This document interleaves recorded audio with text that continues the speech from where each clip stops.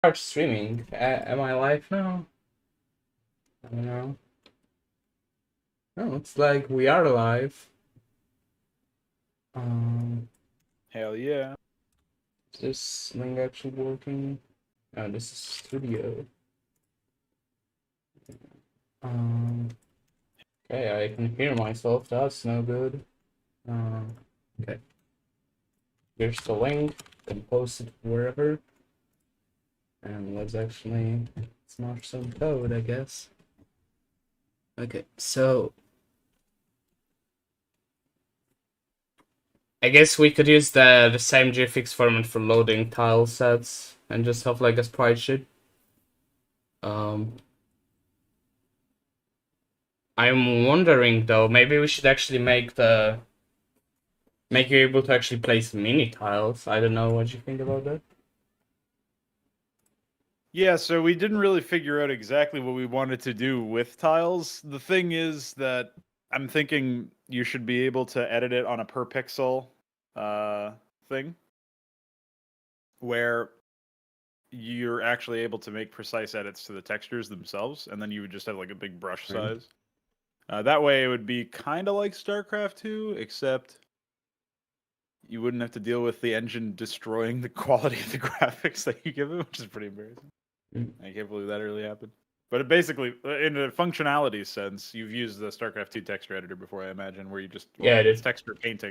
And it, like, I like literally never in my existence made a good looking map in that editor. It's like, it feels it's impossible. not very, it's not very easy. Yeah, it's pretty challenging. So yeah, I would say the best uh, path for that is probably some sort of similar system that doesn't like. Mm-hmm. I'm trying to think about what would work in the context of like tiles. I don't know if there's anything that comes to mind though. Like, do we actually want tiles? Is that a thing? I guess it would be useful for prefab copy and paste, but that would Well, be in a different surely, I don't know transformer what you version. would do for like procedurally generated maps if not tiles. Mm. Right. So we could group terrain together, and we would align the texture to some grid that would also align to tiles, which would make it look like it matches, if you know what I mean. Right. But we wouldn't actually like you wouldn't need to have the cliffs in the same spots as as like tiles cutoff points or whatever. Or maybe you would actually for cliffs. I'm not sure, but for like you could edit the texture at any point in there because it's just a texture layer. Right. But the texture itself would be aligned to that idea. So I think that's what we would end up doing.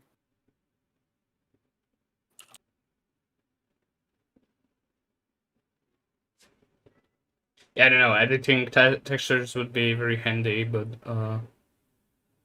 it's probably the thing for later. But I'm thinking that a finer detail grid would be better for like actually being able to combine different mini tiles together if you would want, if you would need. Yeah, well, we have to decide what the actual hierarchy of everything is because so each layer holds like the entire map essentially in terms of space, but it's only filled in where you fill it in, and that is what holds the texture data.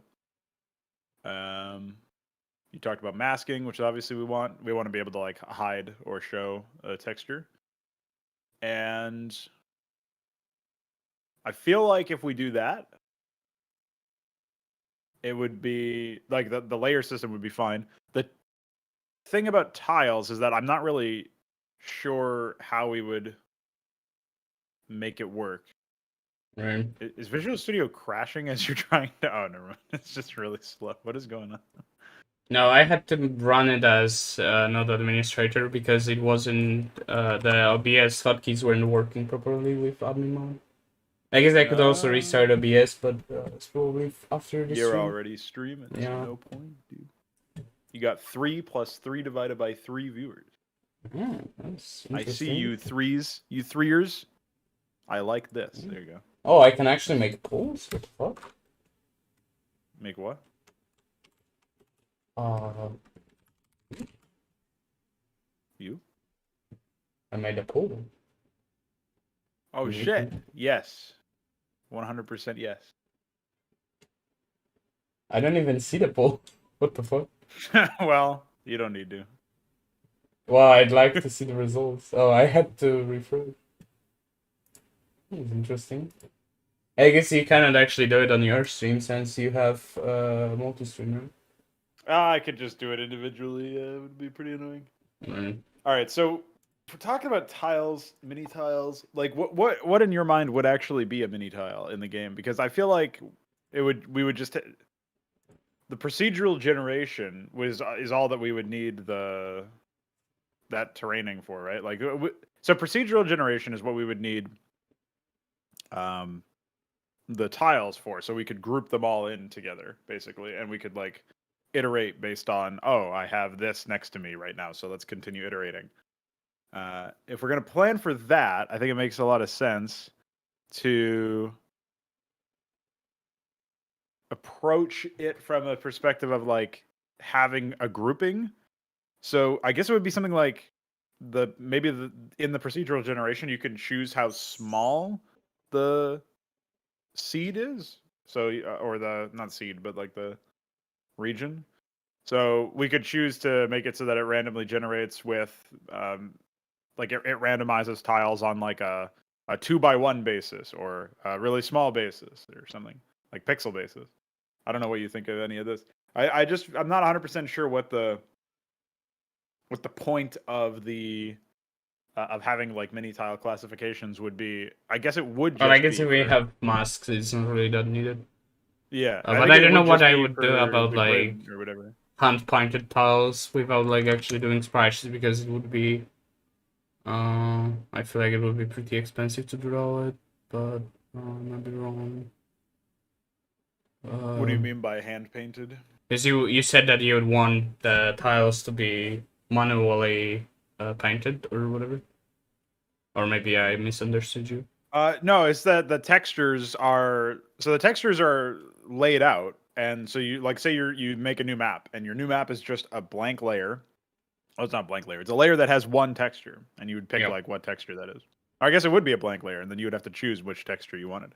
And then after you choose which texture you want, say you make another layer, you put that below the. Let's say you've chosen a dirt layer, and then you put a layer below that, and it's another dirt layer. So here's the problem is, okay, the thing that I want to accomplish is I want to be able to say, hey, this dirt texture I would like to cycle so that it looks like another part of the dirt texture, because I don't like how this exact texture lines up with like the rest of the area over Right. here. So I was So I want to thinking have that precise control of cycling the yeah. texture, and I don't want to have to make a new layer and then hide Right. the top layer and then make it, because that's obviously like ridiculous. Right. Yeah, so I was thinking we would have like sprite sheets like for a Maverick, where you would Okay. have one sprite sheet per layer. So you would have like a dirt sprite sheet or like even tile, like maybe you would have multiple tile types in one sprite sheet, but you would have one per layer, and you would be able to use any on that layer. Because that would still be pretty fast, even better if than what you described, and you would also have more customizability, right? So your sprite sheet idea is basically taking the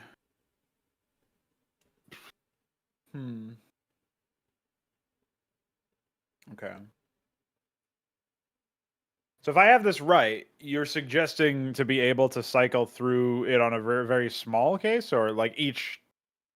What exactly holds the sprite sheet? Because I would imagine it's just through the entire texture. But you're saying that like you would be able to cycle through it on a whatever, however large the textures or the sprite sheets frames are can be cycled. So if you have like, you can cycle on a per frame basis, basically, is what I'm hearing. Let me actually visualize it. Tools, PyMS, PyTile. Okay, so let's say you have probably balance. I have to remove this. All right, And let's you say, wanna? I can grab you some tiles if you want. right, but let's say you have like all those tiles on one, like from this to this, on one actual sprite sheet. So you would be able to paint any of those on the player. Yeah, okay. And then maybe you would have another layer with just cliffs of certain, like maybe just the north cliffs of all variations. And then you would have a layer, like you would basically, on one layer, you would have, on one sprite sheet, you would usually have the textures you would want to have on one layer. So if you would, for example, want to blend, you would probably want to blend north and south cliffs together, right? You wouldn't want them to be on one layer. So you would probably have them on different sprite sheets. And for like the edge tiles, you would probably also have them separate to like those, or maybe not. Maybe you would also have them on the tile sprite sheet. I'm not sure. And the blend would just be the edge of the tile blended with like transparency. That makes sense. So if you'd have like this, let's say this dirt texture, you would only have the mud, but the dirt would actually be masked out.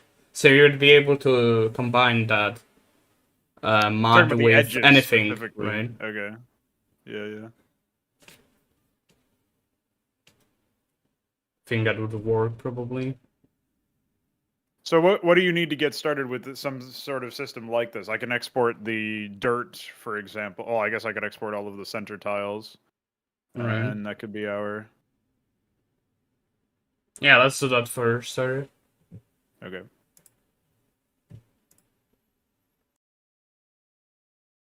One sec.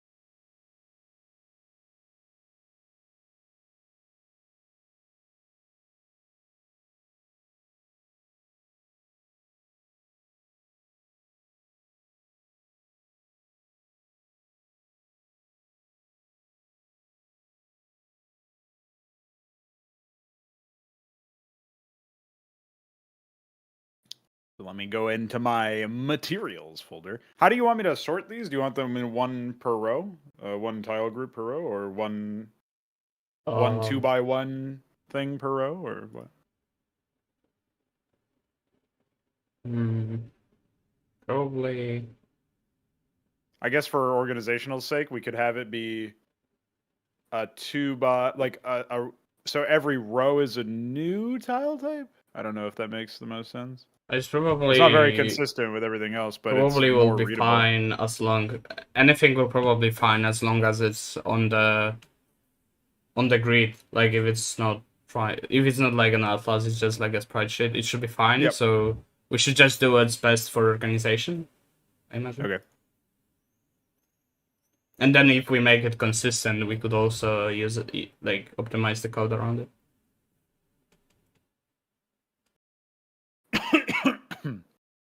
Owned. Now, one thing I do have to ask you about is Blizzard had this system where I'll send you a screenshot. They had so this is the dirt tiles. Pardon the grid. The dirt tiles. You'll notice there's a separator between like the first 8 or so variants and the last couple. And that separator meant that the ones on the right of the separator were used less frequently in the randomizer. So if we want a system that's similar to that, then I guess we would have row 1, which would be the more common ones, and row 2 of the same tile would be the like variants or the.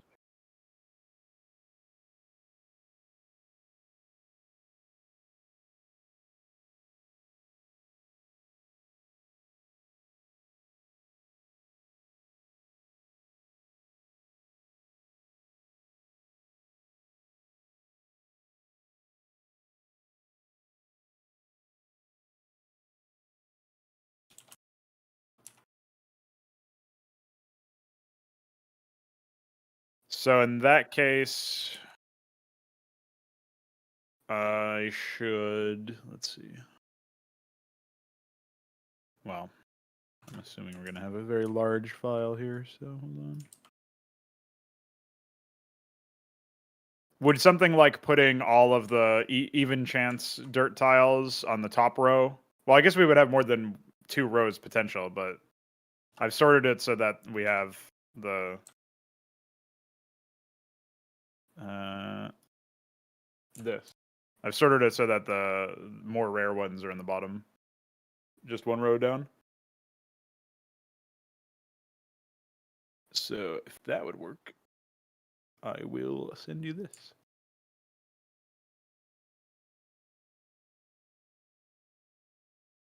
I just need to select inverse.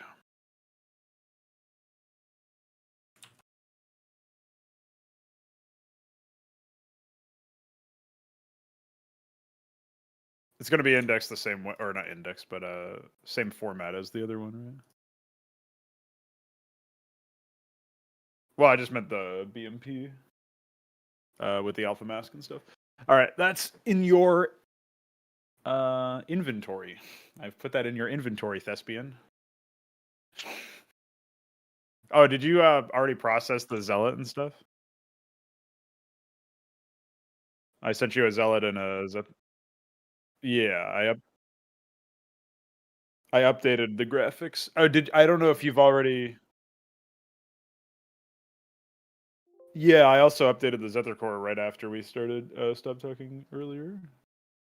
It's like above the other stuff. So I don't know if you already used it. That's going to be lower in file size.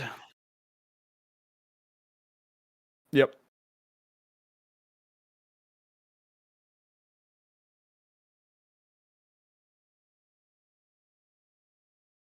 Yeah, it's really helpful. I didn't know you actually didn't have the attacking animation stuff keyed in yet, so I can do that while I'm awaiting further instruction. But I guess you don't actually have functionality for that just yet. So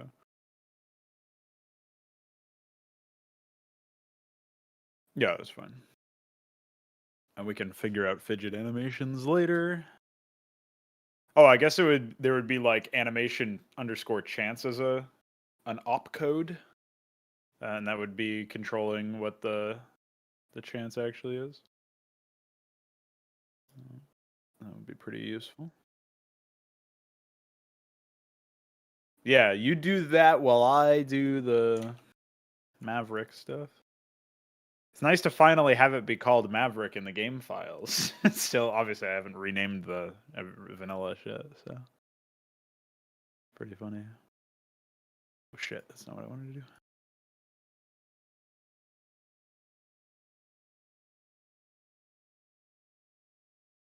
I was going to ask you how you thought about laying out the file uh, structure for the data packs, but I guess we can do that later. It doesn't have to be like something we adhere to now.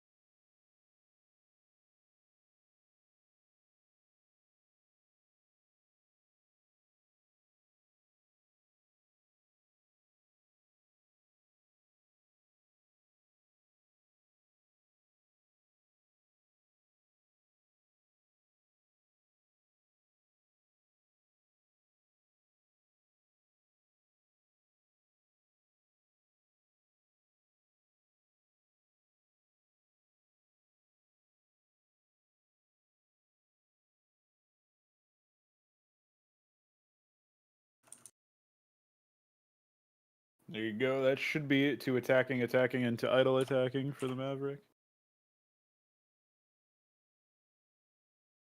I think invert was the correct. Mm. Oh, it's inverse, yeah. So there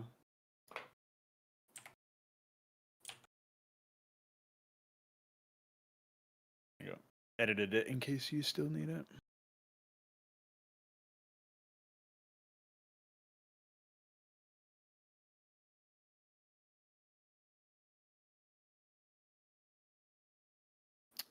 Um.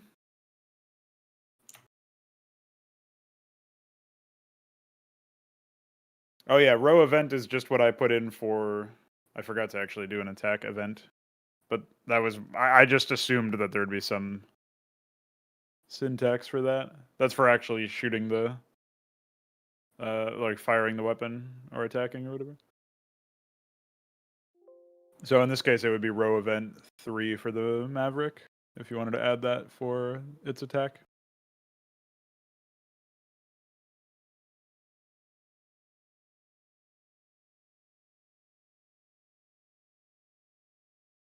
Yeah.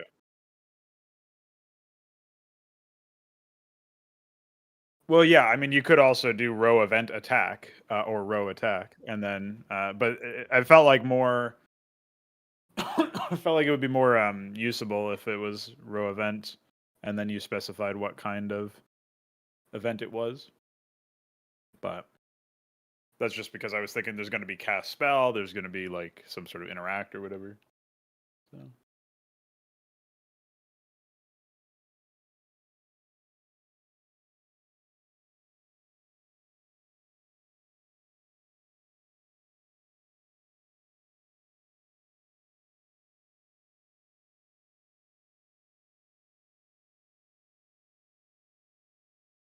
You have to include it, dude.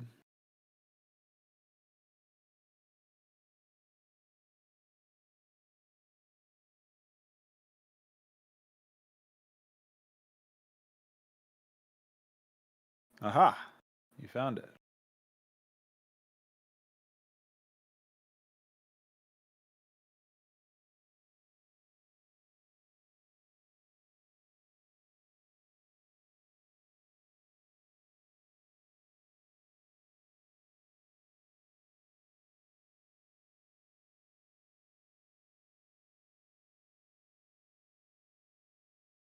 Oh shit.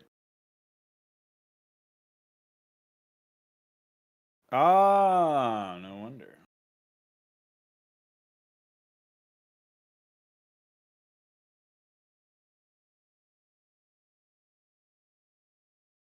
Yeah, I don't know what's going on with him. He's a bit small. Hey.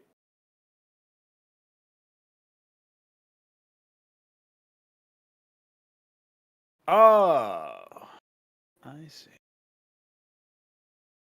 I didn't know you made any additional rendering changes.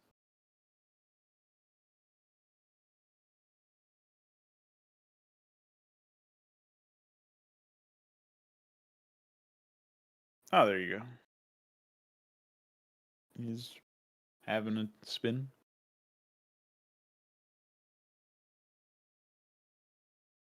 There you go.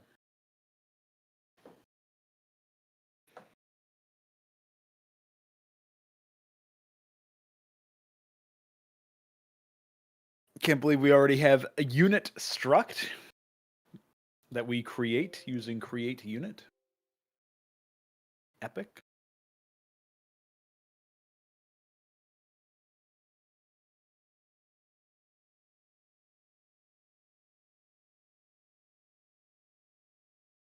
Yeah.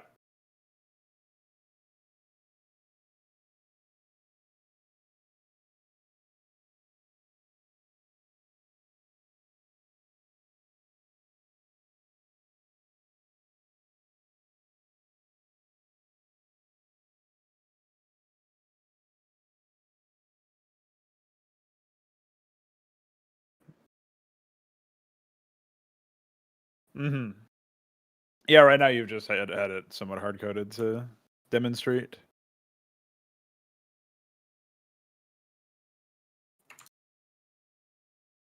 All right, so for the tiles, I don't know how you're planning on doing that one, but like I said, there'd be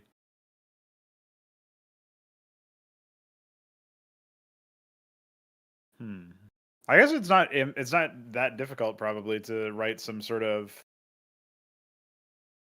uh it's probably not difficult to work on like something that would procedurally generate a map with just the textures, and it would just like randomize between the top ones and then the bottom ones less frequently. So maybe that's what we do for our first one. I don't know. I'll let you do that. I'll go hunting for more graphics since we got to do that anyway.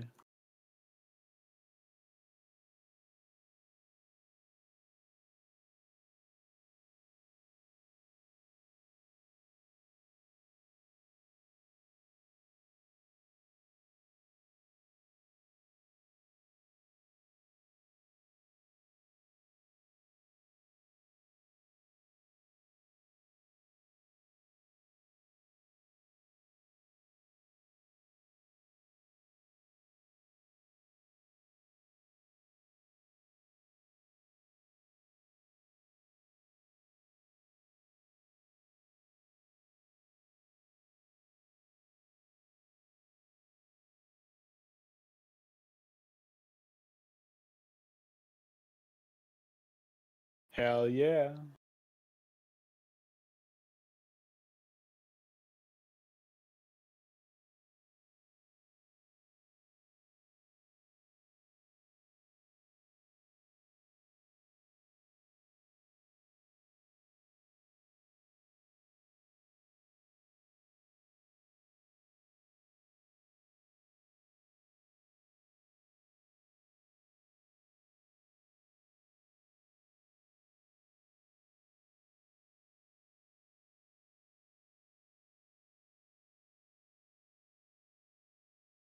Yeah, basically don't draw tiles if they're not in vision or something.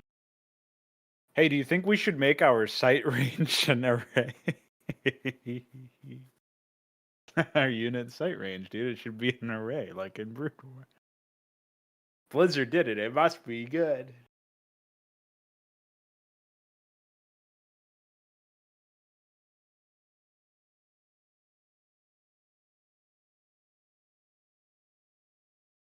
You actually.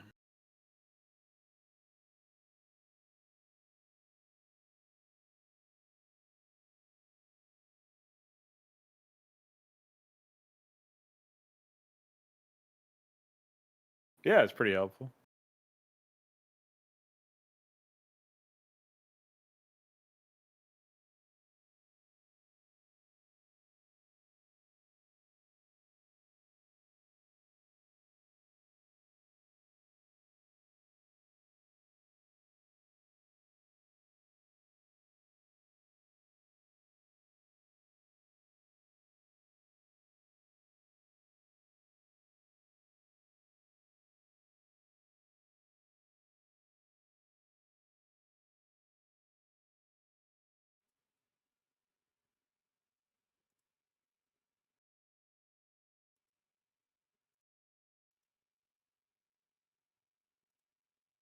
Okay.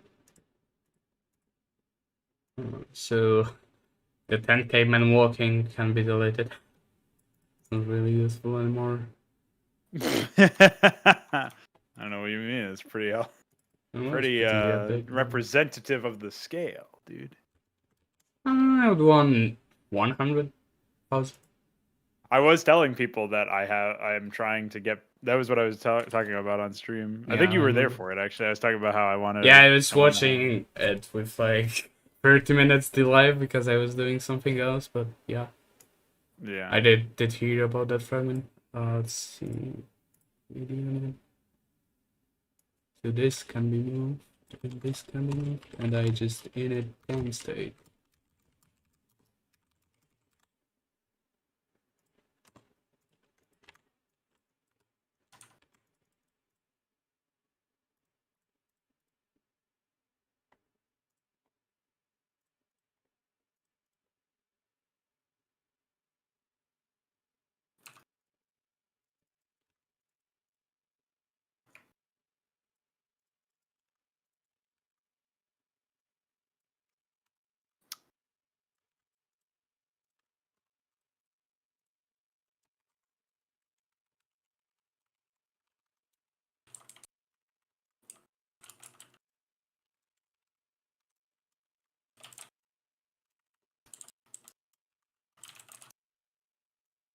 So the Mason death is obviously an explosion effect, which has remapping. I'm not actually sure how to export that out and make it usable in transparent sense.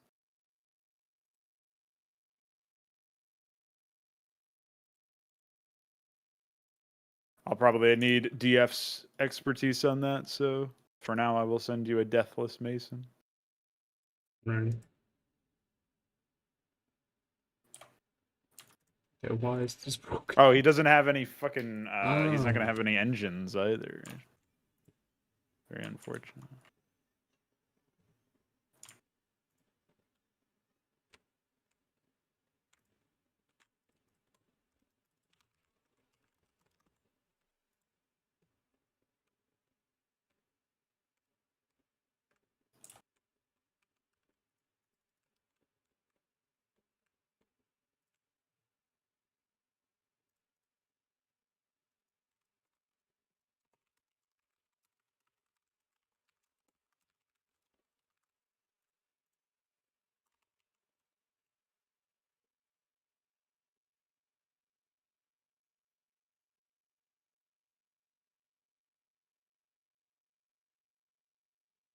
Yeah. You need random tiles.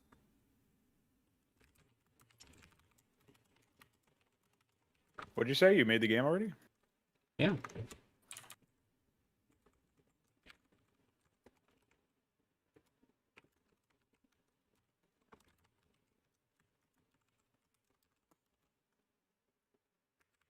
Assets.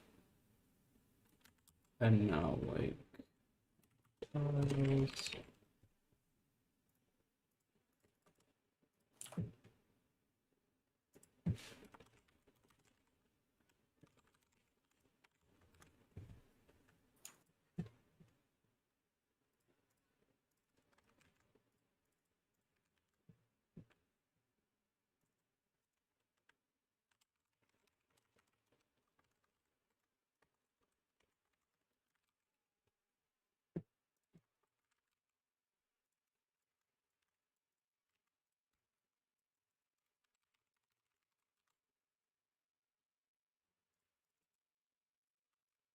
I wonder if it would make more sense to actually support overlays during certain animations, like deaths, for example. Right. I mean, every unit is eventually going to have a death animation. Like, I haven't made a Mason death animation yet, but I made a Scribe death animation. It's just that you can't see it through the explosion. So every unit would eventually be like that, and then the explosion could just be overlaid. So we'll have a system for that eventually, I guess.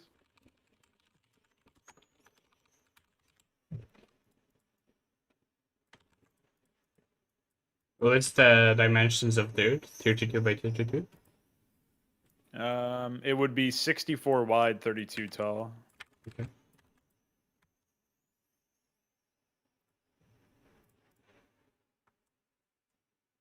That'll be every tile from Brood War. Well, unless it's a cliff or something. Yeah, if it's a north-facing cliff, then it'll be 64, 64, and a south one will That's be in recycling. Wow, Windows Search is really fucking helpful. I hate it. I fucking hate it. Let me actually grab tools, PyMS, tile.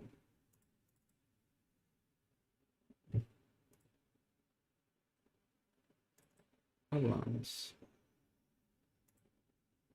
Is this really... No, this is a rectangle though. It's not a... I mean, this is a square, not a rectangle. What do you mean? It has the same height as width. Nope.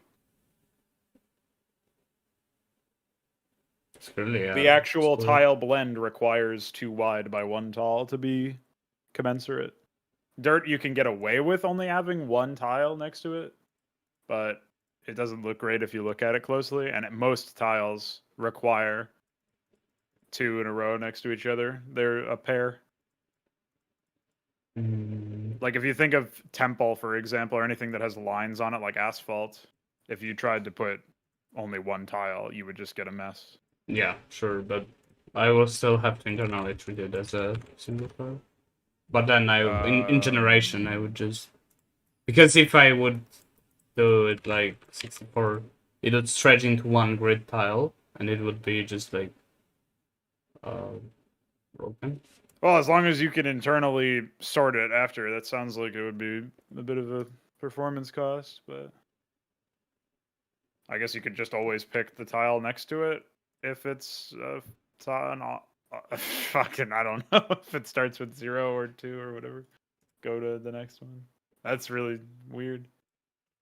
I would just make the tiles too wide. Or make that a flag that you can use or something. Because I think most of our tiles will probably be more than... Oh, I don't know. I don't know what our custom tiles will look like, but we'll figure something out. It's okay, one frame should be defined as one, but for each type, I would define tile width as 2 and tile height as 1. Because for like cliffs, they are too wide and free height. So it's just better if we would have a ability of specifying that, I think. I guess this could be consistent. One spreadsheet.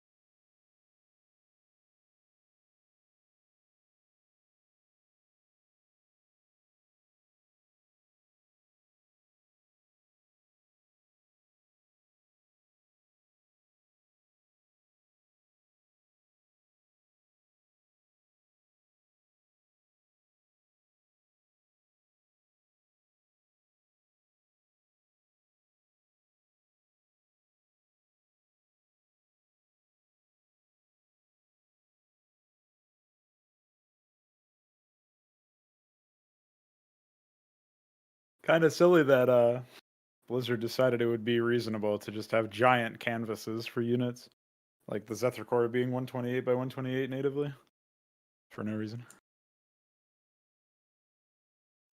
Right.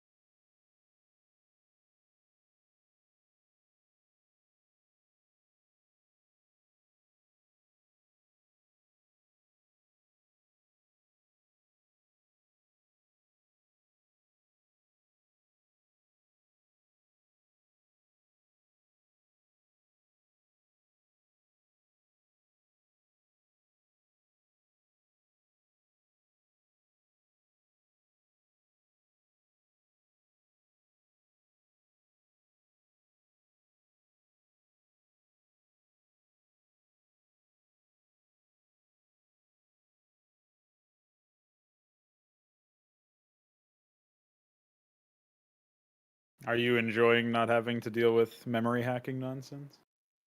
Yeah.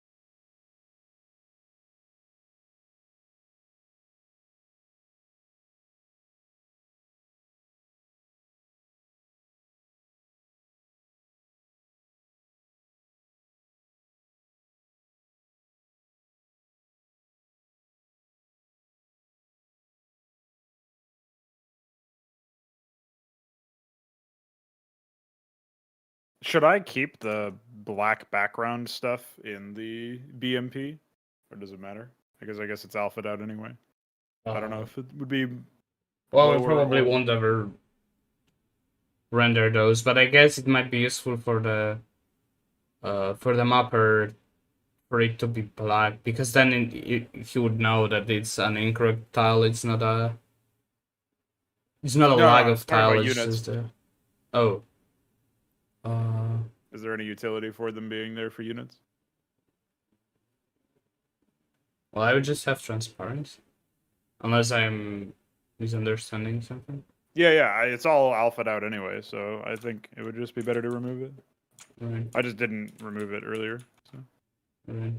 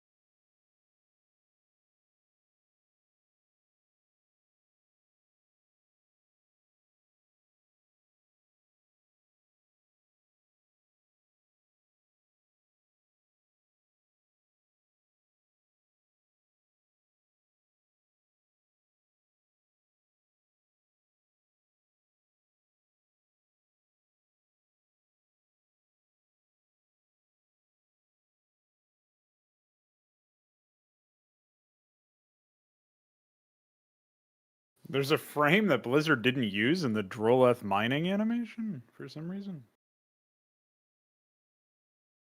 Unreasonable.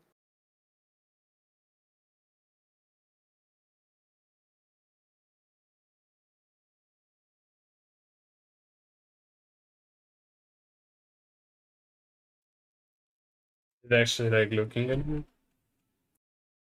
What? I was looking at the Droleth uh, like animation code to see because I saw an extra frame in my graphic that I didn't see used in the iScript, and then I went into the GRP, and sure enough, it exists. It's just not used in the iScript for no Right. reason. Lard. I like how I'm discovering more embarrassing things about Lard as we're in the middle of making our own game. It's like surely that Yeah. should be one thing that doesn't keep happening, but it does.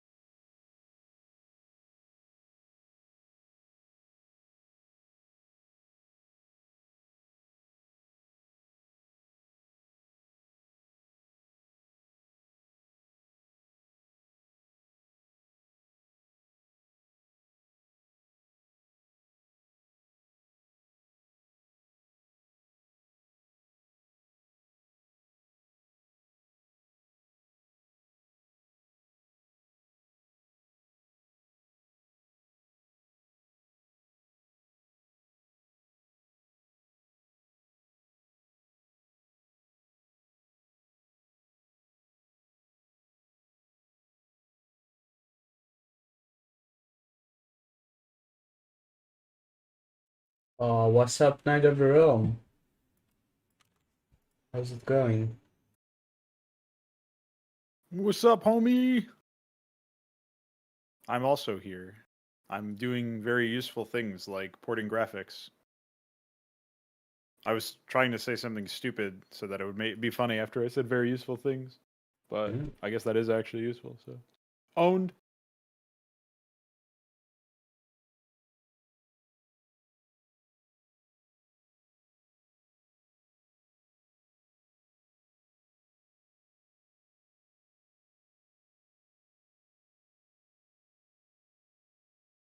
Now you have everything you need for workers.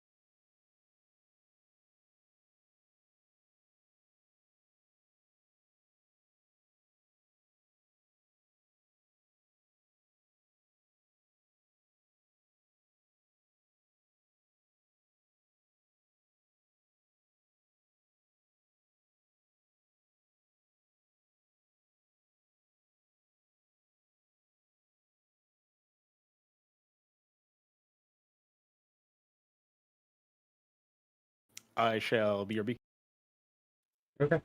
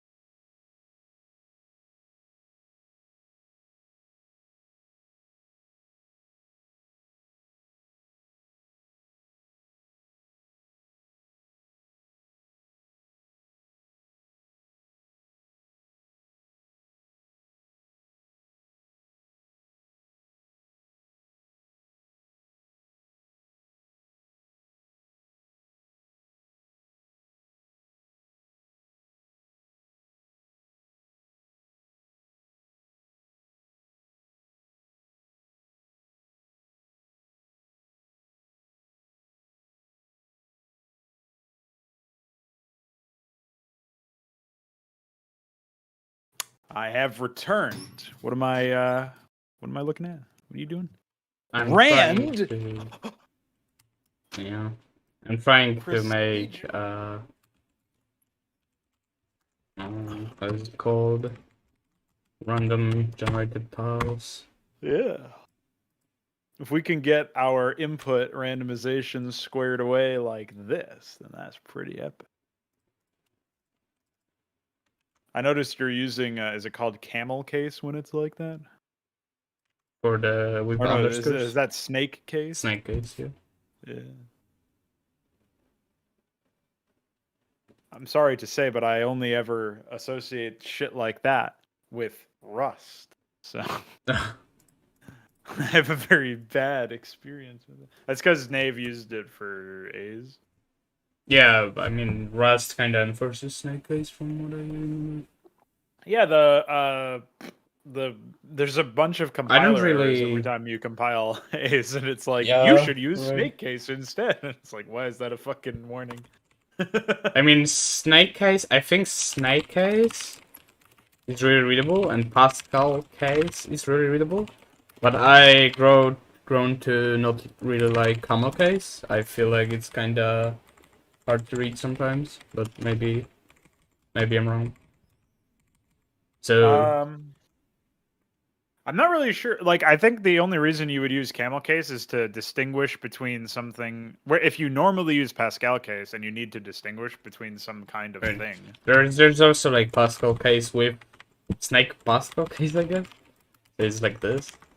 I use this sparingly for like enums. So Yeah. if I have like an enum, I use unit status, so the name of the enum underscore the name. I think it looks really good. It's really readable. Yeah, sure.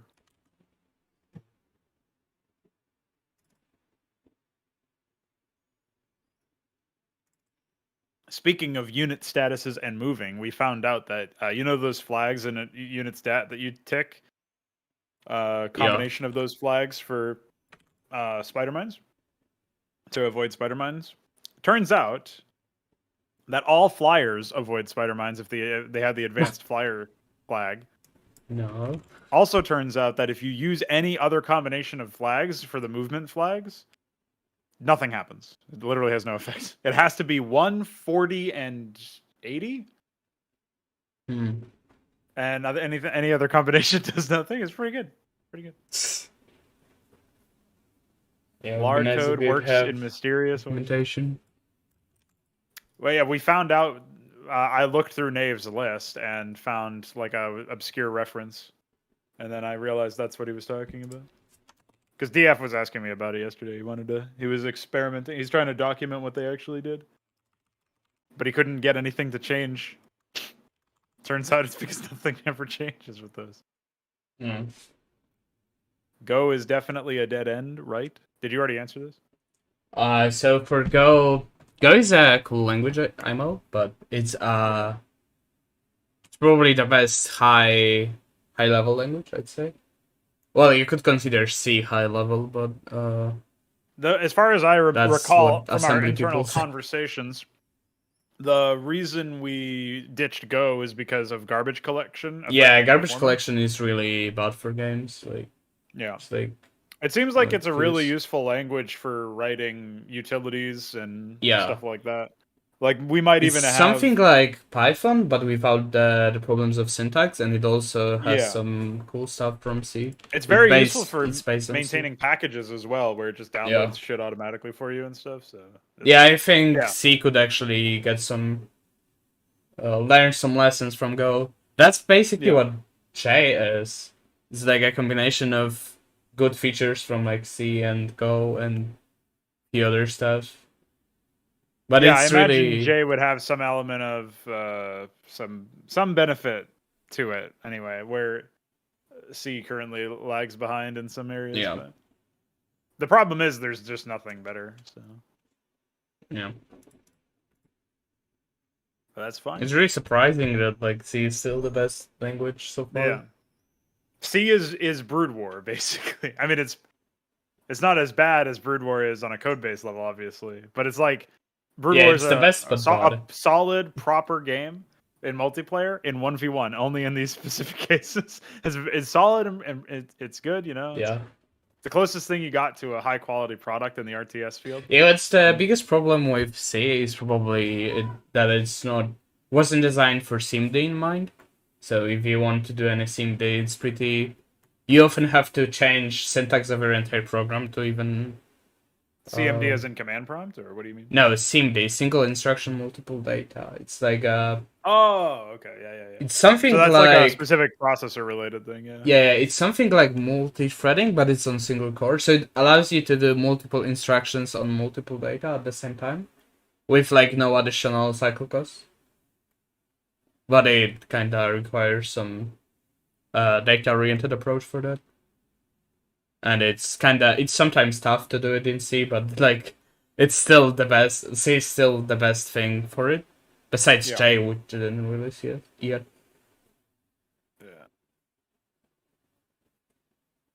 I look forward to when that is.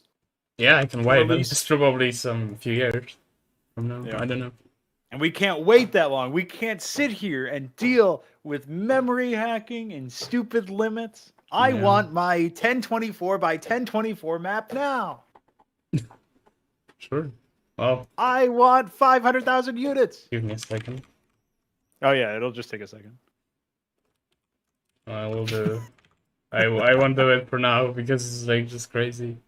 Crazy big, but No, that's fine.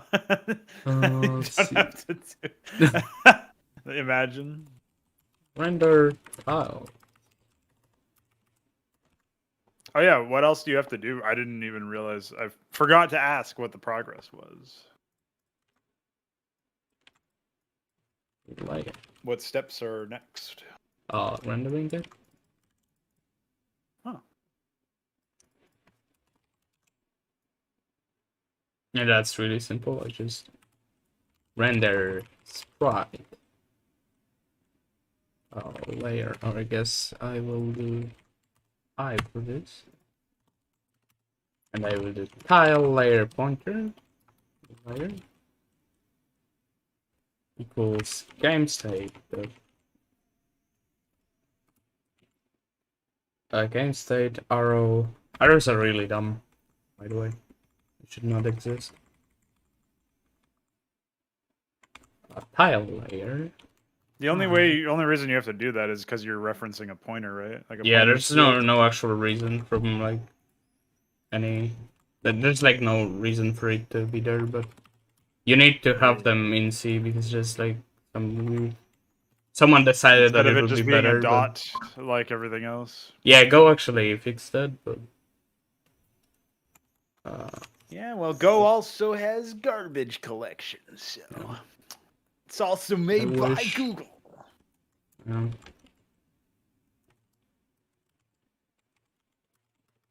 I do wish we lived in a world where I could actually stand on my principles and say I will not purchase from Amazon or Microsoft or Google Yeah, that would be. when they literally own the world. It's pretty difficult. You have to go out of your way to a massive extent for anything like that to happen.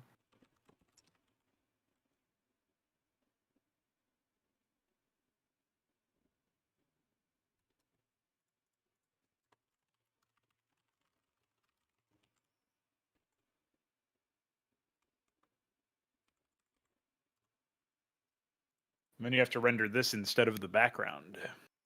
Or I guess you could just put it on top of it. Yeah, I removed the backgrounds already. Let's see. I need to enable the layer. Layer active. Equals true.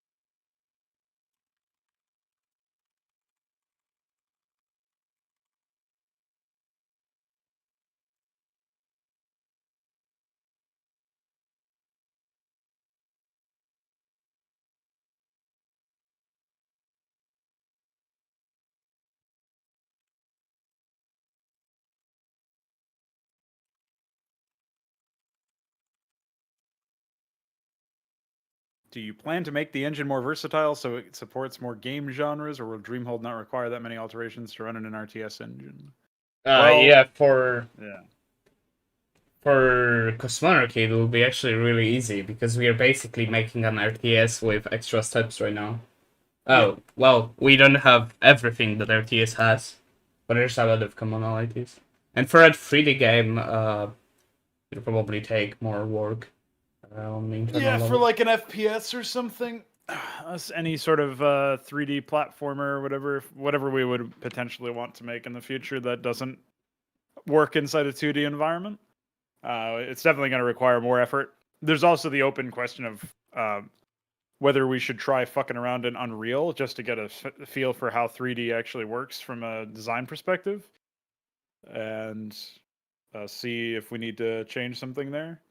And then that would tell us also the limitations of Unreal, so we could figure out what we need to do. Because like one Yeah. thing that is an unheard, like people don't realize this, but the reason why I feel we're most equipped to handle a 2D engine is because we've worked with 2D modding for so long. Yeah, that's true. And we know the ins and outs of it. We know like the limitations of it. So while we're going to discover some stuff on the code base side, because we're literally making an engine, which we've never done before, the end goal is so familiar. And in terms of like what is required to get there, it's actually quite easy to relate back to our experience with other games and other engines. So that's something you can't really say in a 3D sense. Like I'm sort of working with a 3D game with CS:GO, but I'm not fucking around too much with like the architecture or the level design or anything. I'm just like editing models and stuff that I find. You got owned. Ooh, F-Seek. it's tiles. No cheap effects. Oh my god. But yeah, Oh, fuck. I don't see a way where you can make an FPS the way that I would want to make an FPS in. Nice frame rate. Oh yeah, what's up, homie? It doesn't look like you have low frame rate on YouTube. It looks like you're just moving very slowly. But I think I also see the guy in the top left also lagging, so something's gone wrong. Yeah. I don't know why. Something wrong. It's also rendered null tiles, which is weird. Oh. Because I'm rendering the entire map, that's probably why. Oh fuck. Well, yeah. With Oh the... yeah. You would only want to render the the things on screen, basically. Yeah, stuff that's in Vision, Activision. Or even then, I guess it would have to be on. Why is this broken, though?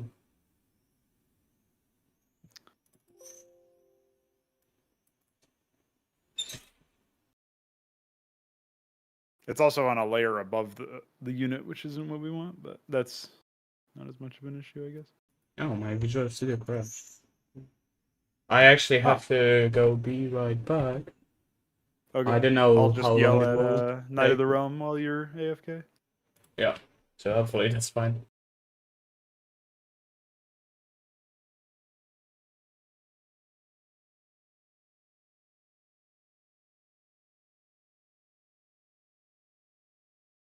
I think I've seen a medieval. The kind of scale I'm going for is way bigger than that, though. Like, I'm going for the kind of game that you'd basically have like hundreds of players on each team. It would be kind of like Counter-Strike in terms of it being an FPS where there's low time to kill, barring some specific cases where you have like heavy armor or something or a vehicle. And there's objectives, but it would be like tiered objectives, and there would be respawns. So it would basically be like there'd be an offensive team. If you've ever played like the Star Wars Battlefront games, it would be kind of similar to those, where at least the older ones, I don't really know that much about the newer ones. The older ones had like you would progress through a large map and take objectives, and those objectives would like, if you had access to something in the middle of the map, it would spawn vehicles for your team to use, which would obviously be a very heavy asset, very high value asset. That kind of stuff would be some of the things that I would try to experiment with anyway. So It would definitely be very large scale, and the environments that I would try to create as well would be very like have a lot of Z associated with them. Essentially, have a lot of height. So I don't actually know how feasible it would be to make a 2D game that would allow you to actually explore that third dimension of gameplay. Since I would actually be using that third dimension, there would be a lot of verticality to the maps and to the game mechanics as well. The pace would be closer to something like Titanfall from what I've seen. I haven't actually played it, but I guess Quake would be another example.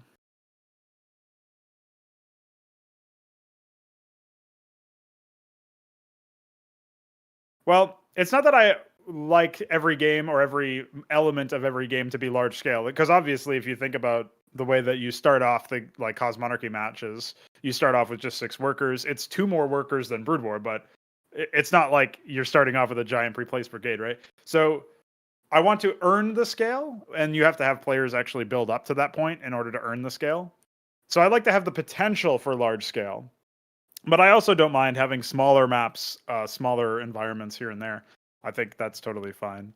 Um, what I get out of having large scale potential and those large scale battles is it's something that probably stems from single player games where anytime there would be some sort of free for all in an RTS map, for example, when you stumble upon conflict that you had no actual direct role in causing, you get the sense that this is a larger world with a lot more going on than you know about.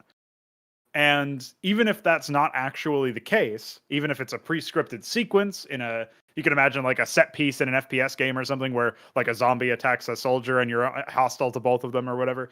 That would be a case where it's like technically there's like a free-for-all skirmish of something start going on, even if it's like done very handheld in the on the code base level how it's implemented. But the result of that is that you feel the scale of the world, and that is essentially what gets solidified there. So I like the feeling that I am playing as a useful and important part, but still just a part of a larger world, a larger battlefield. And that's what large scale games have that allure with, is I can make a significant difference. I can even be the ultimate victor if I'm good enough. But in many ways, I am it's not just the be all end all because the scale is so small that a couple of units are going to make and break the difference or whatever. So yeah, I think the bulk of the chasing the scale is like is that sense of no matter what the player is actually like, how powerful the player is, there's it's kind of like the bigger fish. I don't know if it's a trope or device or what. Like I use this in my writing a lot, and it's not to kneecap the impact of the existing stuff that's there, but it's like there's always a bigger fish. So there's always something out there in this setting that I'm creating for science fiction stories that Cosmonarchy and Dreamhold are both going to be set in, right? There's always something out there that's significantly more scary or imposing or powerful than what you're dealing with, than who you are, and then who you're fighting. That doesn't mean that the people who you're fighting are not worthy of respect because something out there is more powerful than them, because that something out there isn't knocking down your door right now. Like, you've got bigger fish to fry. You've got bigger priorities, bigger problems than worrying about what else might be out there. But knowing that there is always a bigger fish, knowing that there is always the potential, at least, for something else out there to be the be all end all, or to at least be a step above what you've experienced so far. That goes to scale in a story, or scale in the environment of something like maybe it wouldn't be a story or whatever. Maybe it would be scale in the gameplay. But the idea is that you get something out of the experience of really immersing yourself in the setting. So part of it is just the enjoyment of scale as it is. Like, oh, I love these large scale battles. Like, yeah, part of that is definitely an enjoyment of that. But I think it does go a bit deeper than just I like large numbers of units smashing into each other. It's the when you earn it, it does feel like there's really you don't feel alone on the map anymore. You always feel alone on the map in the Blizzard campaigns, in like normal melee for a lot of RTS games. It's just like some enemy barely tries to win. You just roll over him. Maybe he takes a lot of grind to defeat because he's got a lot of pre-play stuff, but he doesn't use any of it very well. You know, that sort of stuff. Whereas in my work, I try to have that element of you're racing against the clock, but the clock is an organic element of how skilled the enemy player is, and that's when you're playing in PvP or against the AI. So, I think that works out pretty well, generally speaking.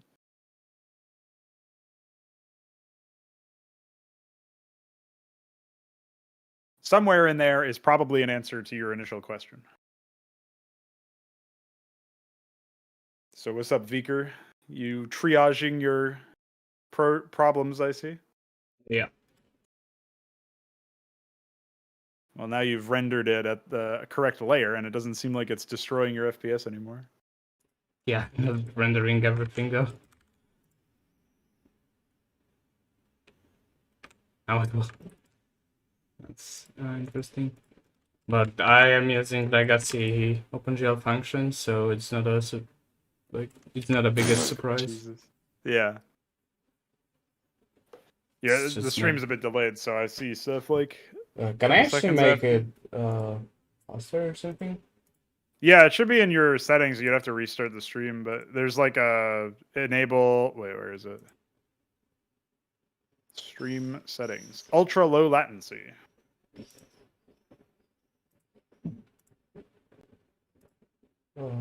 Is that in YouTube setting? Yeah, I'll send you a screenshot of what mine looks like, and you'll see it's selected in the bottom.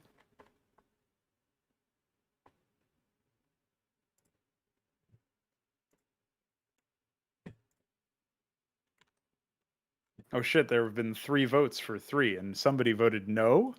Who voted no on 3? Oh, I have low. Yeah, that's probably why. There's just something you can change for the next one. It's not that big of a deal. So yeah, you were trying to fix the tiling so that it didn't take into account the dark squares. Is it What something is to do with the this? BMP? Maybe I screwed up the alpha channel? Or does it not omit them or something? I don't know how you manage that one.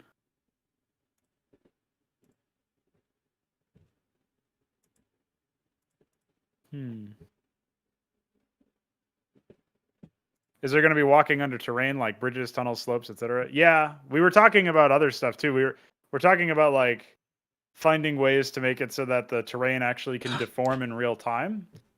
Because initially I thought we would be compiling all the layers into one file, similar to how in Photoshop you merge all visible layers into one file when you save. That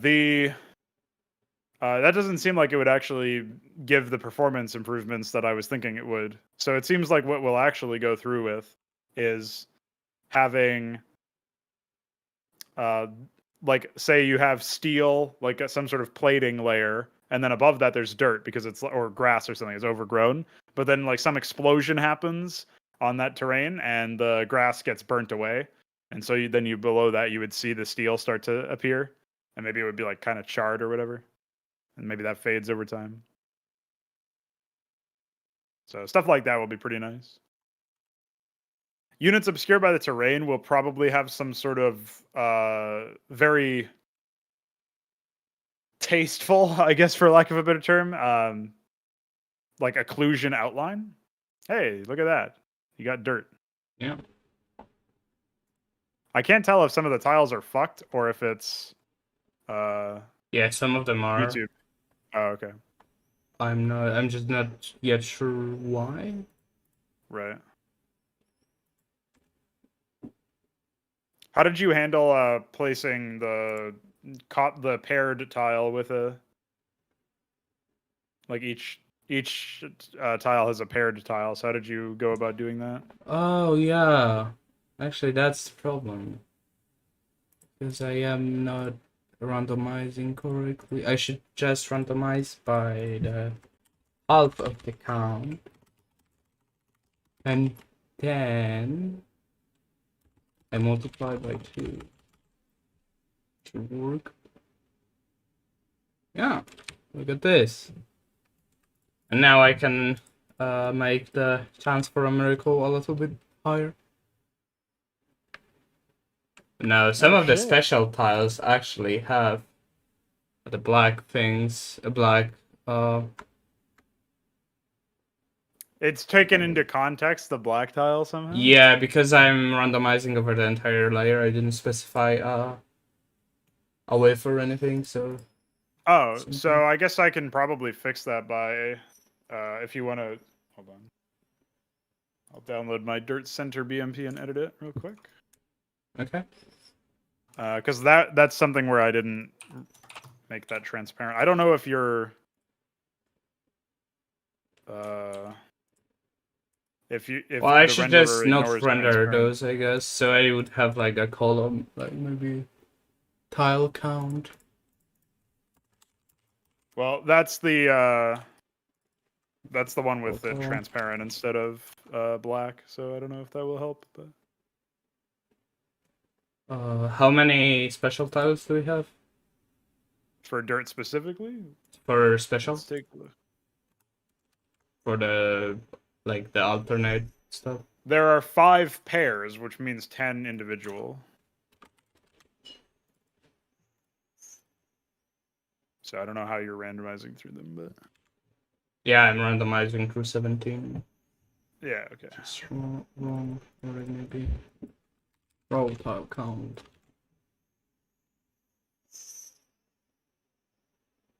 Yeah, for the non-special ones, we have I think 9, but let me confirm. It's hard for me to do that in Orphan View.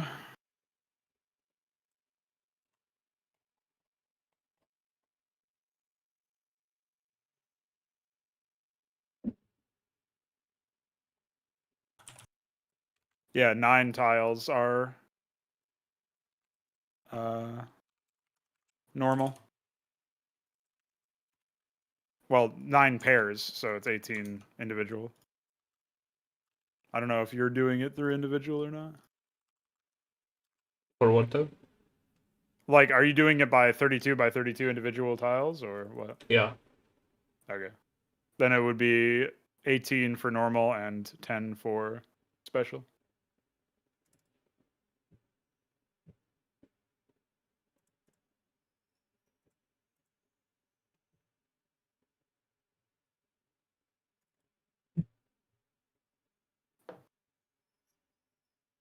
Well done. Pretty banging, dude. We already got tile randomization, homie.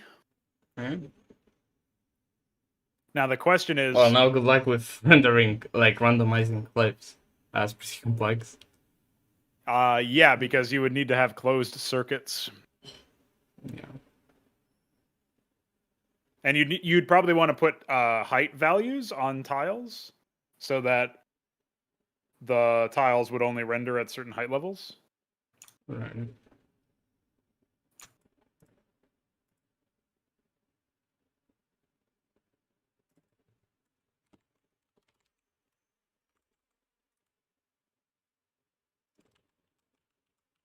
And then we also need something for randomizing terrain edges as well. So like the blends between like the jungle edge, for example. Or the mud edge. I can get you some stuff anyway if you want. Let's see.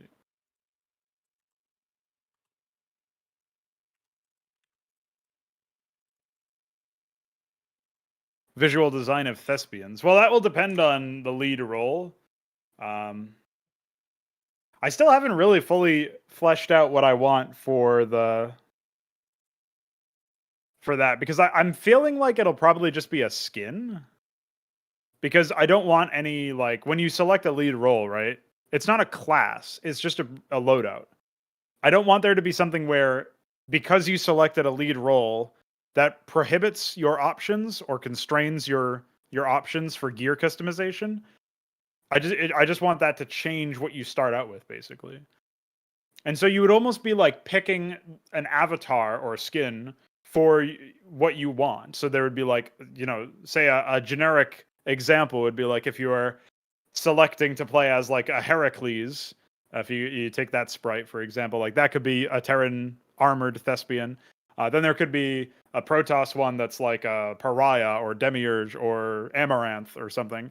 And then there could be a Zerg one that would be an Exitralisk or a Bactylisk or whatever. So you can imagine that there would be like some key examples of different forms you could choose. And then all of those forms would be able to have all the same, like you could have any gear you could put on one, you could put on another with no restrictions, but it just depends on what you actually start out with. So even if we end up supporting like an ultra core thespian, like even an ultra core thespian would be able to replace the Kaiser blades with a cannon of some kind, and I would have to change a lot of the animation. So it probably wouldn't really be an ultra core, but it could be modeled after that, and then make it so that the head is like the battle platform or whatever. And then obviously we would have like, you can customize your loadouts, but we would have the default loadouts be permanent so that you could refer back to them for like well balanced, we'll say, loadouts. And those would be like, maybe there'd be a couple of those would be kind of like geared towards almost beginner type players, where it's like, here's some that are very well rounded, here's some that like, you can they're nice blank slates for you to adapt as you wish. And then if you want to specialize from there, you can. You're obviously limited or whatever. Yeah, they will all. They're not going to have like graphics that are shared with normal units eventually. So like, it's not like you're going to walk around as like a Heracles and there's going to be a Heracles unit that looks the exact same as you or has like the same base characteristics as you because you've got like maybe a different weapon or something. So your arm is replaced with some other weapon. That's not going to be the case. It's going to be completely unique. It's just that we need the sprites first. What's up, homie? Do you have any grass? I don't see any.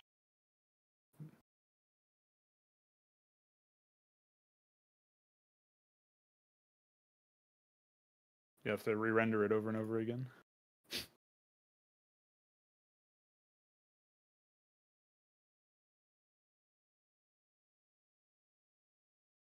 Yeah, I can give you the jungle edge. Or no, I don't think I actually took the jungle edge, but I can give you something. Hold on. Let me find something for you. Where's my mud at? Mud edge.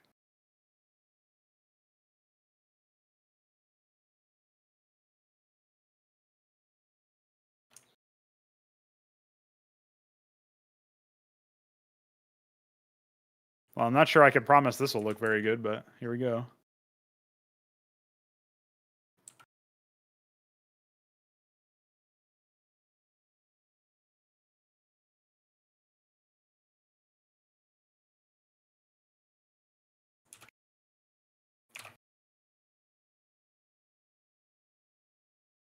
OBS is muted. I don't know why Wait, that what? happens sometimes. Sometimes I mute Discord, but OBS doesn't mute, even though it should. Ah. Were you running it as admin again? Wait, was I talking to myself that whole time? No. I muted myself, maybe. Yeah, that's what I mean. Where you were responding to me and I was saying nothing. Pretty good. Well, I don't know, maybe it happened. I would have to check. Yeah, it's fine. Yeah, let's actually grab a random seed. And let's have it being random. Yeah, they'll definitely be very exotic. That's for sure. In randomization, as font time, no.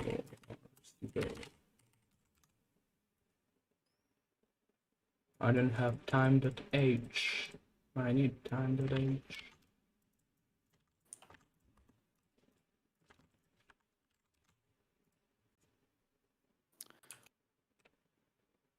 I feel like I've made a grave mistake with this. Hold on. Let's try this again. All right. First, I save this as mud edge. Delete that. Delete that. Delete that. Delete that. Delete that. Delete that. Crop this.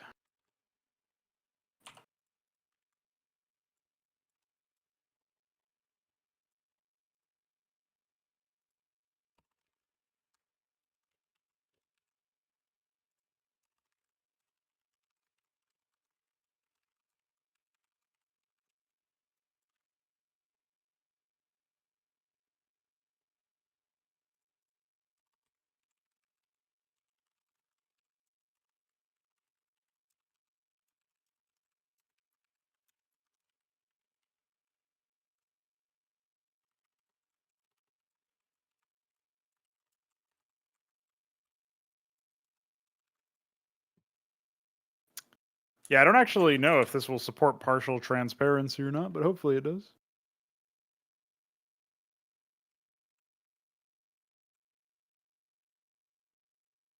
Randomize. Oh, is it just perpetually randomizing? Yeah, if I hold R.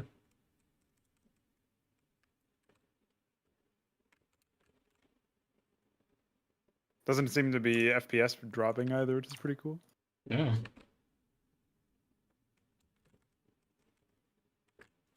Are you ready for Mud Edge?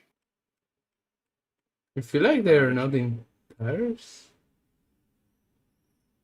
Are they? It'll be easier to see with mud. Hold on.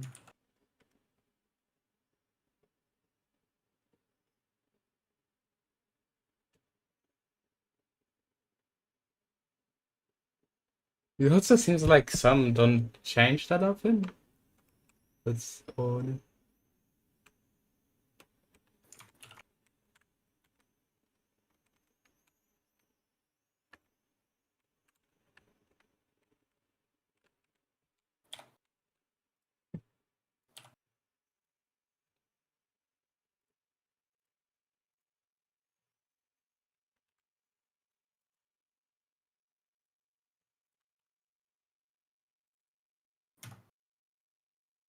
Oh, this is an edge tile.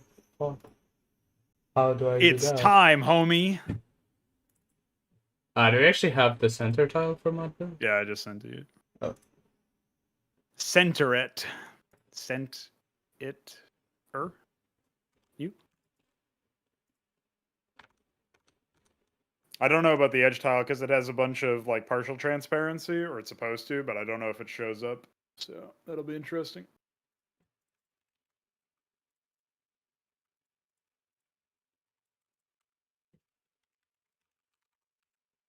So for the center tile, I'll get you your necessary information.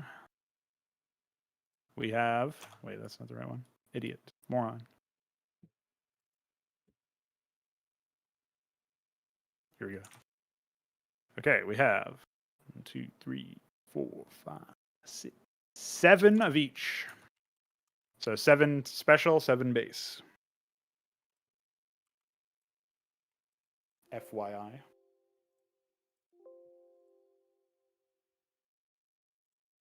Give me a second. Yeah, you.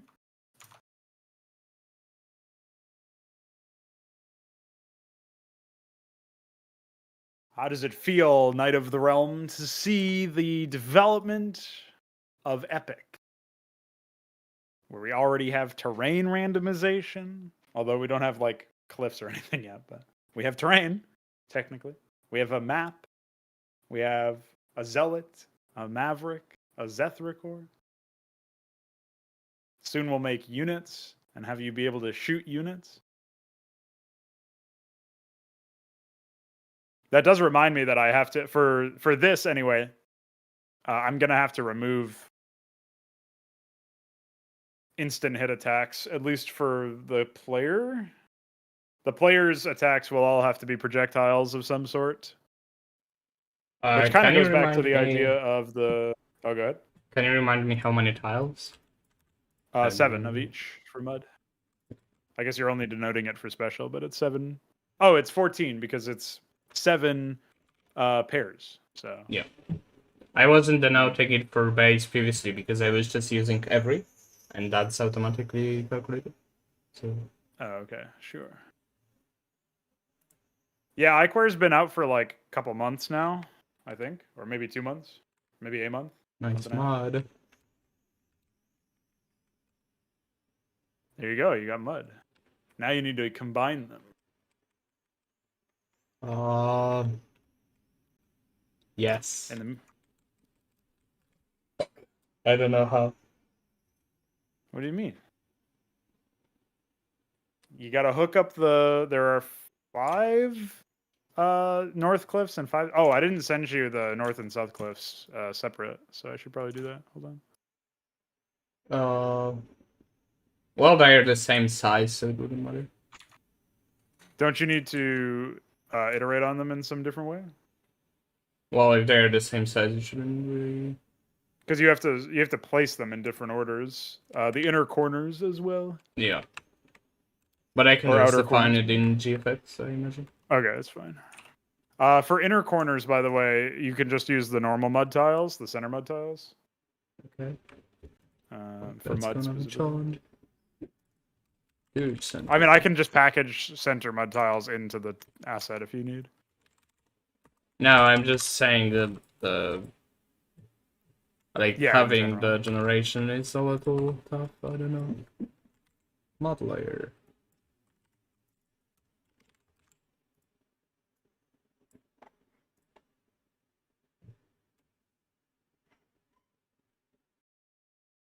Yeah, we don't know where iQuare is or what he's been doing. He hasn't responded to my email where I was trying to check in on him and see if everything was okay and if he needed any help doing whatever. Hopefully, nothing catastrophic happened.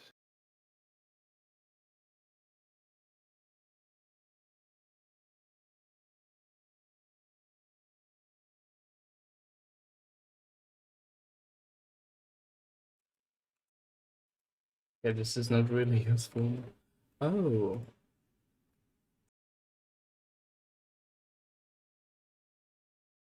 What are you doing? I guess I have to clear this. I'm starting to add mod, but that's really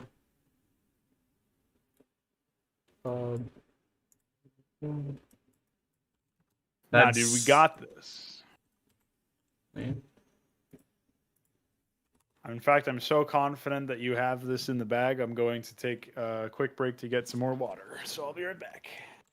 Right.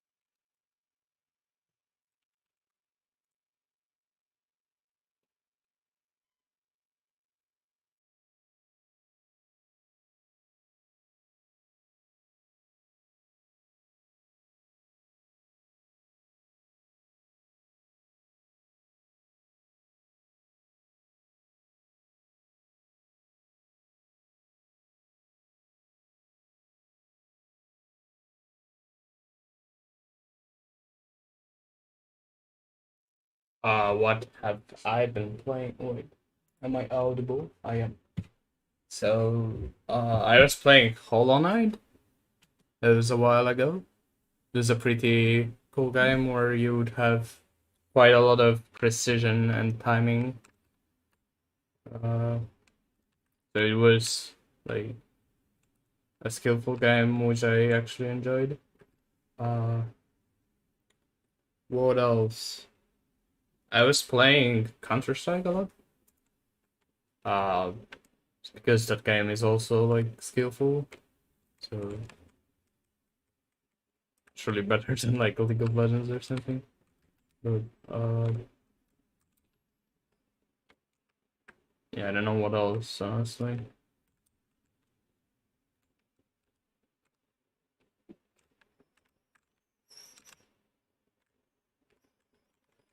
Hey, this is not very good randomization.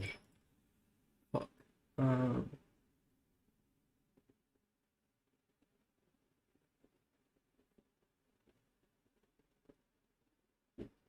I don't fucking know how to even start this TBA.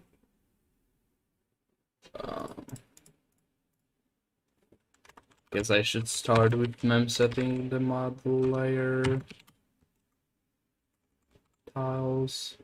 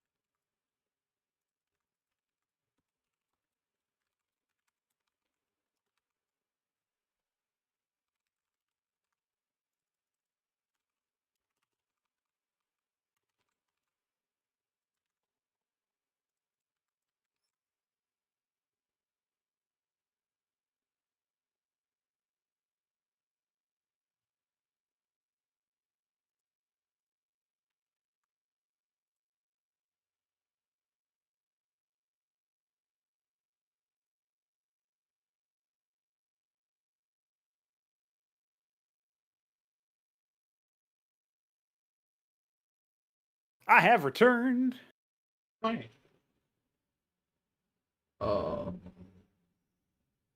Wait, why do you have to spend money on CS:GO, dude? Fraud Strike exists. You don't need Prime to play Fraud Strike. That would be pretty hilarious if you had to pay money to play mods. Yeah, You can also play Tileset if you want to play like 5v5. It doesn't require you to have Prime. It does require you to give them a phone number for whatever reason. It's like so you don't multi-account or something. But I don't think you people need have been Prime for very that. upset about. Yeah, people have not been happy about like people multi-accounting. But Faceit takes itself a bit more seriously than the other stuff. So Yeah, that is all right, true. I've been thinking about how we're going to handle randomization, and let's be honest. The tiles, right? Everything that we have here is super easy because it's just cosmetic. We don't have any pathing. We're not taking into account randomizing, like procedurally generating, you know, cliffs or anything like that. That's going to require pathing changes. So we don't have to factor any of that in right now. So what I was thinking is, you basically, like right now, the first thing that we just need to do is like have areas of the map have mud and dirt essentially, and to various extents, and you randomize to decide what whether or not you want mud in this area. Like it randomly checks, so maybe there's like a low chance. We'd have like different weights for different tile types. And if we decide to, if the randomization comes true and says, yes, I want to have a different tile type here, and it picks mud, we would have to decide. I guess we have to figure out how we're going to decide whether it's going to be a north cliff or a south cliff. But we would just start having mud there, basically. So we would just place a cliff, like if it's randomly generating, if it's already picked dirt to be above it, then you would randomly generate a north west or northeast cliffs, like what you're writing now. You would randomly generate if there's already dirt to the northwest, then you need a cliff that matches, right? And then, so it would have to read tiles that are near it, basically. And if it hasn't already decided, if there's still free tiles in the layer to generate, then either the circuit gets closed, so there'd be a chance for the circuit to close, which would have an outer corner, or it would continue onward, which would have more north and east, or south and southwest, southeast. It'd have more of those, basically. So I think that should work. That should at least get us started. Also, you want your width and height to be 64 for these. I have Oh, tile yeah, width and height. This is how big grid is. Like, yeah. Okay, so it's grid if is you would 32. want a full HD thing, you would like have this or something. Yeah, makes sense.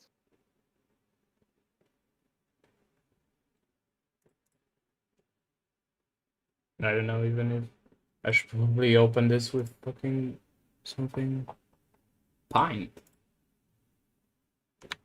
That's reasonable. This looks like snow.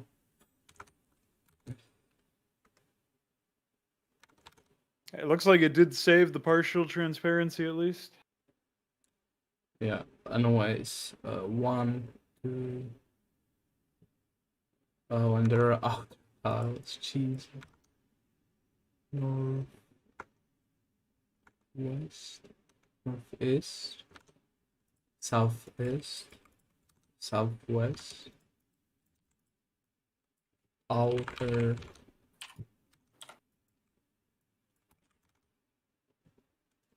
This is west. And this is east. Oh, holy fuck, this is... Dude, we got this. We even got DF working on this with us, dude. He's working on some explosions. Mm.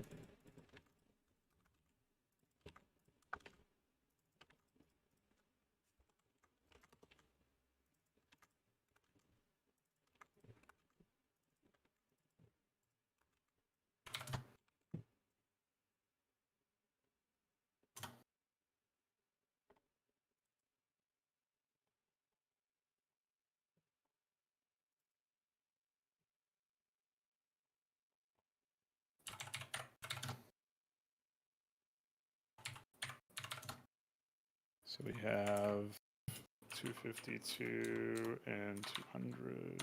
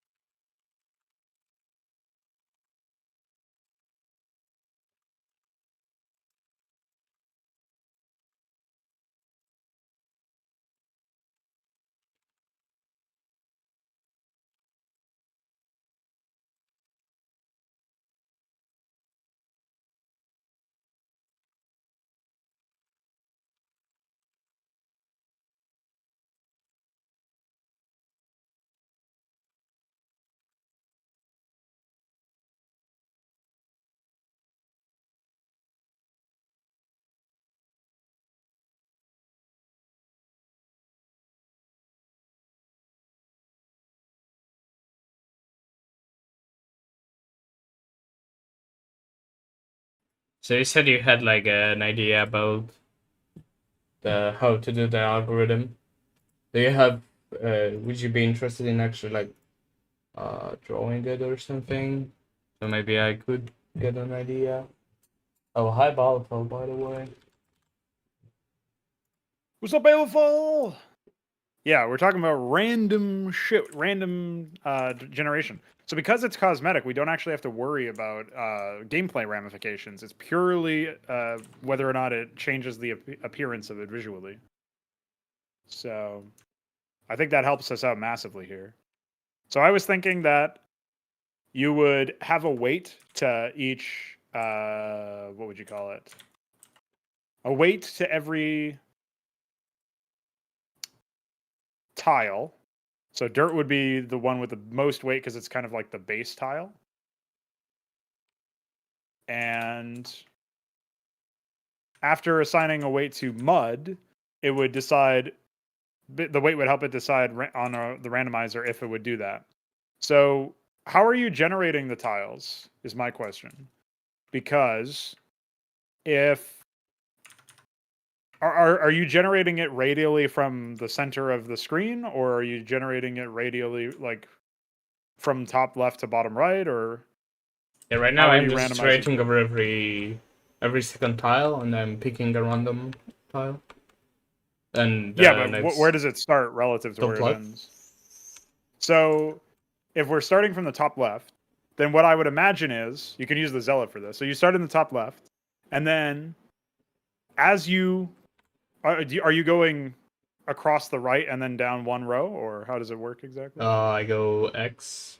Oh no, I go Y, and I. It doesn't really matter because like the base layer would always be the layer. So like Okay, so it's you would gonna be always like the have a dirt ground layer, and layer, then it would and iterate again based on that. yeah, basically. But I imagine it would actually have to iterate over like not from the center because that wouldn't be very optimal. Unless we would have a specific reason. But hmm. So I guess we could place like we could randomly start a mud patch. Yeah, basically you would randomly start a mud patch, and then the first thing you would place is, since you're going from I top left to guess let bottom me actually right. open Pine. Yeah, And I let was me. thinking that you would start the mud patch, and because you're going from top left to bottom right, So I would go you would like the first thing you would uh have is a north west cliff, right? So you have a yeah. I northwest cliff. imagine we would just like iterate over tiles like this, and then we would pick randomly like a tile that starts. It would be like the Oh, okay. If you're outer gonna go outer from bottom, tile, sure. and then I guess it would be really easy if we would just do it symmetrically, because then we can just do this. Or I guess we could also have like variants, and Yeah, you then would we want would. variants so that you could like have larger edges, like larger swaths of mud, and then from there have swaths of dirt that maybe get randomized within that. But then also have a lot of like smaller ones, essentially. So yeah, let's say this is the grid. Yeah, I have to wait to catch up here, but Uh, I guess I'm yeah. understanding what you're saying. And Okay, then yeah. I guess eventually they would just meet, and if when they meet, I mean they technically could never meet, which is a problem. But then they would just have. If they would like collide, then it would be replaced with the outer tile, I imagine. So if we Yeah, I would don't do know it why you symmetrically, what it would be. yeah, why would you want to do it symmetrically though? Because that's going to lead to some unattractive patterns of Yes, the but if actual you mud. would do it asymmetrically, then you can just like wander off here, and like do whatever, and like never actually reach the thing. Like go here and like go here. Well, Like you I don't could, know yeah, but you algorithmically. How would you read the end here? How would you reach this point without it being symmetrical? I just have no idea right now. I think you just force it um to close the circuit Yeah, but at then some you would point. need some kind of path finding thing where you would find a path to the thing after some point. Aren't we going to need that anyway for later? Yeah, I don't know. How would you imagine we go about doing cliffs if we don't do something similar to this? Well, I don't know. Like I have no Baseball idea. says So. that we could decide what area mud is going to be mud, and then after we decide, after the algorithm decides this area is going to be mud, it then fills in the pieces instead of trying to draw a Okay, path so of I mud guess if we would like zoom in in real and time. have like we would like draw an area with pixels or Yeah, so you wouldn't something. even bother what the definitions are. You would just fill an area of the grid with mud center tiles, I guess, and then convert the edges of that area to the appropriate edges, which makes Yeah, sense. that could work. But that would actually work I because don't then actually we see would much of a like problem with it. we would draw like in twos, so it would always be enclosable. Yep. So I guess here there's a problem because is there a problem? Yeah, you cannot have like if we go to SCM draft, you cannot really uh, let's throw something really quickly. If you have two cliffs, or maybe I should probably use hider. If we have two, then we can not. If we would randomize 4, then you would need. Would you be actually able to? Yeah, that's totally legal. I mean, it would look weird in that shape, but it's legal. Oh, So I we should would want probably find to. hider. I mean, for dirt cliffs, because Oh, okay. Let's they're just do this. 3 tiles So tall if we would instead have, of 2, it would have to be oh, a little bit this has to different. be like that. So I guess what I am essentially drawing is a figure like this. Yeah, you would want to make the edges only one tile, assuming it's a subtile that just has 2 wide by 2. So this would be something that we would actually want to define this probably in the tile properties itself, maybe in the graphics or something, where we would define here's what's possible, like here's what the size difference should be for edges. And so Right. for grass, for mud, all that stuff would be essentially it would be like level 1, right? So it would be like, oh, you can only be 1 height of difference. You can't be 2 heights of difference. But for cliffs, I think we still want 1 height of difference. Yeah, you still want 1 height of difference for everything, but that's only on the external side. Internally, it's a little bit different because of obviously cliffs are 3 wide, so or 3 tall. Right. But Yeah, but we that would shape that actually you just drew place is totally legal the for thing on the actually upper. making something. Thing. Oh, I guess maybe I guess not. not. Oh fuck. Yeah, so so there are some cases. This is a good use of SCM drift actually, since we can just define what the rules actually are. Right. So we know that if it's going to be a meeting of two, if it's going to be the northern edge of a tile, it needs to be 4 wide and not 2 wide. So if it's going to be where you So have if you have the first conflict. if you have this, you can either go here or up, but you cannot go down. And here you can go up, continue, or go down. That makes sense. Yeah. So like But this, if it's this is meant to illegal. be, yeah. If it's what I was saying is if it's meant to be where two north-facing cliffs collide, but from different directions. So you have a north edge, a northeast edge, and a northwest edge. If those are supposed to be put together, then you have to have it be 4 wide instead of 2.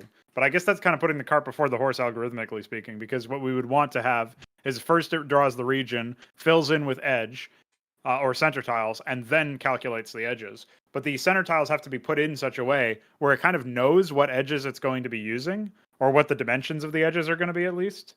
using some predefined information in the graphics format, probably. I guess that's more of like a data thing, but so is the tile counts, so it's probably fine.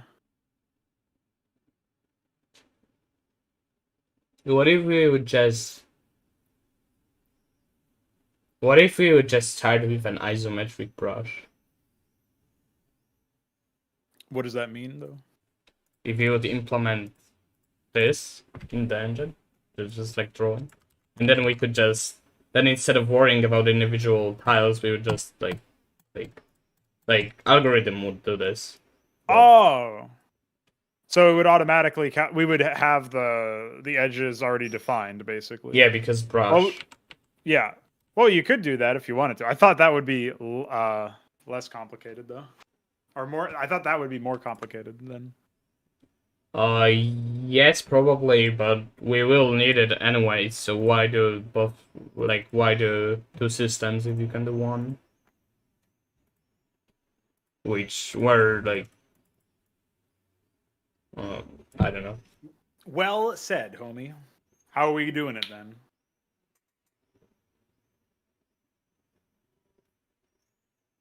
Okay, so let's think. If we do hidered, what we are basically doing, we're placing each type of the tiles in the thing. So we place every edge tile close together. If we extend it, what we are doing, we're placing this here and adding those, right?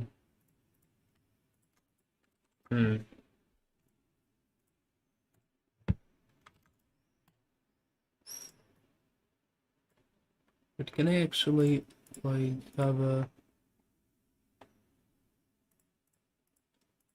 Oh yeah, this seems better. Okay, so those tiles would need to be placed.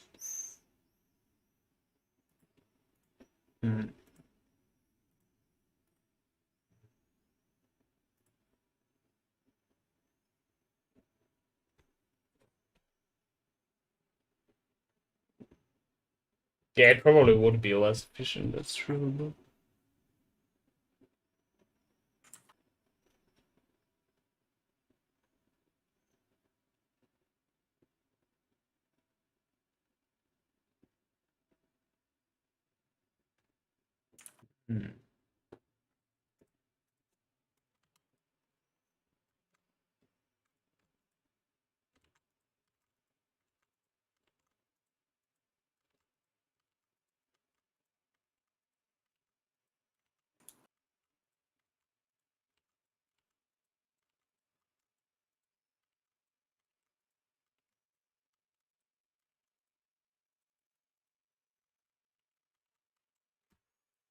It's no matter what happens, isometric brush always adds another... Well, The isometric brush is pretty stupid, to be honest. It has a lot of really dumb limitations in the way that it's implemented, anyway. Because it just you don't have a way to like lock certain terrain. yeah, that's true, but place, algorithmically speaking, I think it's pretty sound. But the randomization isn't controllable, which is an issue, I'd say. We would need to tell the We would need to tell the randomization not to repeat tiles, basically. It should actually never repeat tiles in general, unless there's like, well, obviously if it literally only has one or two tile types, then it can't not repeat them, but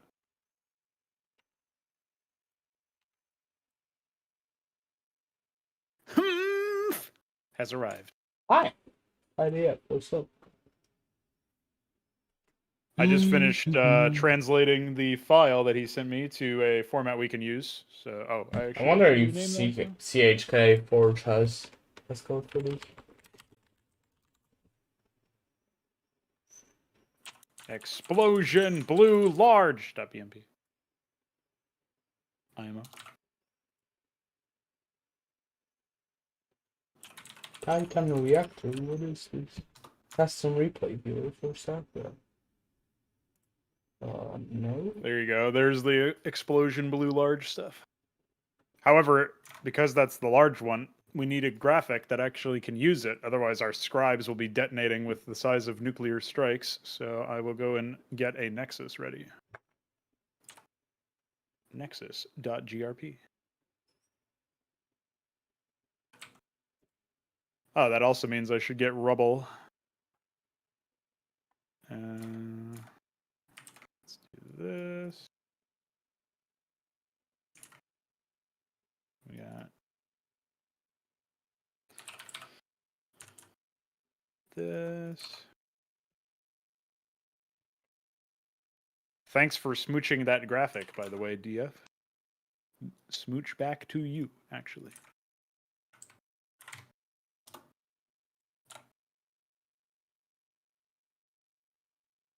What even is this? What did I... I just accidentally recorded at some point. What the fuck? Good bit. All right. Next.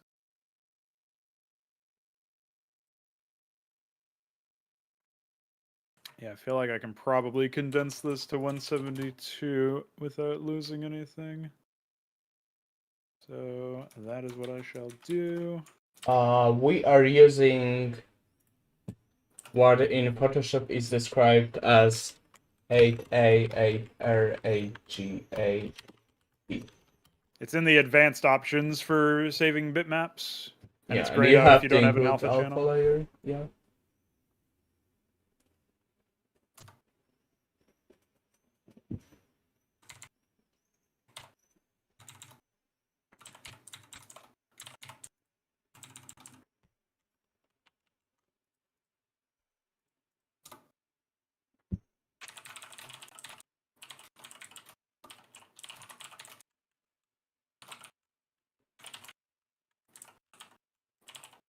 Okay, so for those like baby flips, it's pretty easy to generate this stuff. Has a very simple pattern, I'd say. The north-facing ones? For like everything, really. So you would start here and you would place the north clips. Like every second would be the west one and then the east one, and you would alternate between those. And then for every decline, you would just repeat the last one and do this. And for end of a streak like this, you would place this, and then you would do the same for the sub-ROMs. The only problem is like doing this or like this. This is pretty problematic too, and like those are problematic, those blends. Why are they problematic? I don't know how to generate them, like algorithmically. Like You would this just is a decide, very there would specific just be a thing. random weight assigned to closing the circle and then or circuit, and then Yeah, I if the know, circuit but is closed, then it finds the tile that is necessary to close it, which would be an outer corner that doesn't repeat. You're talking about the tile blends for when there's a nearby tile, that there where there's tile overlap. oh, I guess this tile is not problematic because we have layers. Yeah, I was gonna say like I would just hand you the masked out one and it would just render over itself if that was the case. Yeah. So I can hand you the cliff now if you want it.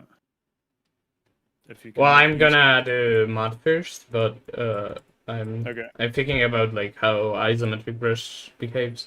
Because for this, it's like super simple. You just place some tiles, and you surround them with the correct cliffs, and that's algorithmically easy. But doing this is kind of tough because you don't have any tiles you would have. So You have the dirt center tiles. yeah, you have no center tiles. So I don't know how would you, Why don't you have center tiles? because it's so small.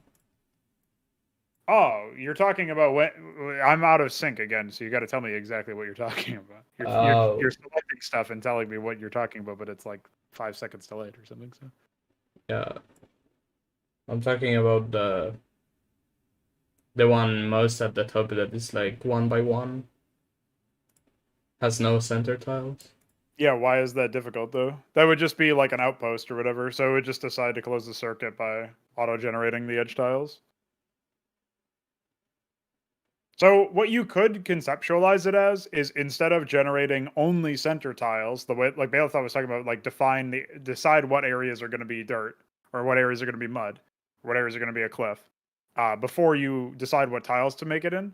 And if it's an area that if it's decided to put dirt in an area where it's actually too small to fit center tiles, then everything is an edge tile. I think that's fine. Because I So was conceptualizing it as first like placing the thing and then trying to launch the cliffs. Yeah, instead you would just conceptualize. So, like that thing that you were talking about would be everything, all of it would be dirt. Yeah, all of it, exactly like what you're starting to do now. All of it would be the center tile at first, and then cliffs would Oh. populate where they make sense. So you would Like make where it this actually. and add the inner tiles, you would place the things. Like here. I don't know if it's I'll have to wait for it to catch up. So. yeah. But yeah, exactly. That's what it looks like. So you would start to place tiles where they need to be placed afterwards.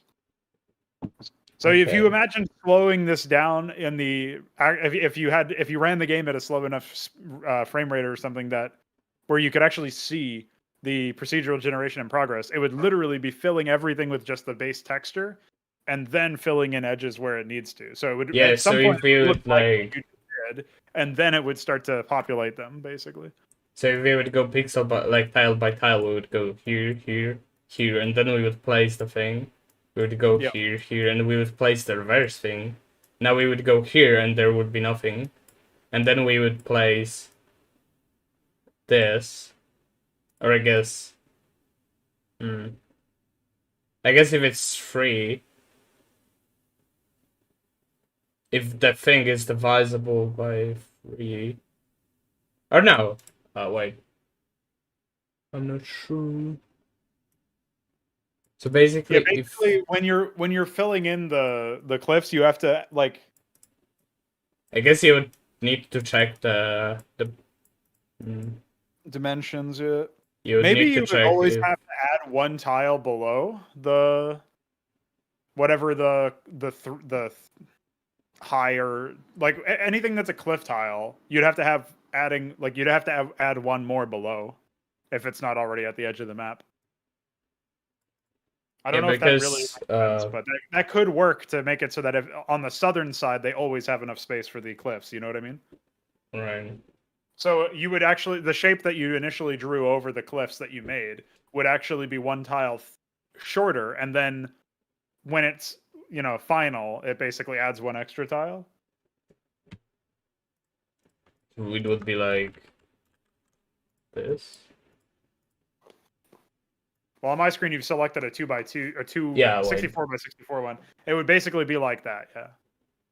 So, and then it would just add. It wouldn't be shorter or it wouldn't be smaller on the outsides. It would just be smaller southern. It would be one tile smaller on the south so side it'd of be it. like It would just this. extend down by one more tile afterwards to be 3 tall instead of 2 tall. So it would be as if it was painting like mud, where everything is 2 tall, Right. 2 tiles tall, and then it would be extended down one more to fit in the south cliffs. That's one way we can go about it, because we're not going to be using StarCraft's terrain for our visual display, and we're probably not even going to use the same style in terms of cliffs or whatever. Our stuff is going to look very different and probably behave very different. But this can be like this is almost something you could think of as like the mirror flag for the StarCraft graphics. Right. This is like placeholder randomization support for StarCraft style maps. Okay, so let's look at this right now.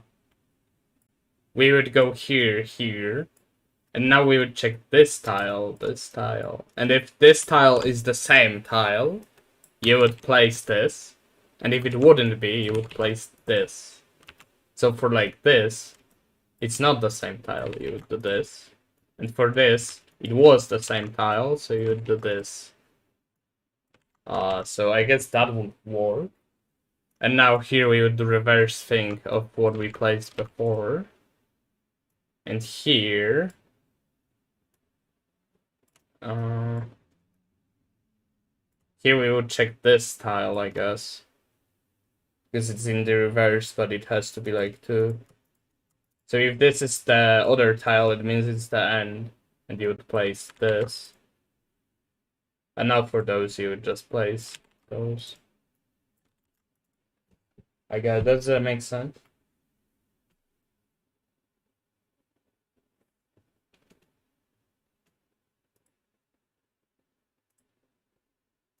Oh, you're muted.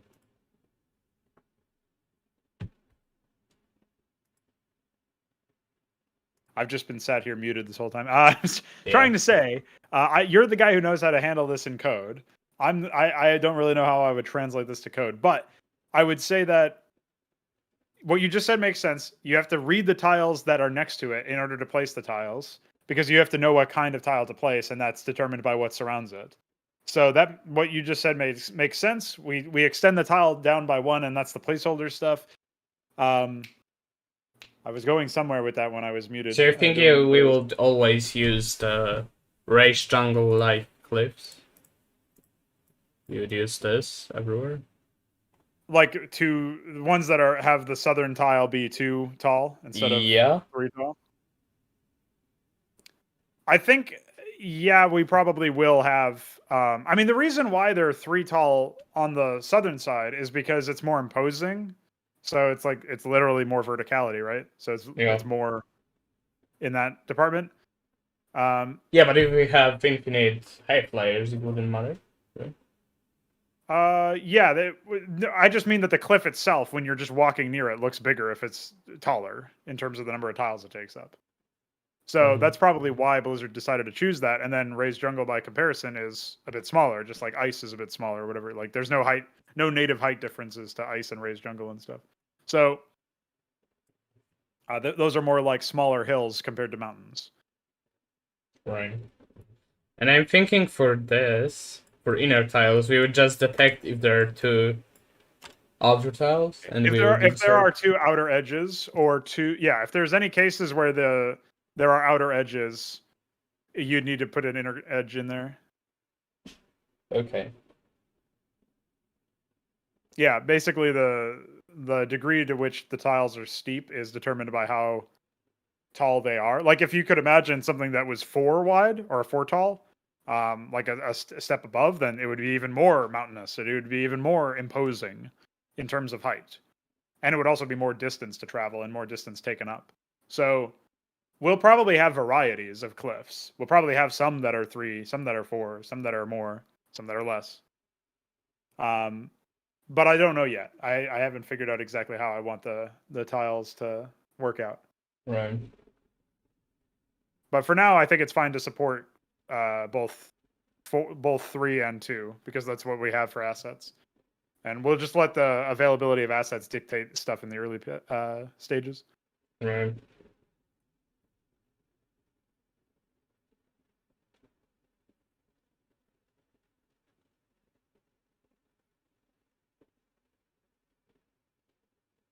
So how would we begin to put this into practice for mud, for example, where it is just 2 tall, 2 tiles tall? We would do the I same kind of think. thing where you're detecting nearby tiles. So first you randomize the tiles. You've decided the algorithm decides there should be mud here. So it places mud there. Now when it places mud, it needs to have a minimum size, and that size is going to be 4 tiles wide and 2 tiles tall. That's the minimum size because those would be 2 outer corners stuck together. And most of the time it's going to be more of an isometric shape.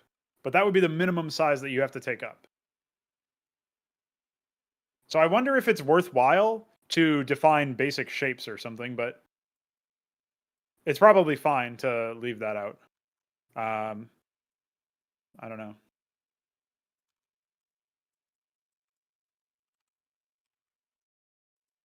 Well, for now, I would like to process an array of just static tiles, probably, so I can actually, so I don't have to worry about like randomly generating uh, the center tiles, and then if the algorithm works, Yeah, we can scale it up from there. yeah, It's just that if you're going to be doing mud, it's going to be 4 tall, not 5 tall, because they're both 2. right.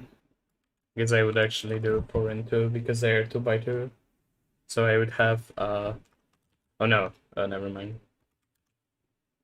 Well, it would be So 8 individual tiles wide and 4 individual yeah. tiles tall. If you're going by the 32 by 32 rule.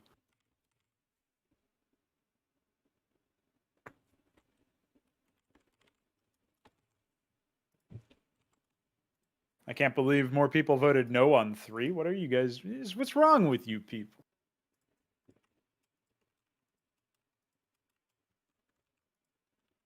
And yeah, DF was asking about the file format earlier. I didn't have to change the file format. I just had to sort it by frame set so that everything was in the same row.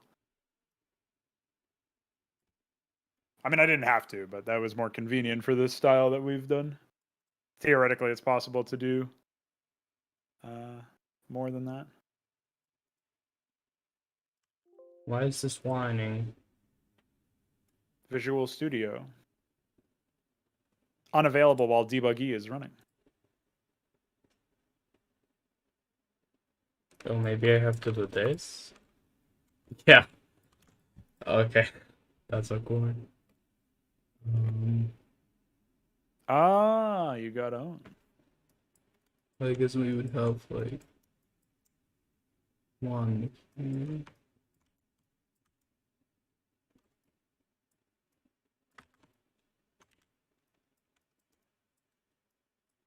This would be like the file stuff.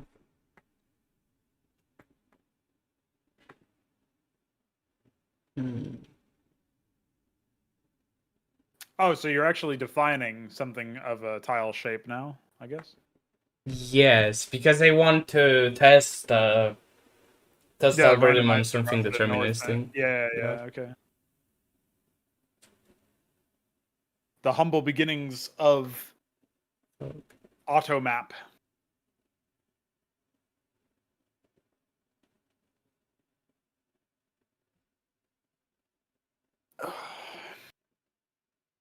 Missed your question. Oh yeah, you talked about Zerg stuff.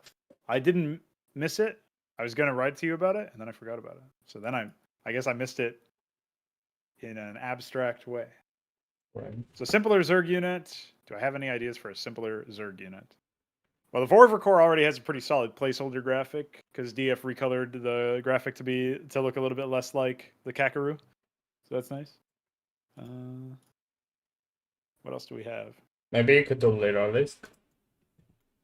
Yeah, yeah. If we could get something better than that fucking piece of shit graphic, that would be nice. I was gonna suggest the Rilolisk because that's the airborne brood spawn. Because that's pretty small. The Sovreleth is also pretty small. And the Lyrilisk is a bit larger, but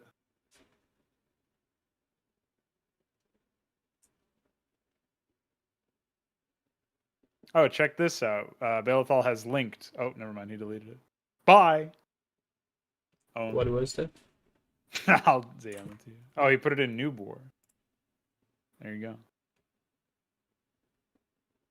Oh, thanks.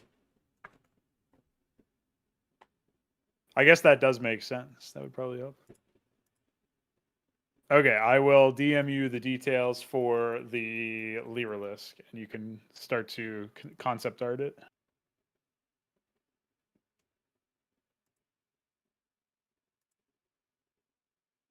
Yeah, this is what the Heroes of Mind and Magic free editor had. I was showing that to you a few days ago. They basically painted the Yeah, yeah. tiles and it auto-generate the edges.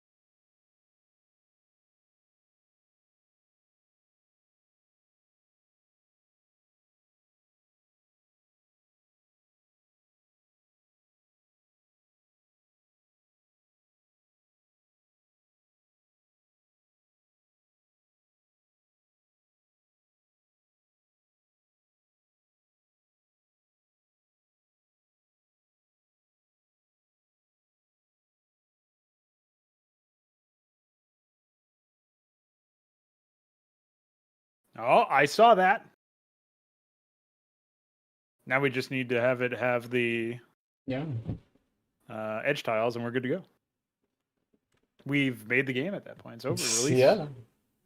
I mean, if you would have the auto-generated fucking tiles already, that would be massive, I think. Yeah, that's not even what I thought we were gonna do. I thought we were just gonna have like some way to predefine them.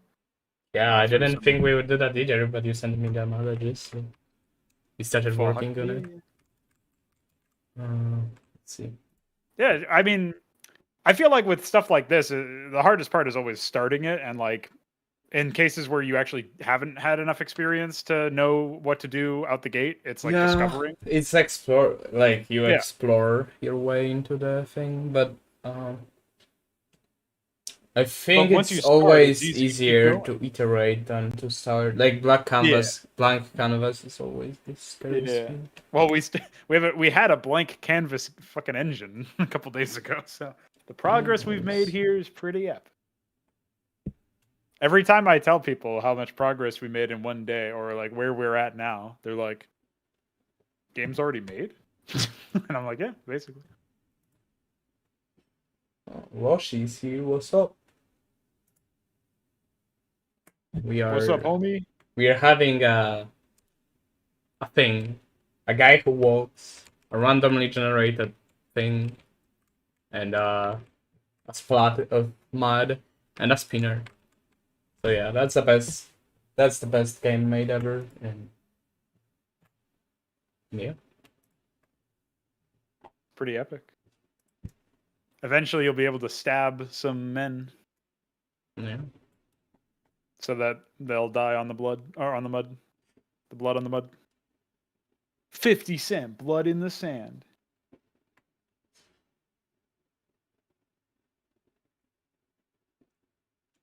Okay, so now,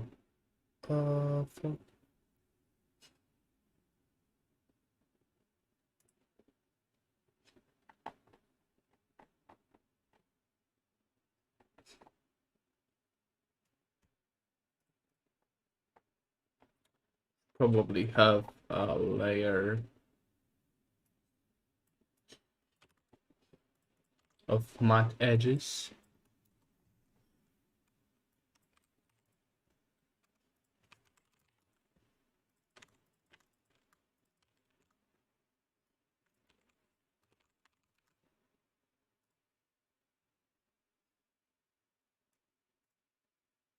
Oh, I think that's broken.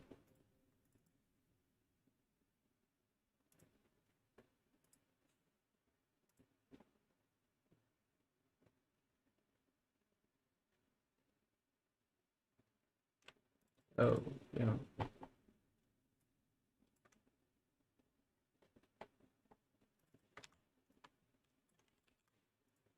Just because it's harder, it'll make the victory sweeter. You know what I mean, Baleful? Ah, done. Oh, there you go. Well, it's starting to look like StarCraft. Yeah, like. I mean, after we are done with all the code we didn't write, it's pretty easy to write the code we wrote already. Right? Yeah, of course. So yeah, after tiles, after all the rendering and audio and like networking, we are pretty much at home. We can do whatever. Alright, I guess we will also. I can't wait for you to start the local Windows debugger, and suddenly, that fucking malformed mouth man from the anime campaign I played in Warcraft 3 walks on screen and says, "Don't look at me like that." But the moral of the story will be that sound works because you'll hear that, so it'll be fun. Yeah. But yeah, I guess also we will need AI code, which we never done before. Yeah, that's right. You've never written AI. You've never written a way to have AI actually use their fucking units. That's I never written kiting AI. I mean, I never written the. I guess after as much debugging we did for like the unit AI, we probably know more about the AI thing than Blizzard. Yeah. So. Yeah. It's pretty funny.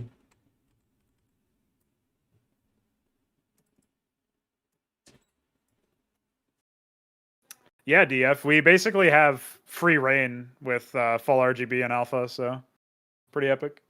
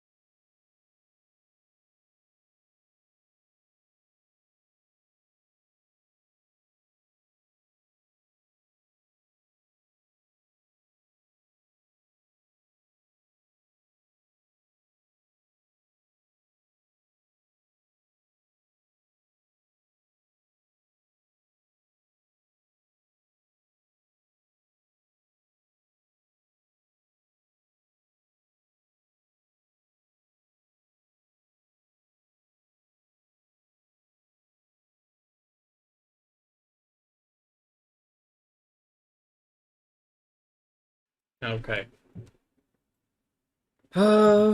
Thinking is taking time. But yeah, okay, let's smash, I guess. Mod layer.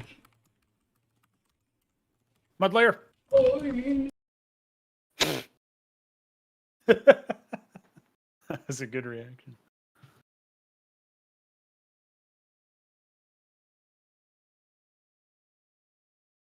Can you imagine all the player colors you're gonna make in full RGB alpha?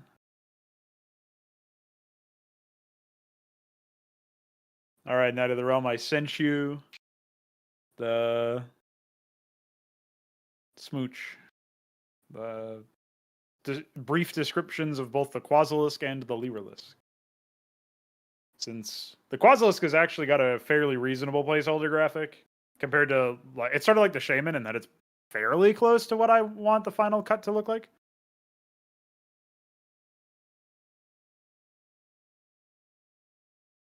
Like, it's not a million miles away. I guess it doesn't have a chest really. It just has this bulbous ball of a head, but and the tail. There's not really meant to be a tail for that graphic, but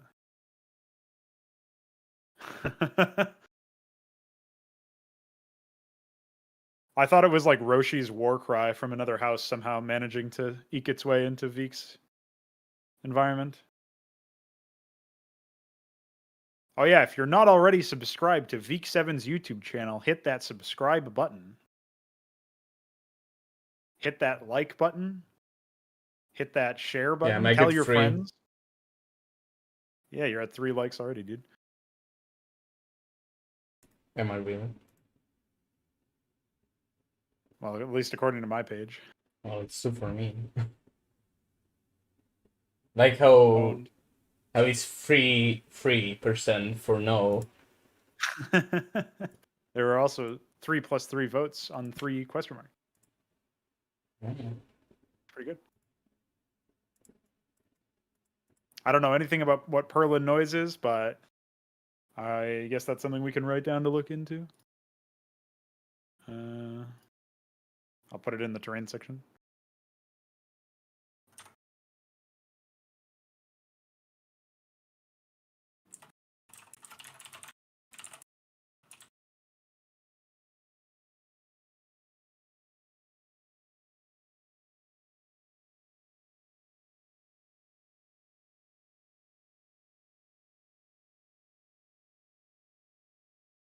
So I guess while we're here, I should reference what the goals are.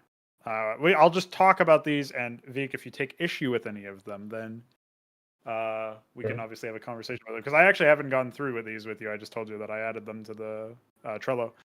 But obviously, we are going to have a demo that we want to be able to show off by the end of this week on the 17th. So this demo will include obviously sound, which currently we don't have working yet. WASD movement, which is already done.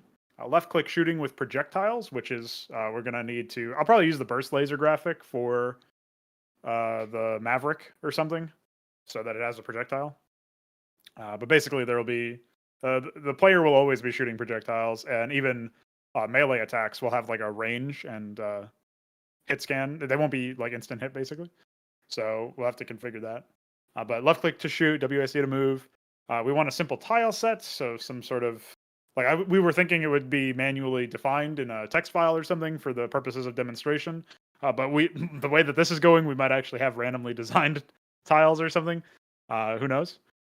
And then we want some dummy enemies to shoot at. We want some aggressive enemies that have very simple pathfinding, that the extent of which is literally just walking towards you and attacking you.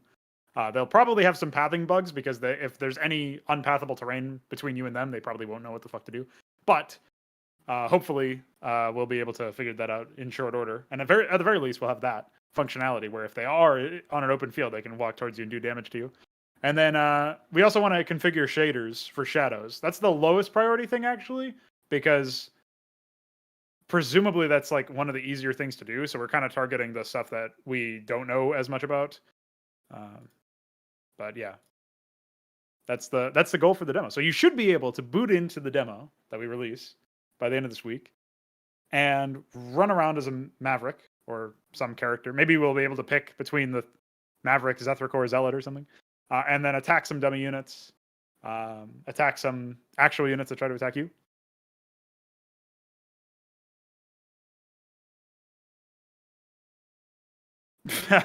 Well, it's not called Hydra anymore, so that's how you know it never happened. But yeah.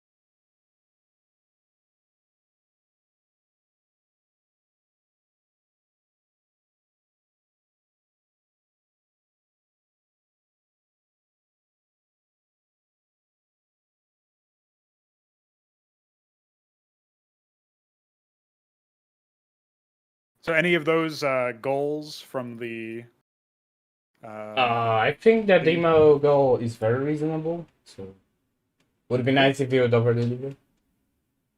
If we would what? Over deliver? I don't know what you just said. Over deliver, so we would like Over have more. delivery. Yeah, of course. Yeah. Yeah, if we can check off everything and then still have more. I mean, we already have terrain randomization, which we weren't planning on, so that's pretty cool. Yeah. Now, I do have goals for the end of August, which is next month, obviously. So in a month and a I've half. seen all the people. Yeah. In a month and a half, it would be really epic to actually have Fraud Knight versions, like an actual ability to play this stuff in Fraud Knights. I didn't actually write that down, but obviously we want like AI pathing support. We want an editor. We want all of the graphics ported from Cosmonarchy and thus from Brood War as well. Yeah, the multiplayer support for networking and whatnot is kind of implies that there'd be Fraud Knights, and then obviously shader implementation. There's probably some other stuff there that's going to be like required. I guess procedural generation might be on that list considering the work that we've done today. So we'll have to wait and see. But procedurally generating environments and procedurally generating playable and good and fun environments are very different things. So don't know if we'll be able to. Yes, that's really true. And also, generating correct environments is also tricky. Yeah. Because we might end up with like areas you cannot even enter or like weird stuff.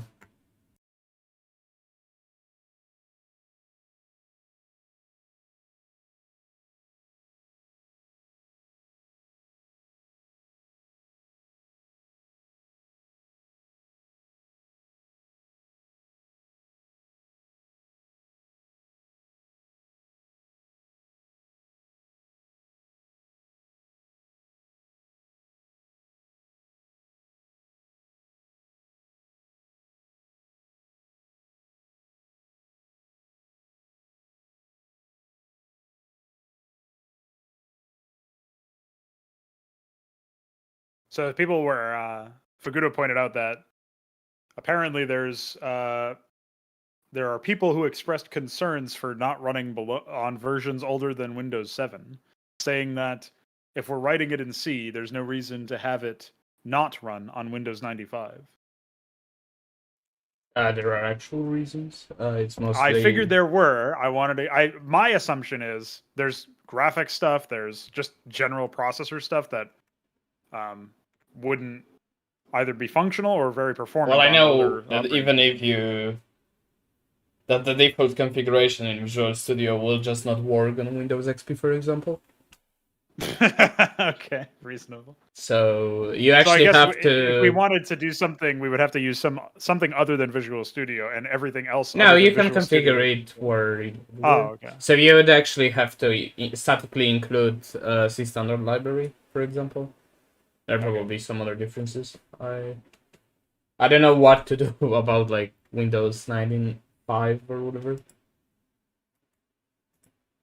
And I also don't know if there's like if direct sound wasn't supported at some point or something. So Well, Windows 95 was a modern operating system, or at least an in-use operating system when Brood War came out. So right. theoretically, it would be fine. Yeah. And I what mean, Volatile we do want to posted is target. fairly noise. Yeah, he posted it in Newbor. He said it would be useful for terrain. Generating terrain, it's good for generating smooth but random values. Yeah. Fairly noise is like it's like the backbone of most procedural generation where it's Right, yeah. like if you even look at like Minecraft or something, it uses fairly noise for like the high values and whatever and whatnot. Hey, DF, can I request Nexus Glow or whatever that's called? Let me get you the GRP.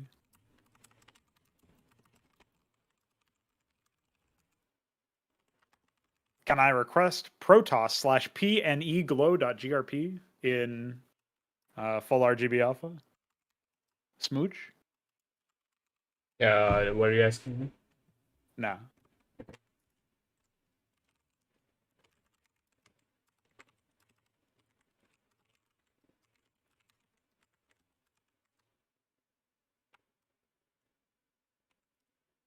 I imagine it would be really funny if uh, DF finally finishes off like a bunch of his renders and stuff, and he's like finishing the last level of his final campaign, or in his send off to Brood War, and then we just release Cosmonarchy or at least like the engine for it or whatever, and he's just like, well, time to move this into there.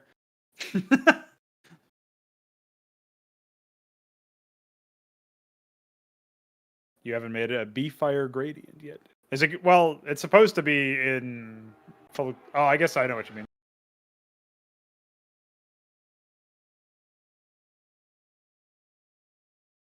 Well, it's not that important, so I was just doing it so that I could send Veek a complete package for the Nexus. As it is, they'll have to deal with it not having the working overlay. I mean, we don't even have functionality to make it work, so I guess that's fine.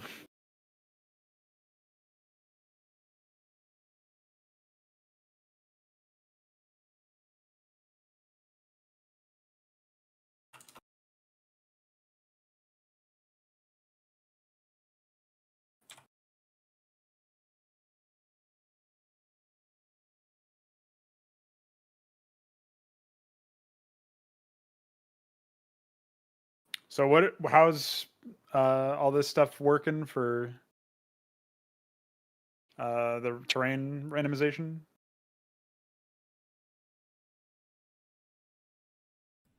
I'm working on it. I wanted to explain if I go to why that's not the case for Win95 and stuff. Oh, okay. I didn't know you were typing there.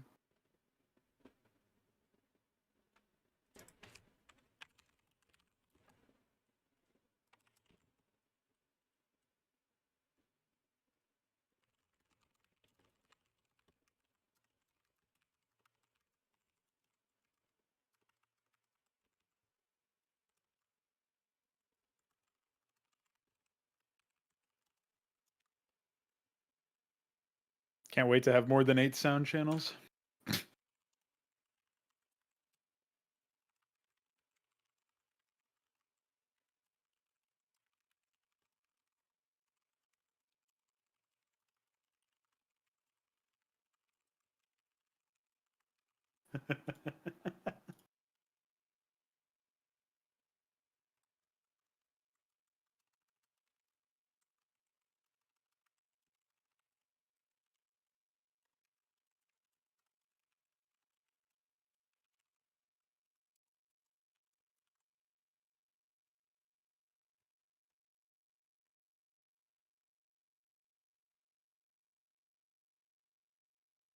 Yeah, Saradit.exe. That's really accurate.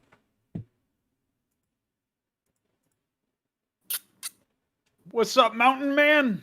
Oh, hello, Milestone. Are you Imagine free? playing your Kakarot map. I don't know if I want to. That would be really nice. If we could. There's two kinds of men in this world: one who welcomes the Kakaroo uprising, and ones who do not.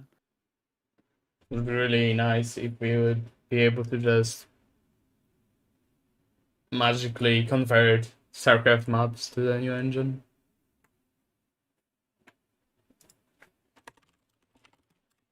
I guess there could be support for that, but it doesn't really seem reasonable because we're gonna have completely new terrain and completely new graphics eventually. Like we can't release a commercial product with all of the graphics from other people's stuff. I'm pretty sure it'd be a violation of like 69 different licenses and get Yeah, that's true, DMCA. but we would just have replacements, I imagine. But it would be just nice to like preserve the Okay. layout or whatever. Yeah.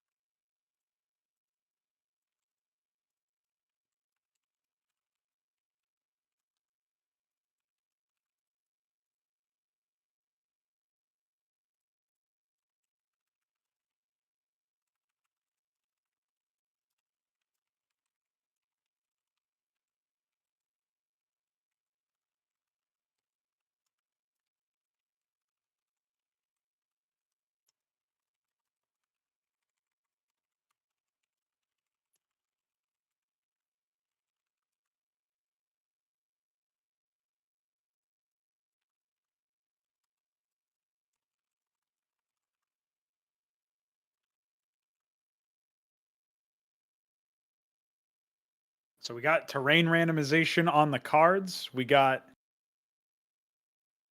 men support. You can run around as a man. Is there some other unit I should grab? I guess I could do the Ultra Core as a experiment. Oh, I should do hatchery first since I did the workers and the town centers for everybody else. Right. You should probably, if yeah, should probably just pack every file in one zip. That would be handy. The only things that I sent you are workers combine, explosion blue large, and nexus. I don't even know. Oh, workers combine. I see. Yeah, that's all 3 workers. Didn't notice that before. So if you want to just download all of those, and then from now on, I'll send you all at once, I guess. Sure. Since you're not really using, you're in the middle of other stuff, which makes sense. Oh, we have to figure out damage overlays. I would actually like custom damage frames, similar to some of the Command and Conquer games, but we don't have the luxury of being able to just quickly kit bash something that looks reasonable for these things. So Yep.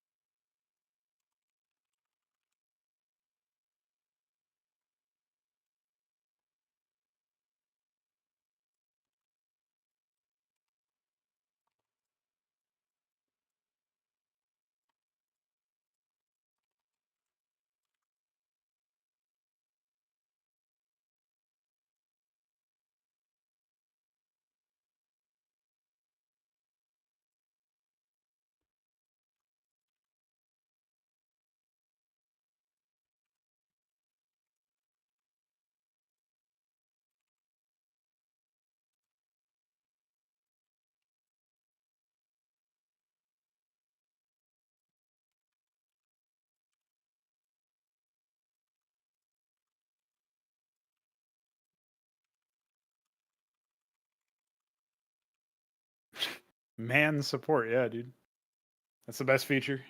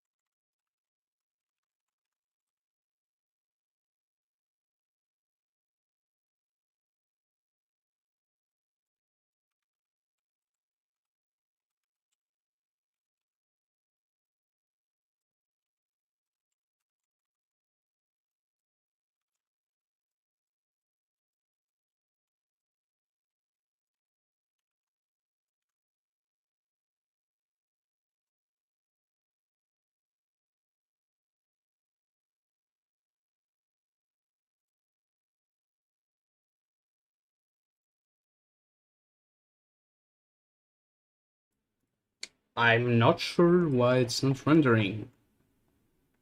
That's kind of weird. Is it out of is it just not randomly selecting it, or I guess you could hold R Oh, to it's test. not drawing. Owned. Oh, looks like tile data is always here.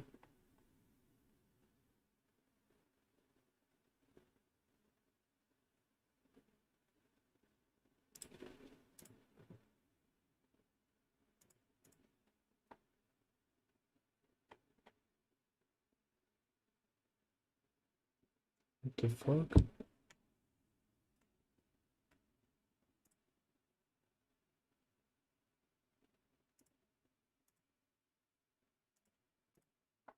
It's never reaching that if.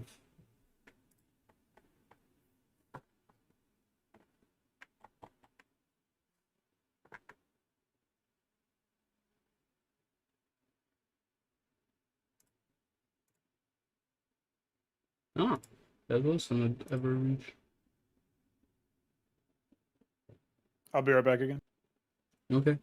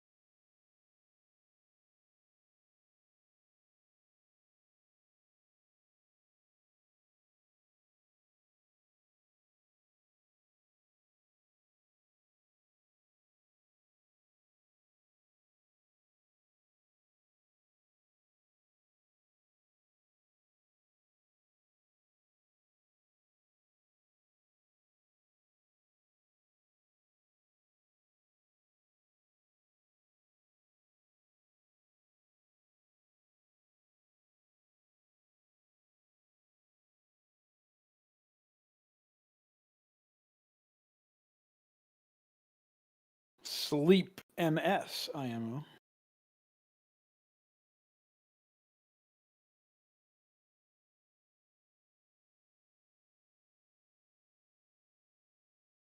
I see you are now drawing. It looks like you might be drawing tiles that are too tall, two tiles tall, over tiles that are actually only one tile tall in some cases.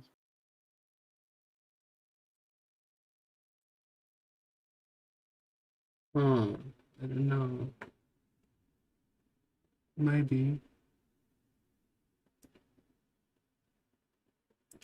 It's really weird. It's supposed to break after the first one, but it's not. I don't know how that's even possible.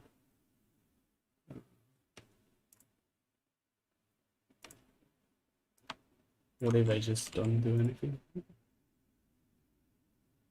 Then it's fine. What if I do this? What the fuck? Should break though.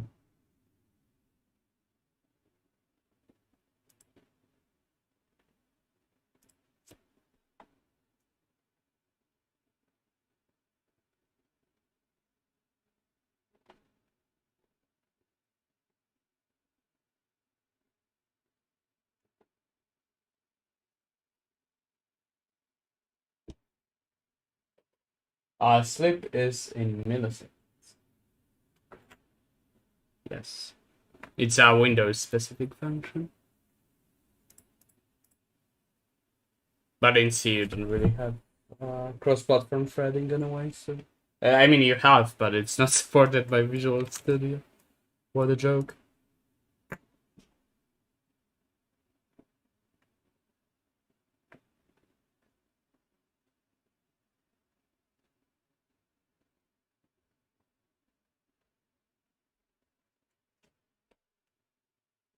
I want to break from it after one loop so I can see if the first tile I place is correct. But it's... seems like it's doing multiple additions, even though... Oh, maybe... Am I calling this multiple times, maybe? And it's always doing it the same way. Why though?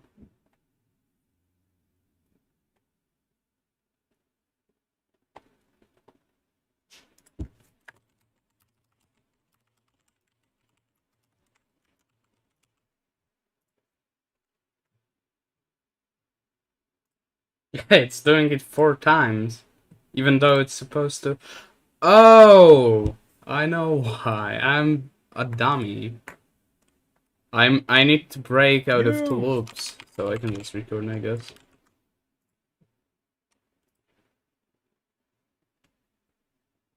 Okay, so the first one... Did you accidentally sleep Q7 or something? I guess you could say so.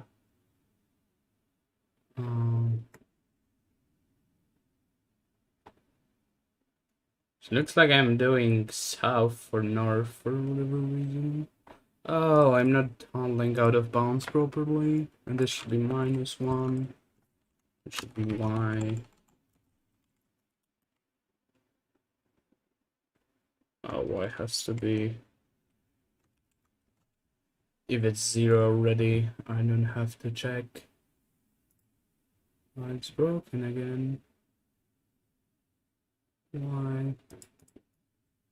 Y is 0 though. Right?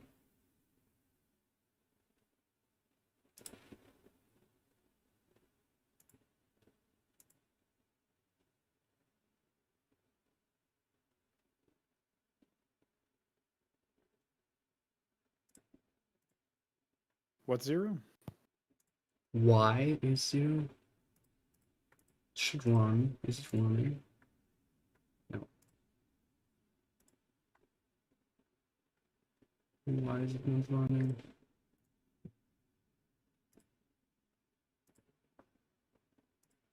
Balathal thinks he knows. Yeah, I did. Well, no.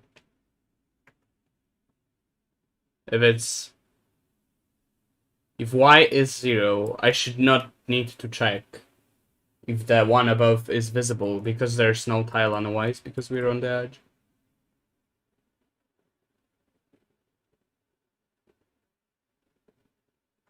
And it's an or, not an. It's not like if y is 0, I will do it anyways. It's not like I'm trying to prevent.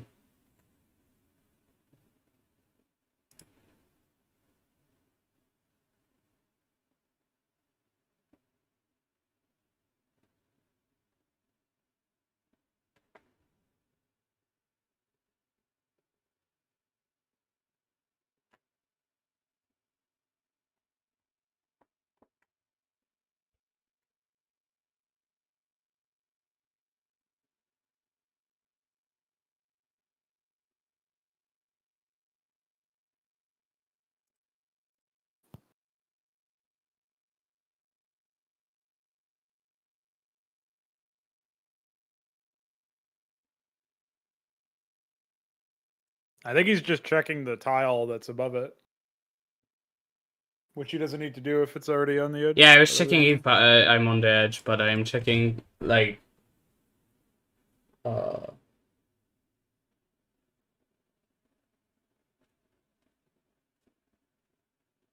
if I'm close to edge, I want to make it north tile anyways. That makes sense.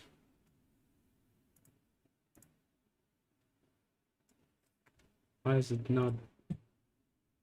What the fuck?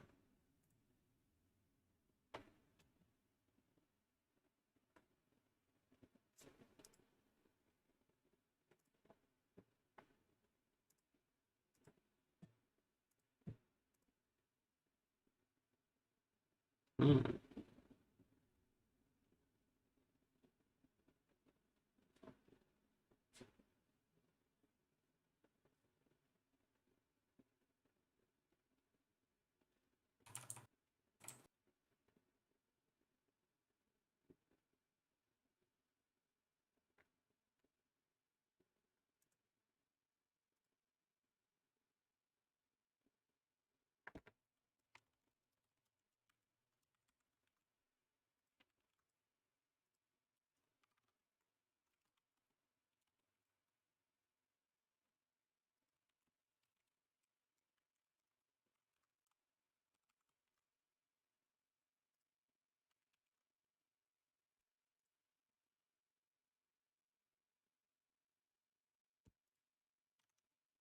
Yeah, now it's correct.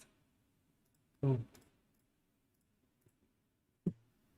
Oh, I can unpin the breakpoints, and I can try. Fuck. Everything else is incorrect, though. Hmm.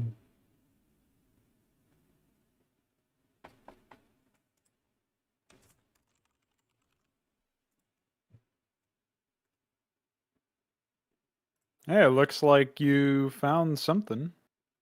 Mm. Getting there.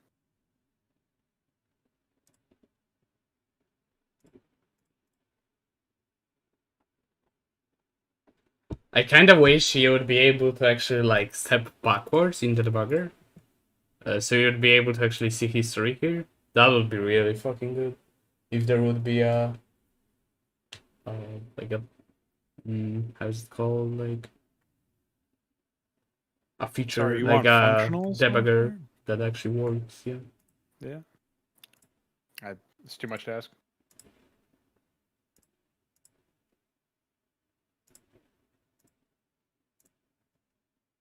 So the first one is correct, and the second one is outer west. Just not even correct. What the fuck? It's because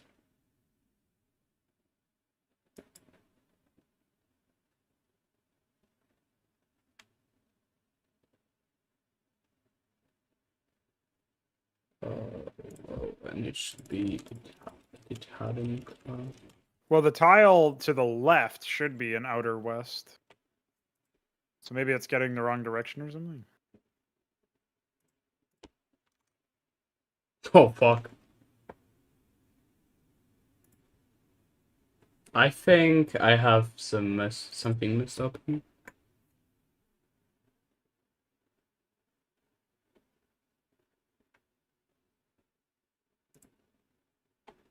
Oh, I think I know.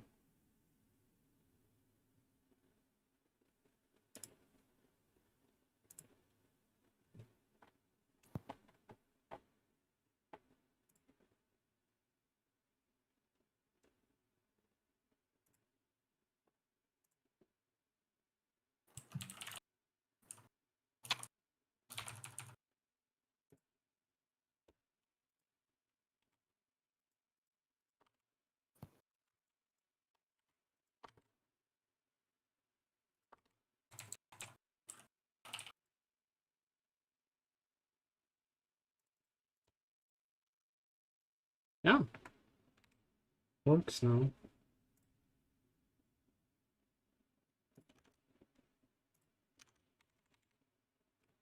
I don't know why there's white sometimes here. It's kind of odd. What if I don't return now? Will this just work? Barely. Nearly. Is it always giving you the right pairings of tiles? It looks like maybe sometimes they're... I can't really tell, but it looks like maybe sometimes they're... Yeah, they are different sometimes. like the lower one is not matching the upper one or whatever. I guess if we design the tiles like that, then that would be fine. But... yeah, now you just need to get the south cliffs working, or south edges. Yeah. That's pretty fucking good, though. Because now you can abstract this out, or scale this up once it's fully working. Yep.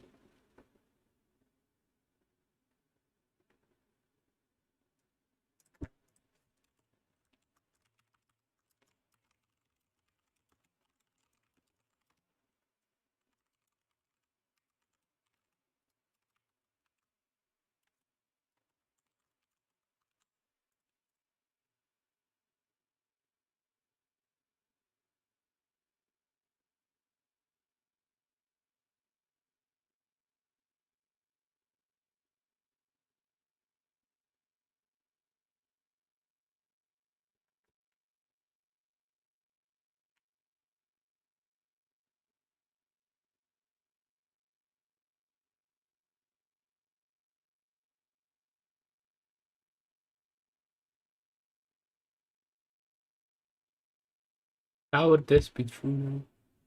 Oh, the thing is not visible. Well, it's really not visible. So if I'm like doing this,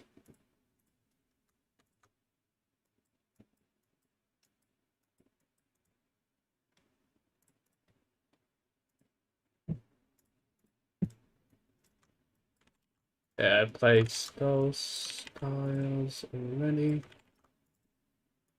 And I placed this. Now I'm doing this one, and I'm checking if this one is not visible, which is actually incorrect. Because I'm placing self tiles.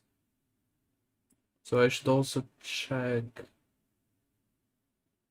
if there is.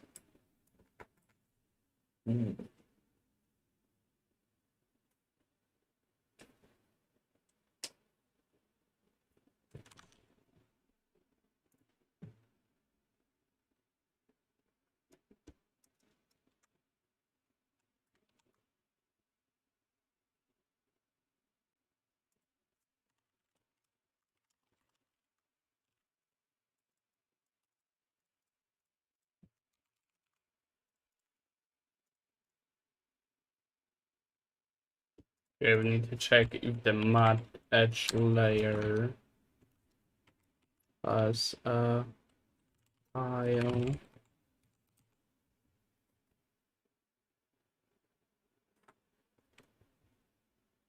If the tile that is smaller than 1 and has the same Y And here I would want the X to be guaranteed to be more than 0. And the mud edge layer tiles is there.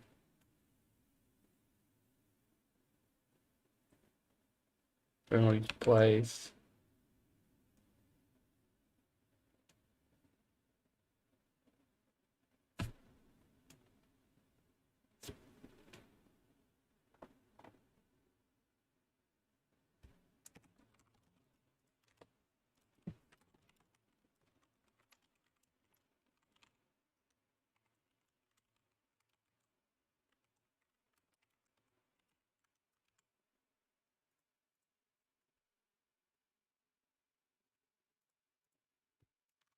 Ah!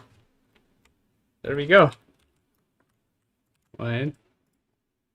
Let me remove all the fucking breakments.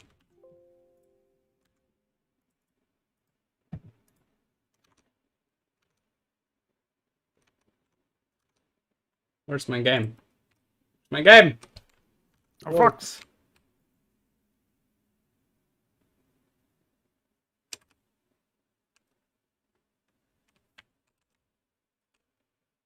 Hell yeah. So now we just need the timing or the pairings or whatever to be better. To be stable between them. Yeah, now I would like to do a more elaborate test with like a bigger array. Where you'd have like twice as many tiles.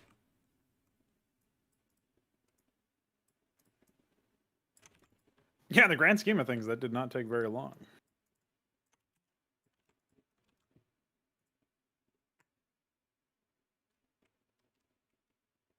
Yeah, that didn't move.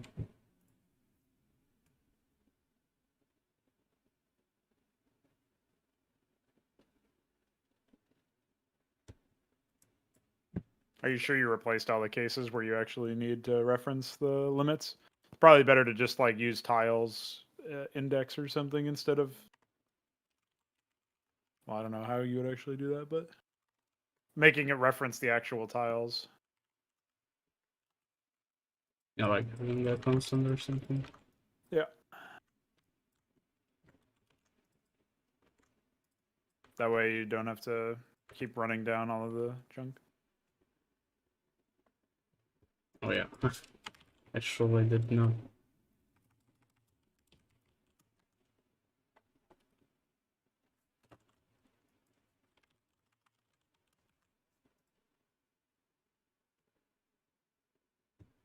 Ha! Yeah, that didn't scale.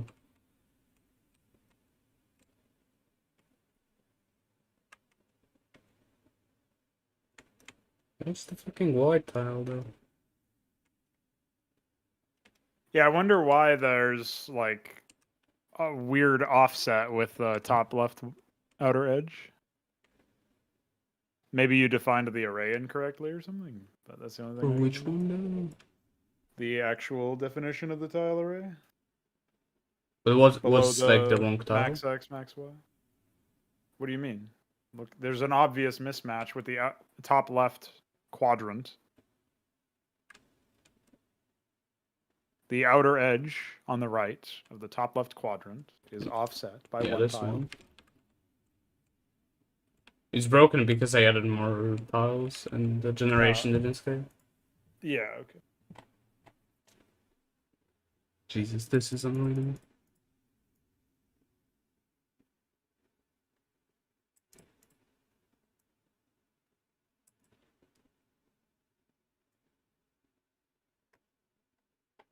Should just make it a fucking array, I guess. Strings.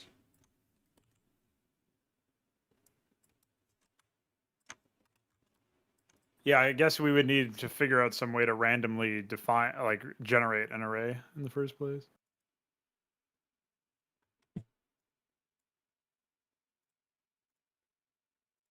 First time in my life I use the selection thing. Now if the thing, this should be a char array. And if the thing is equal to 0, then continue. This one. Yes.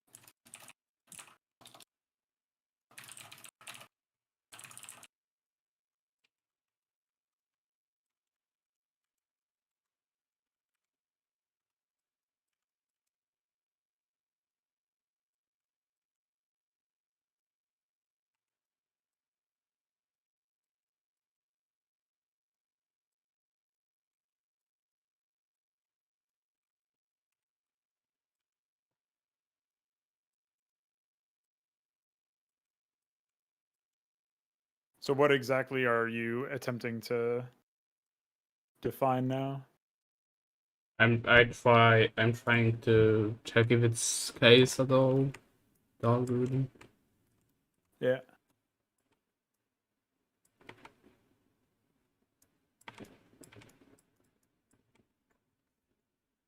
As if it works for any valid pattern, then it would be cool, but I feel like I broke something.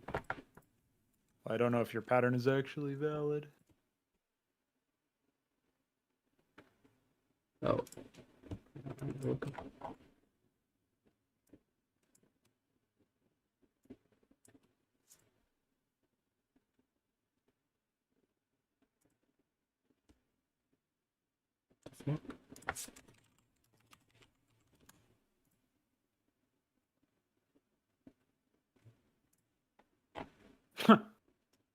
That one worked for the top left. I don't know how you managed to have stuff in the lower. Yeah, I just didn't define anything and it defaulted to something other than 0. So okay, and now let's try scaling this. So we would have like maybe this.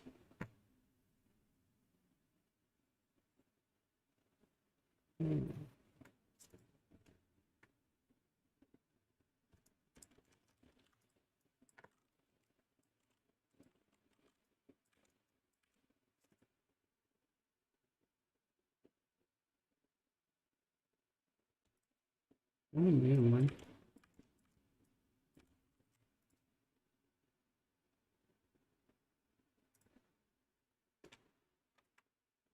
Oh, this worked. That's cool.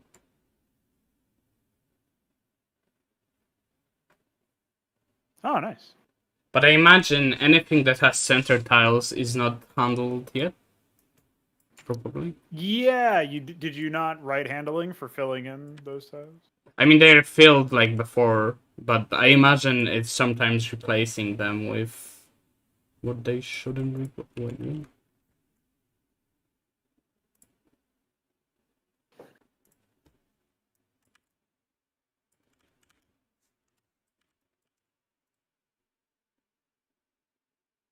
Yeah. So as you can see, I don't know, is my cursor actually visible? I think it is. You can see here, it replaced center tiles with some random junk. Right. It also botched the top right or the bottom right edge, Yeah. I don't know which is a why. problem.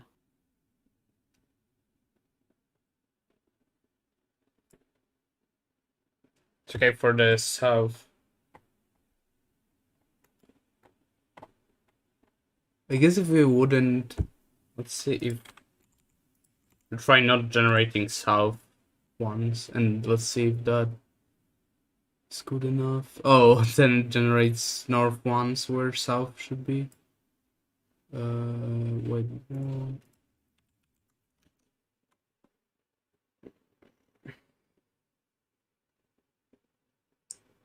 I guess what's the case where I wouldn't want to place anything? It's when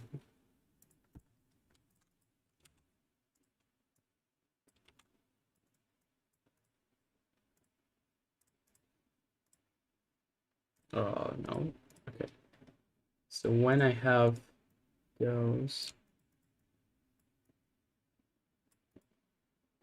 I probably haven't generated those yet in such a case. So if I have this one, if I have anything generated here and here, and this one is a tile, I wouldn't do anything.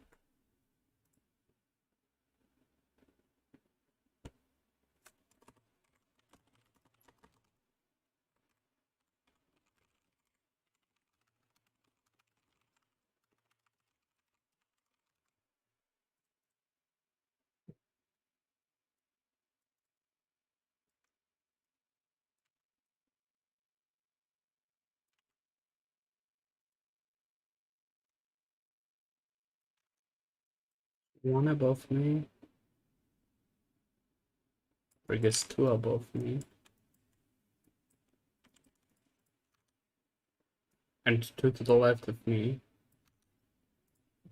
and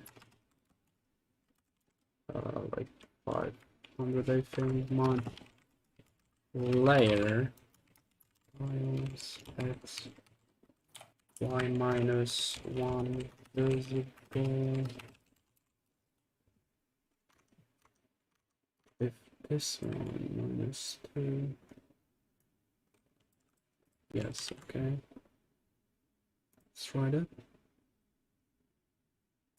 That didn't work.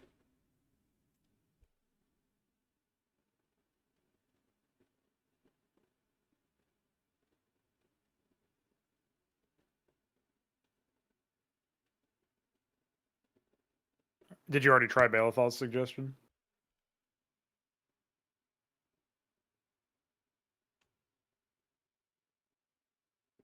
North and south, and if they are filled, we keep center tiles. So what I am doing, volatile, I'm like going first at X and then at Y. So if I'm here, I don't know if those are generated yet. So I have to determine from that if this is like a south tile or if it's a center tile. So I'm thinking if this is edge tile and this is an edge tile, I guess this is an inner tile or something. Probably testing on mod instead. So we have like center tiles here. I should probably mark them differently. So if this is generated and this is generated and this is not generated, but I'm a tile, probably more. I have access to the array of the normal tiles, but the ones that didn't, like the... Aren't you generating using the base tile before you replace Yeah. it with an edge tile? So just like don't. this You one, I just would check the base one, yeah. yeah. So you But just for wouldn't. this one, I would check for the generated one. Yeah. I just mean that you just wouldn't do any drawing. I guess you're trying to find out what conditions would you not do drawing. Yeah, where I wouldn't replace the center tiles with edge tiles.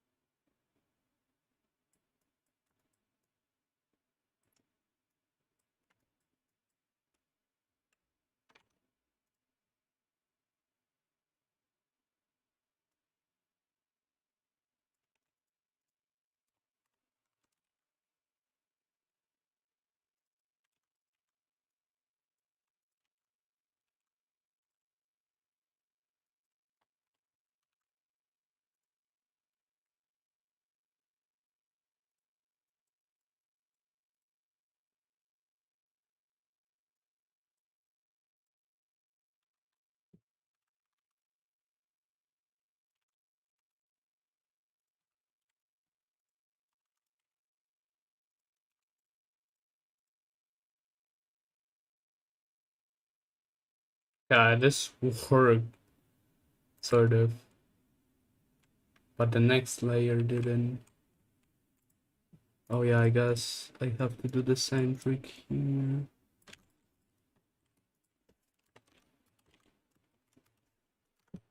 For this one, I will check this and this.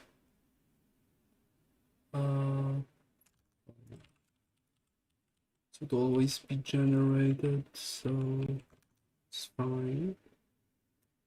Then I would check this, which should also be true. Then I would check this, this, this. You should just check the original array for 1 or 0. Oh yeah, you have the original array, but I guess in a world where we have to Our predetermine original array wouldn't exist in yeah. scenario. It's just a placeholder thing. So I guess maybe Balathal's arguing that you could use the original array. Like you could generate a base array of just tiles, of just the center tiles. Right. Which is what we were originally talking about doing anyway, was just using generation from that. So.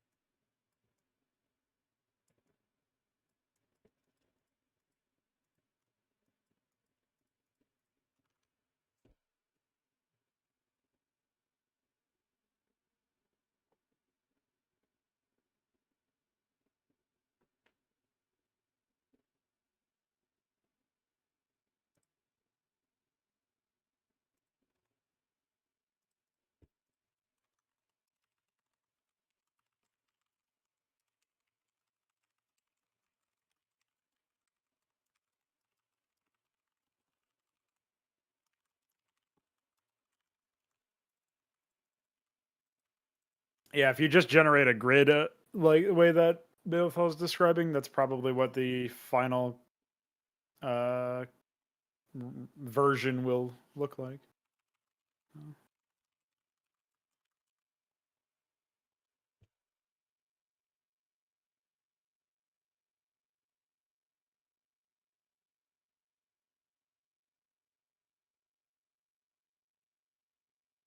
Yeah, Balthal I could, but I'd like to make it more flexible. So then if we will like manually paint the tiles, we could reuse this code. So that's why I'd rather do it out of the mud layer state instead of arbitrary ones and zeros. I don't know if that makes sense for you. Yeah, but wouldn't you be setting 1s and 0s with your isometric brush? The 1s and 0s, the grid that you're using as a reference for actually placing the tiles would just be either predetermined by an algorithm or would be set by a user placing, like left clicking with a brush.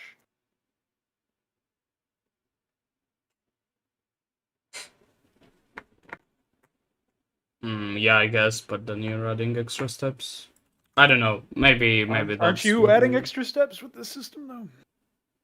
It seems like you're the one who's adding extra steps by having like another layer of stuff to go through for randomization versus manual.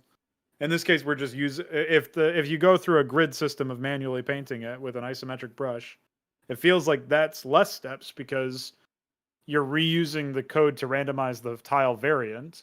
You're just not randomly creating the grid in the first place.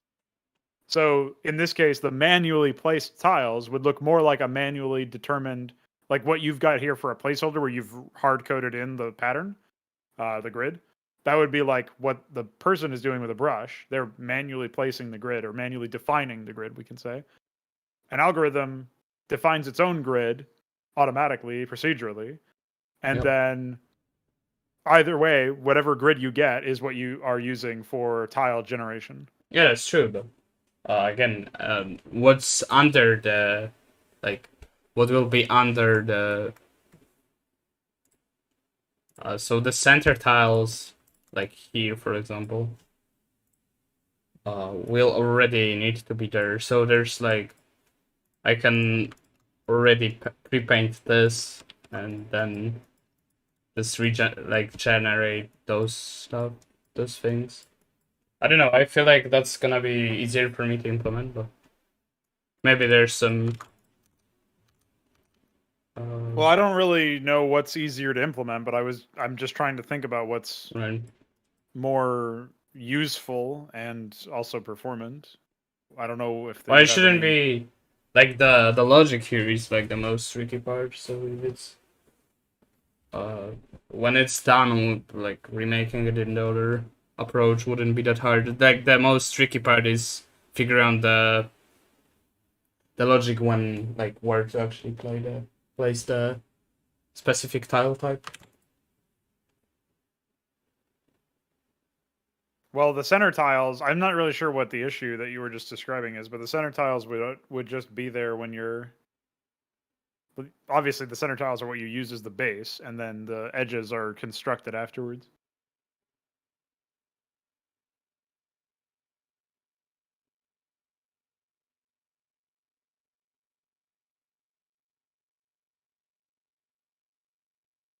I guess an isometric brush that is placed over existing tiles would have to.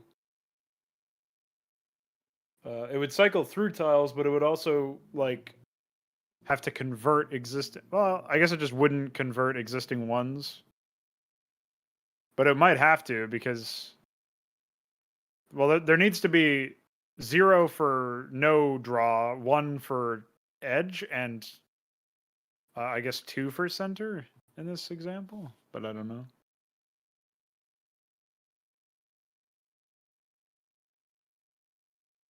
Because you would have to convert a bunch of, like you'd have to convert 1s to 2s if you're painting over it to extend the framework, or extend the boundaries, the grid.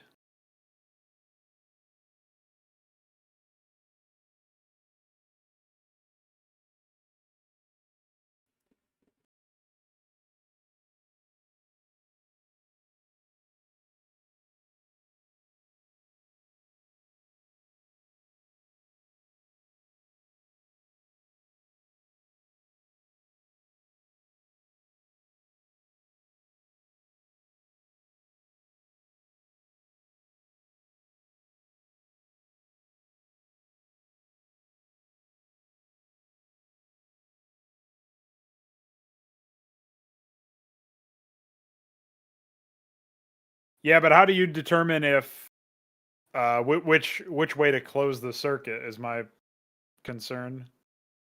If you don't have a differentiation between no draw and center, then it could just decide to fill the wrong side. Maybe it couldn't, but that's like that might be a misconception I have. That's what it seems like.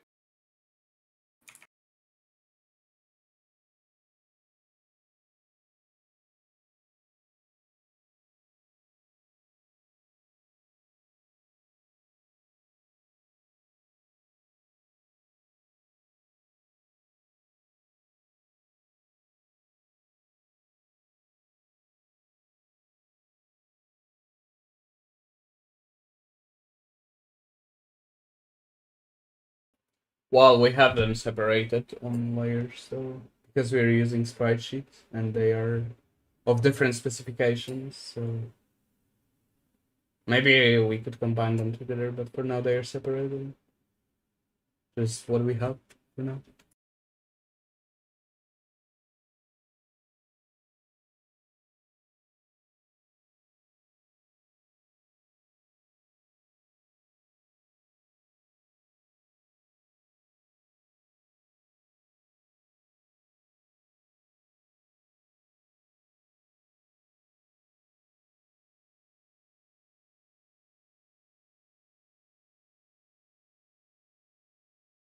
Forget about the grid structure, let's just placeholder. I wanted it to be generated from the tile data, so then you can like place additional tiles on top of what you already placed with like isom brush. But I guess for that you would technically have to replace every cliff with the tile and regenerate it, which is super toxic for the user, but it's gonna be. We'll have to figure that one out yet.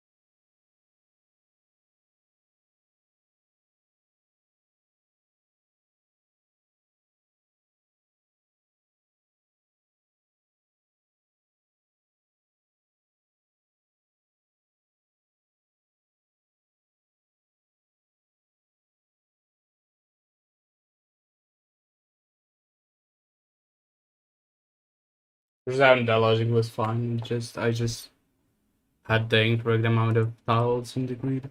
Anyways, there's something wrong with the south tiles.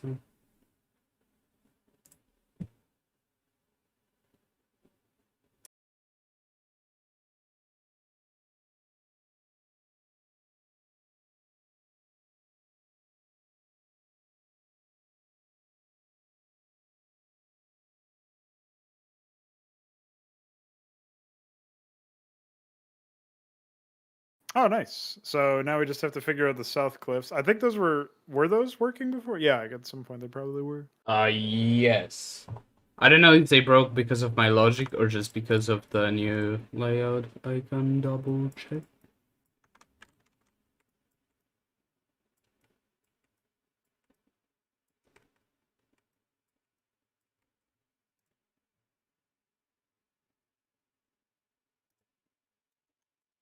There's something. You have 3 instead of 4. I don't know if that's intentional. No, that was not You have 3 intentional. north and 3 south, so Yes, it looks correct for south in the old format. yeah, seems fine.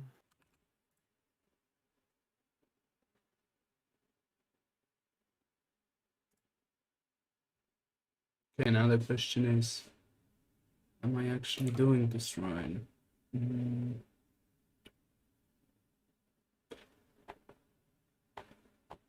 Let's return and see if the hives match up.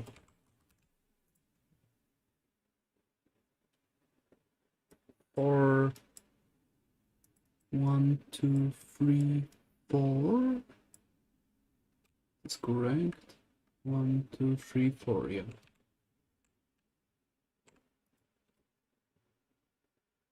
I think.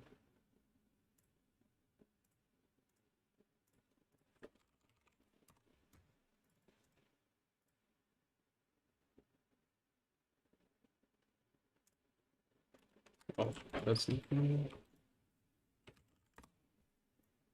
Oh, fine's not gonna work either.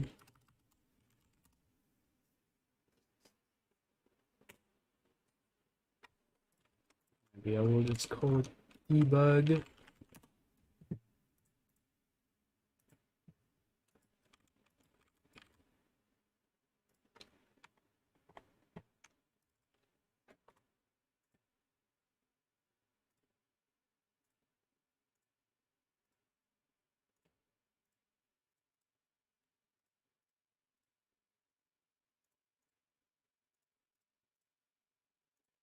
I need to at some point reinstall my Photoshop for it to be in English. Owned. Wait, what are you trying to do now? I'm drawing a grid. Technically, only need this. Assets debug. Assets debug. Read.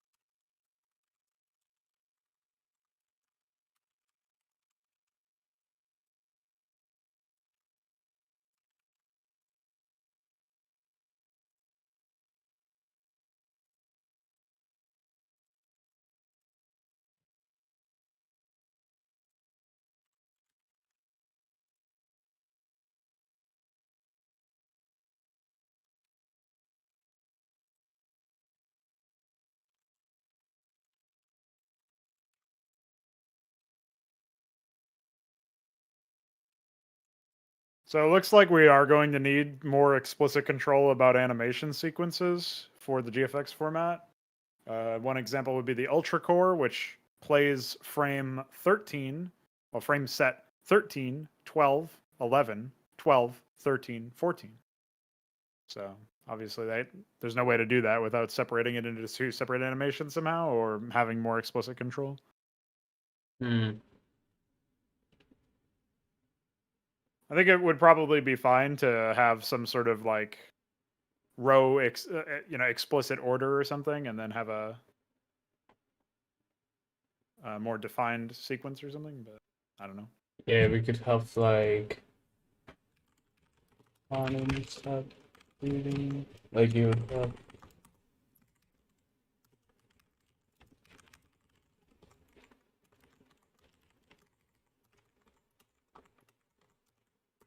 Something like this, I guess.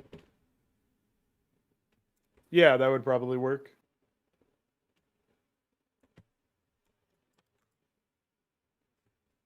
I'm guessing it's impossible to actually rearrange the BMP for it to be You'd sensible. be increasing size since you'd be Right. duplicating frames, so it's not worth it. When we can just change the programming. Yeah, yeah.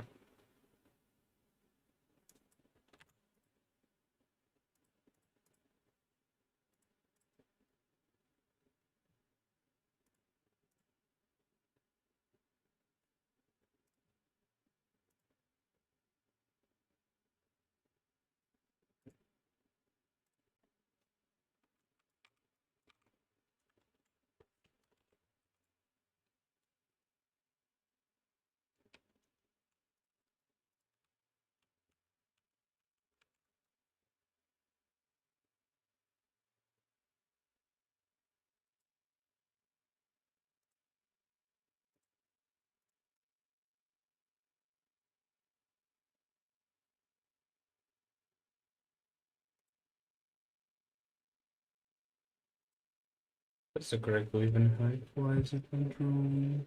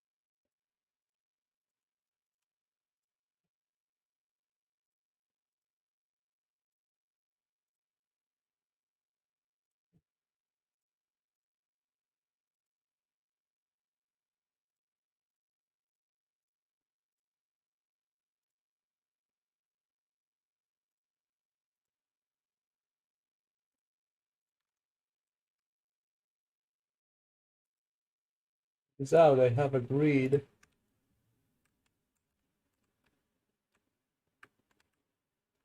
Oh, that's pretty useful.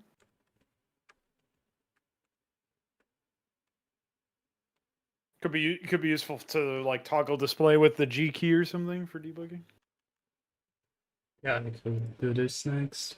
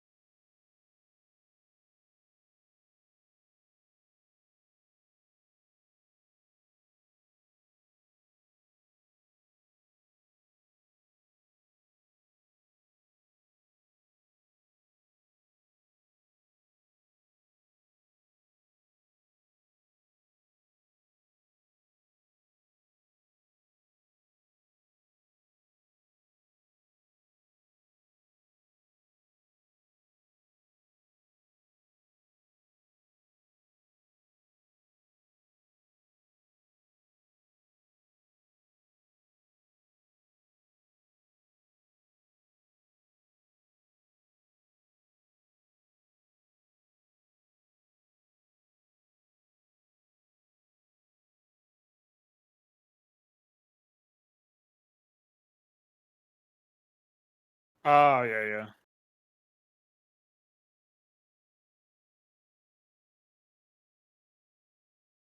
Yeah, so holding it for longer would perpetuate it, right?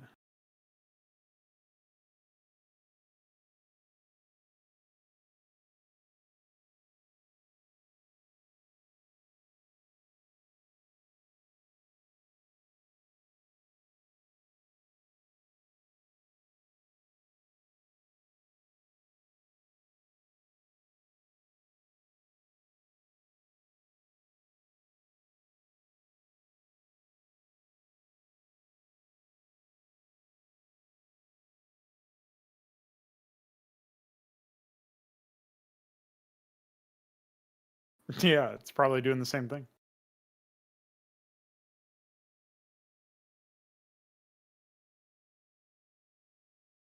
Yeah, it's like software rendering or something, but it's doing the same sort of thing that you're doing.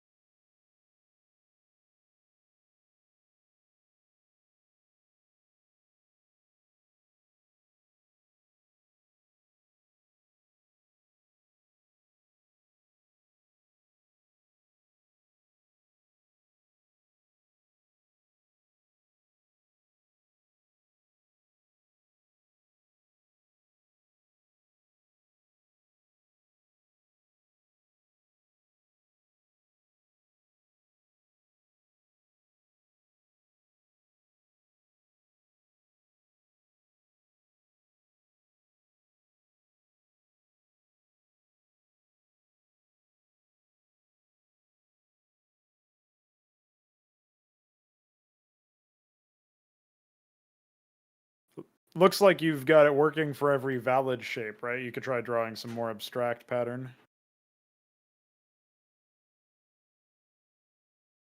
I don't know if you've defined how inner corners work. I guess it would just not draw anything, which would be fine. Yeah, because it doesn't. It's a center tile thing anyway. It looks fine with center tiles.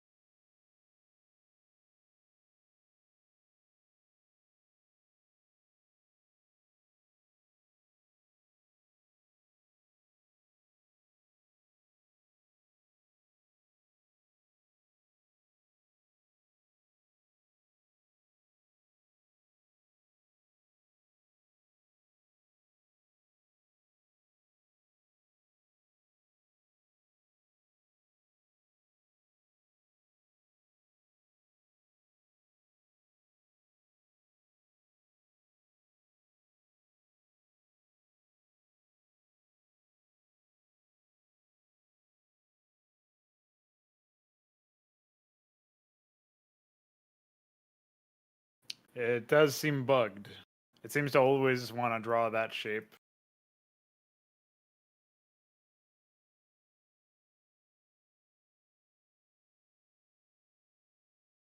Well, is each one representative of a 64 by 64 pixel thing? So 4 tiles? Or is it representative of one?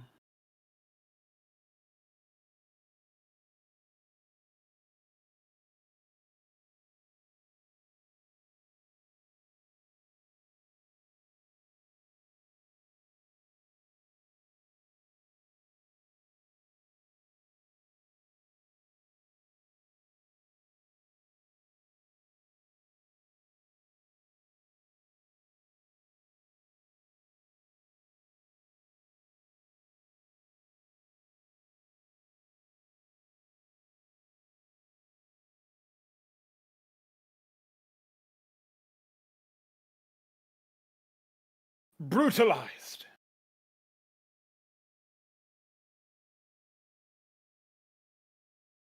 Ah, you're muted on OBS again, noob.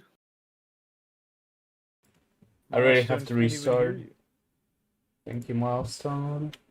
And thank you. Yeah. Well, that's really me, but I just have to restart. Next time I just have to restart OBS with like the on admin in admin.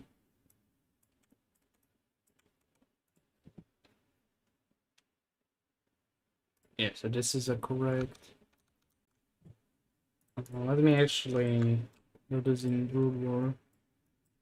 Then I will port the rectangle shape and then test it, so I can know for sure.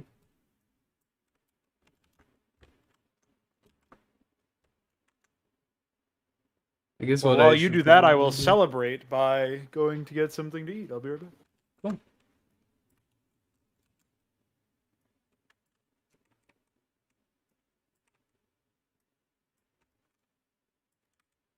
All those.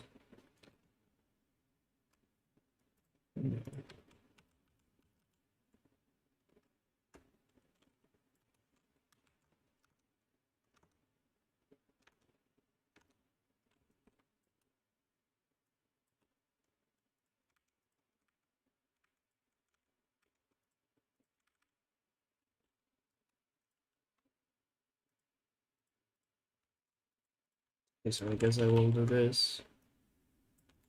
Then we'll do this, this, and this. Should be easier to rub my head around.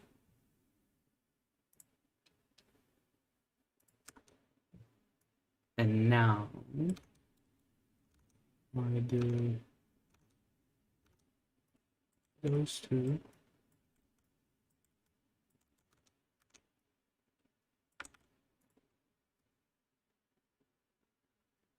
Okay, this seems like the correct shape.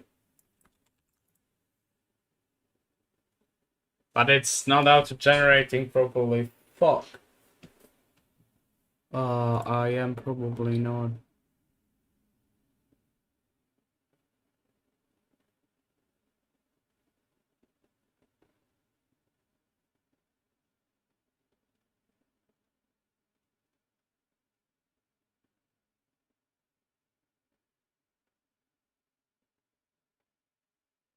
Yeah, I don't think I'm handling diagonal north tiles properly. But the rest of it is mostly fine, I'd say. This is fine. It's obviously not. But if I would fix it, this would connect here, and this would have to be reversed. Okay.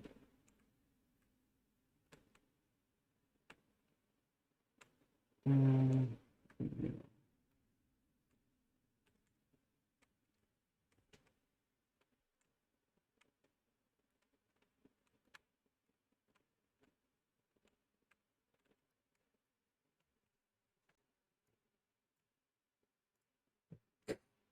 yeah. Okay.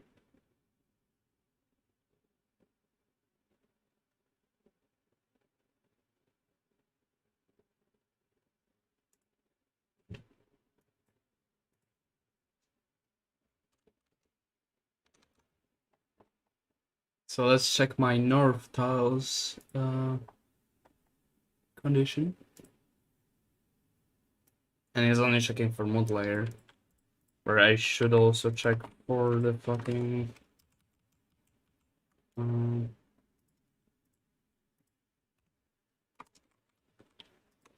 the other thing. Mod edge layer. You? Okay. So if I check for this,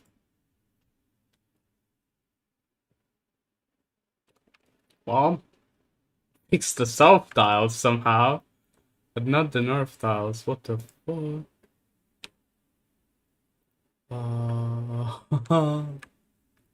This is confusing. This is the tile that should have been fixed. But it's the tile that was not fixed. But it fixed all the other tiles, which is really amazing. It's It's a listen. You implemented RNG into fixing the tile. Congrats. nice.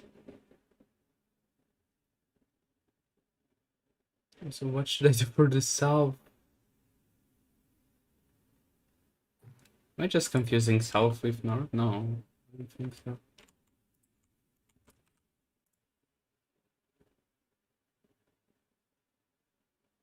Well, that didn't work though.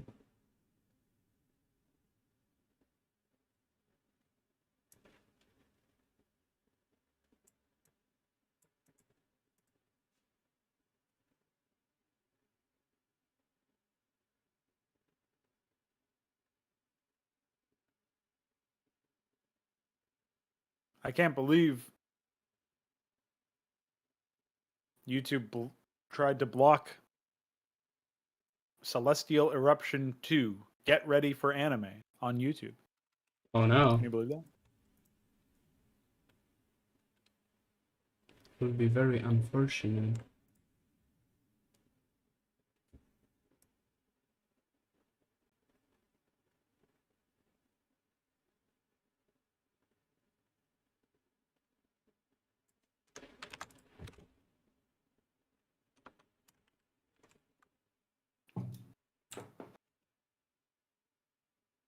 Oh, works. Okay, now let's reverse the shape. Hey, you did it. I did it. My engine grows up so fast. Yeah. All right, boys. Ha! Wait, I don't even know if I drew it correctly. Null pixels, as in full black pixels, can just be removed from the graphic. Yes, that's good. I can send you an example of a BMP that I have for the Ultra Core, which is the one I just did. I'll just send you this zip because the actual thing is too big. You can ignore the GFX file, but that's how we're organizing frames. Might help. And I assume by unit graphics you mean like anything that isn't terrain. I could also send you the way that I organized the blue large, if you wanted. The explosion you sent me. Hold on. Yeah, it doesn't matter what the color is if the alpha is 0. That's good. Yeah. Oh, this is broken again.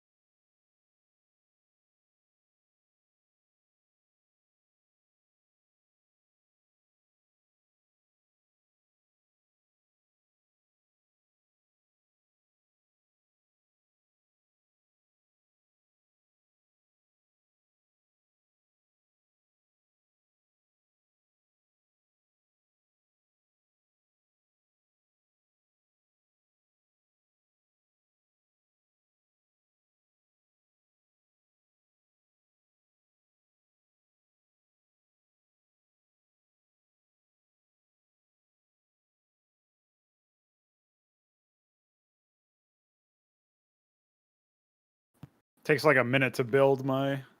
Oh shit. Not quite. That looked pretty epic though.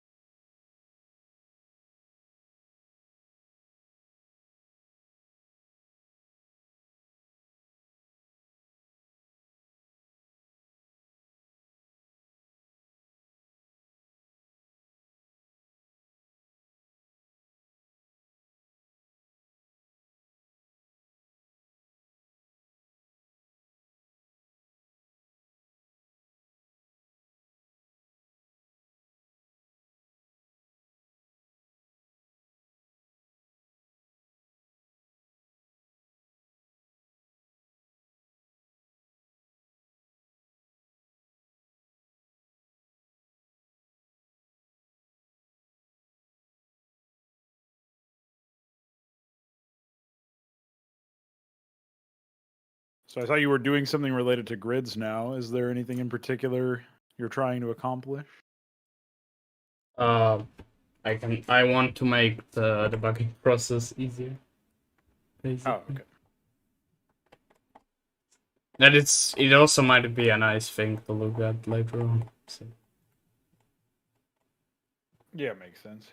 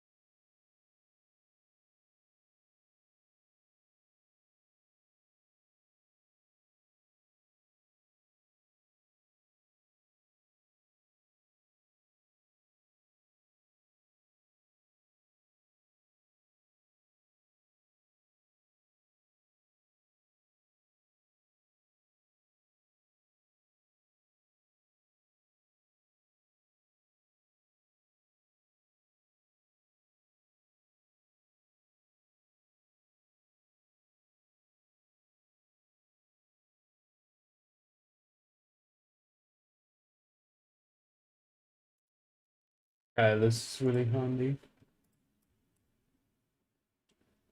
And basically click space to break at the tile I want.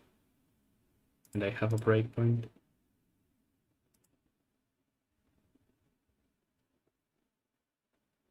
That's pretty epic. Is it actually very useful? Like it seems very slow right now, but I don't know if it's possible to speed that up or whatever. Yeah, I could make it install, but I wanted it to be slow so I can actually press space at the moment I want. So I can actually debug the code. I want to see what's happening.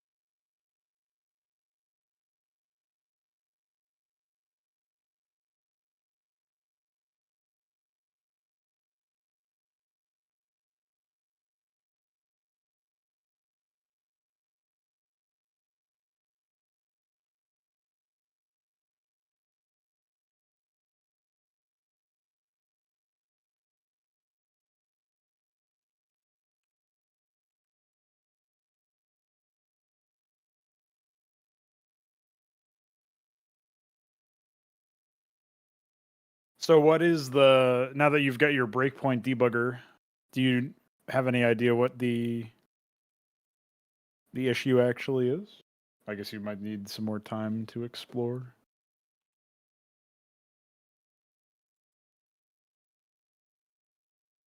Yeah, the logic is just not covering the thing, but I don't exactly know what would be the thing to fix.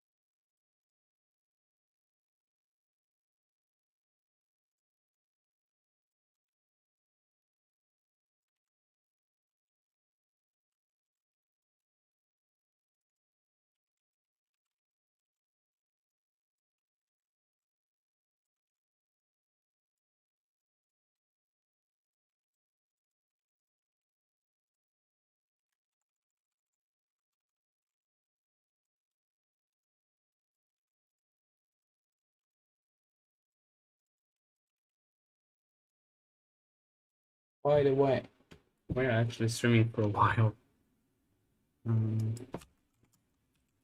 Yeah, Not sure I if don't you would know if prefer there's a point to. where you want to. I don't know when you're going to be burnt out, but Right. no pressure there.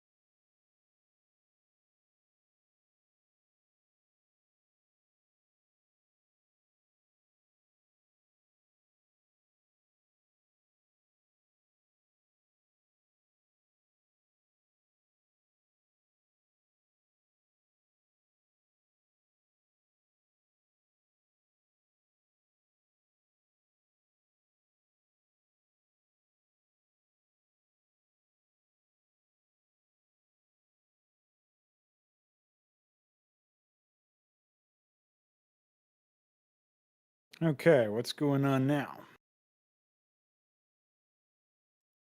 Oh, it kind of broke. What does that mean? Well, I had to use extract some functionality to a function, but I think I broke something in the process.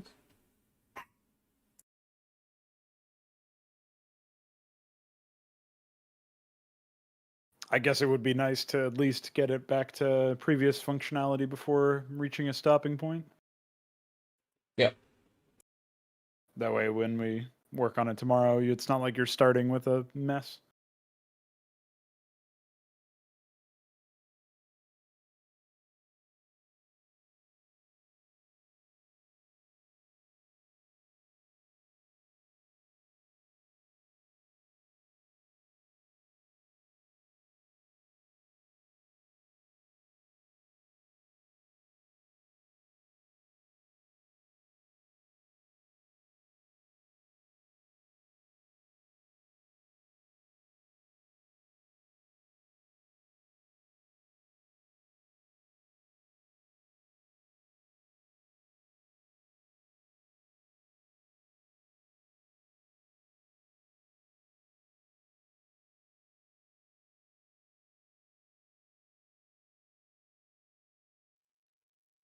I'm starting to think that I would actually like to redo it the way that Balatal suggested.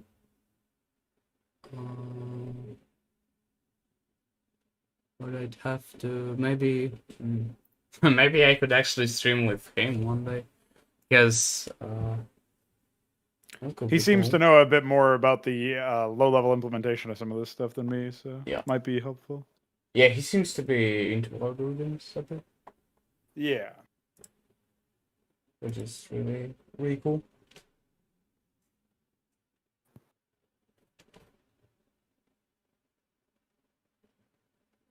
I know you had tapped him for the engine or editor development at some point way back when we were trying to think about Yeah. roles for everybody, so Yeah, I be, remember that. might be helpful.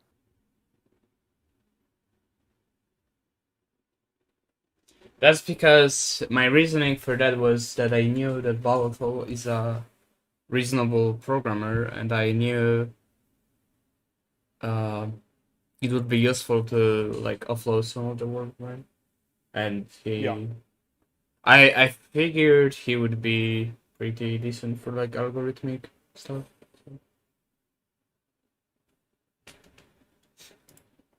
But yeah, now I'm starting to think about the grid approach, and it seems like the conditions would actually be much easier, because I would have the complete state. I'm starting to think it will also be easier to port it into the editor later on. So it's probably a better approach. So maybe what I will now do is undo the function addition I did and commit what I have to Git repo. With knowledge that you're gonna have a different approach entirely. Yeah. Okay. Still a useful session anyway, just because we figured a lot of stuff out, which is critical like conceptual progress basically. So yeah, that's really cool. Especially since it's an important part of the game, but it's also one that we didn't think that we were going to get to until later. Oh, wow, I have a lot of changes I didn't even know.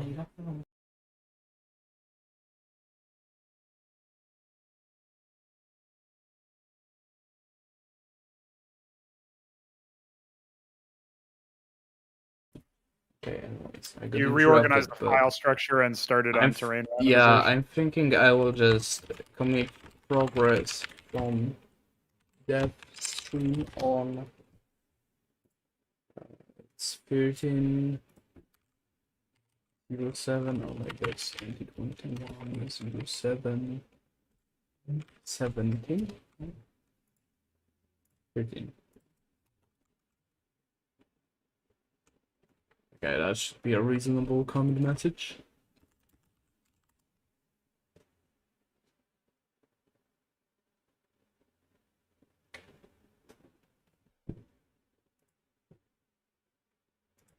Yeah, it's really was a really good experience to actually stream. We are streaming for almost 5 hours already, which is quite a lot Yeah, of it's pretty progress, fucking I'd say. intense, homie.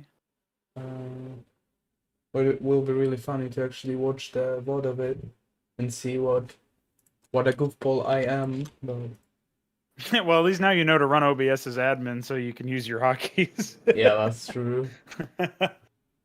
Um, Yeah. I hope I'm actually audible. Yeah, I am. Okay. I'm also wondering if my voice level is like that similar to yours. Yeah, that's something you can listen back to for this one later. Yeah. Well, that's pretty good stuff. progress. We definitely are gonna. I think at this point, like, assuming the next implementation tomorrow or whatever, even if it's not a stream, I feel like we'll probably have actual terrain randomization like finalized by the end of tomorrow. I don't know what you think about that, but it seems like Yeah, I can't wait to actually like at least have isometric brush painting. That's gonna be fucking cool. Or like even if we could have the actual generation of the tiles, right? Like auto generate some grass, some mud, and it's even cooler because we like let me actually open Photoshop for this. I guess that's how we will close the stream. But if I now create a document of like housing body on house, if we something that hasn't yet clicked because we haven't actually done the rendering for it is that mud can actually go on any tile because it's yes, a mask. that's So, exactly what I wanted to show. So if we, fuck, I don't know how to draw it. So maybe I will actually open a CM draft for that. If we have the there's here. like how you opened up Photoshop and said, "Oh, I don't know how to draw." Yeah. So if we have like grass, jungle grass here, and we could actually like just place a mud patch here, and it would blend automatically. It's really cool, I think. Yeah, that's like I like how in 2 days of work we will actually have more isometric blending than We'll Smash have Draft more already has. functionality than SCM draft. Pretty epic. That's man mode if I've ever seen any. Mm-hmm. Well, there you go. Pretty epic. Here, let me send you the files that I've been compositing meanwhile. Sure.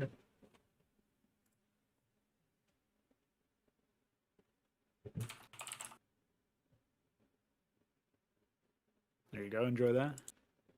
Zip within zips. And then there's this from DF, which is the working animation. Ultra color. A cherry. Now I have to unpack two. Or I mean, three zips. Thanks. Yep. You're welcome. I wonder if you actually got the. Oh fuck. You? You did get the puff right. That's cool.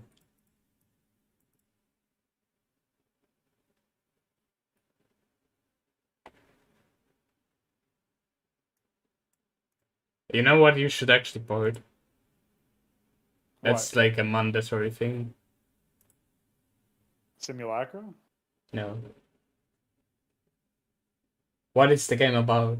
Think about it. Oh yeah, obviously. I was thinking about doing the Demiurge immediately, but I decided to do an Ultra Core instead because it would be more complex.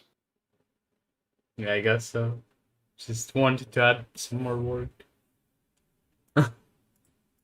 Yeah, whatever. That's fine. It would be a nice stress test, I thought, of the Yeah, sure. of what was possible or whatever. So. Yeah, but I'm still pretty happy about how the format is shaping up. Yep. I'm thinking maybe I would want the tile width and height be per tile type, not per sprite sheet. So we would have tile types like center, edge, cliff, or something. What do you mean? No, I'm thinking Oh, you you mean would tile type do. like northwest? So you would do Right, this, yes. and for this you That way would you have can have 3. everything in one For file, this would everything be in one you, yeah, spreadsheet. and then for Yeah. base tile, you just have 2, 1, something. So we could So theoretically have like yeah, we would just have yeah, one okay. layer per tile type. Yeah. Like, so one for jungle, one for dirt, one for mud. That would be, I think, pretty good in on organizational standpoint, and also pretty good for batch rendering, I'd say. The only trouble I'm wondering is how we're going to have jungle that gets layered on top of mud that's already layered on top of jungle or something like that, like where it recurses. I don't know if that's Yeah, like so how we you would would handle that, but basically like uh currently the layers are kind of hard coded, but if you'd have like the sprite, no, that's game state. You have the tile layers, and now you'd have like 100 would be sprite sheet load, sprite sheet grass or whatever, and then 101 would be mod, and then 102 would be grass again. Obviously, I would like cache this to a sprite sheet and not load it twice, but you know what I'm basically saying, right? So you would have this layer, which is grass, this layer, which is mud, and this. I guess this is less readable. So basically, this would be the first layer of grass, this would be the mud, and this is the grass that's on top of the mud. yeah. I wonder how would it look if you just have grass on top of grass. Could be an interesting thing, I guess.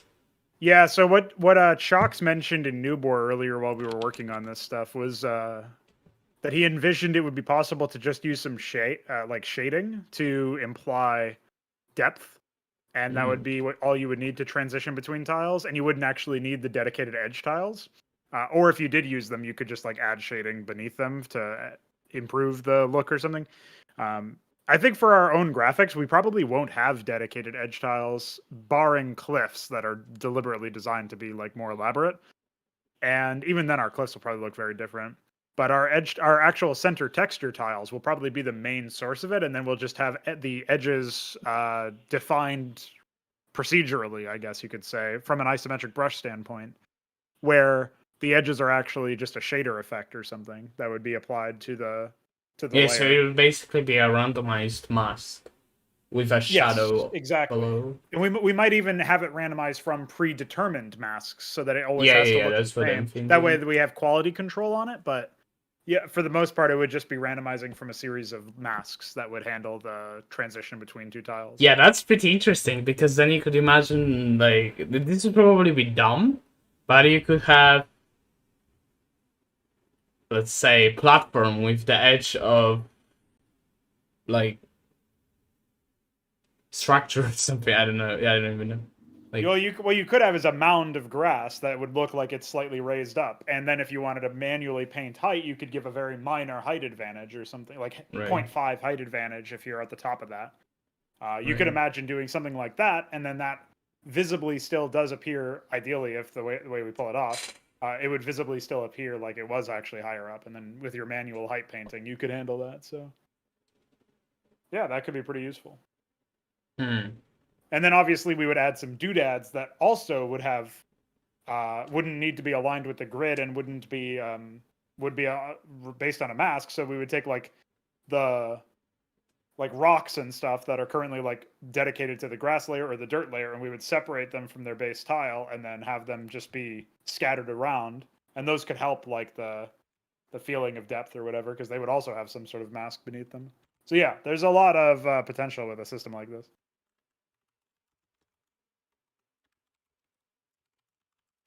I think Right. even if we just have a shader effect on default StarCraft assets, it still will look really good compared to what we have in other places.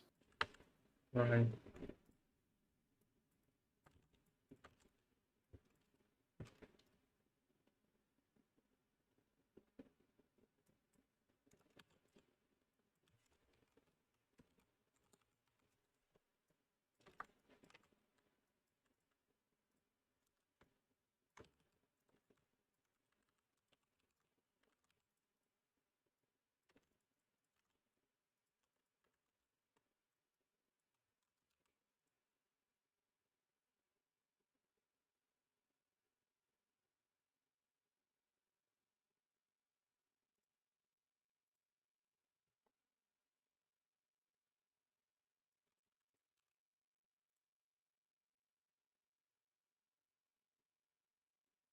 Ha!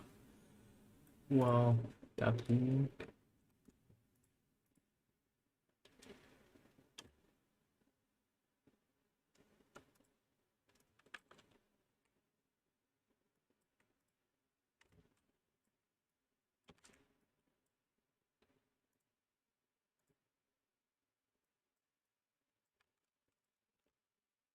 Yeah, I think there's a lot of potential the with the tile system. Like, we can be like leagues ahead. What Brewer had, I think. Yeah, and in terms of visual quality,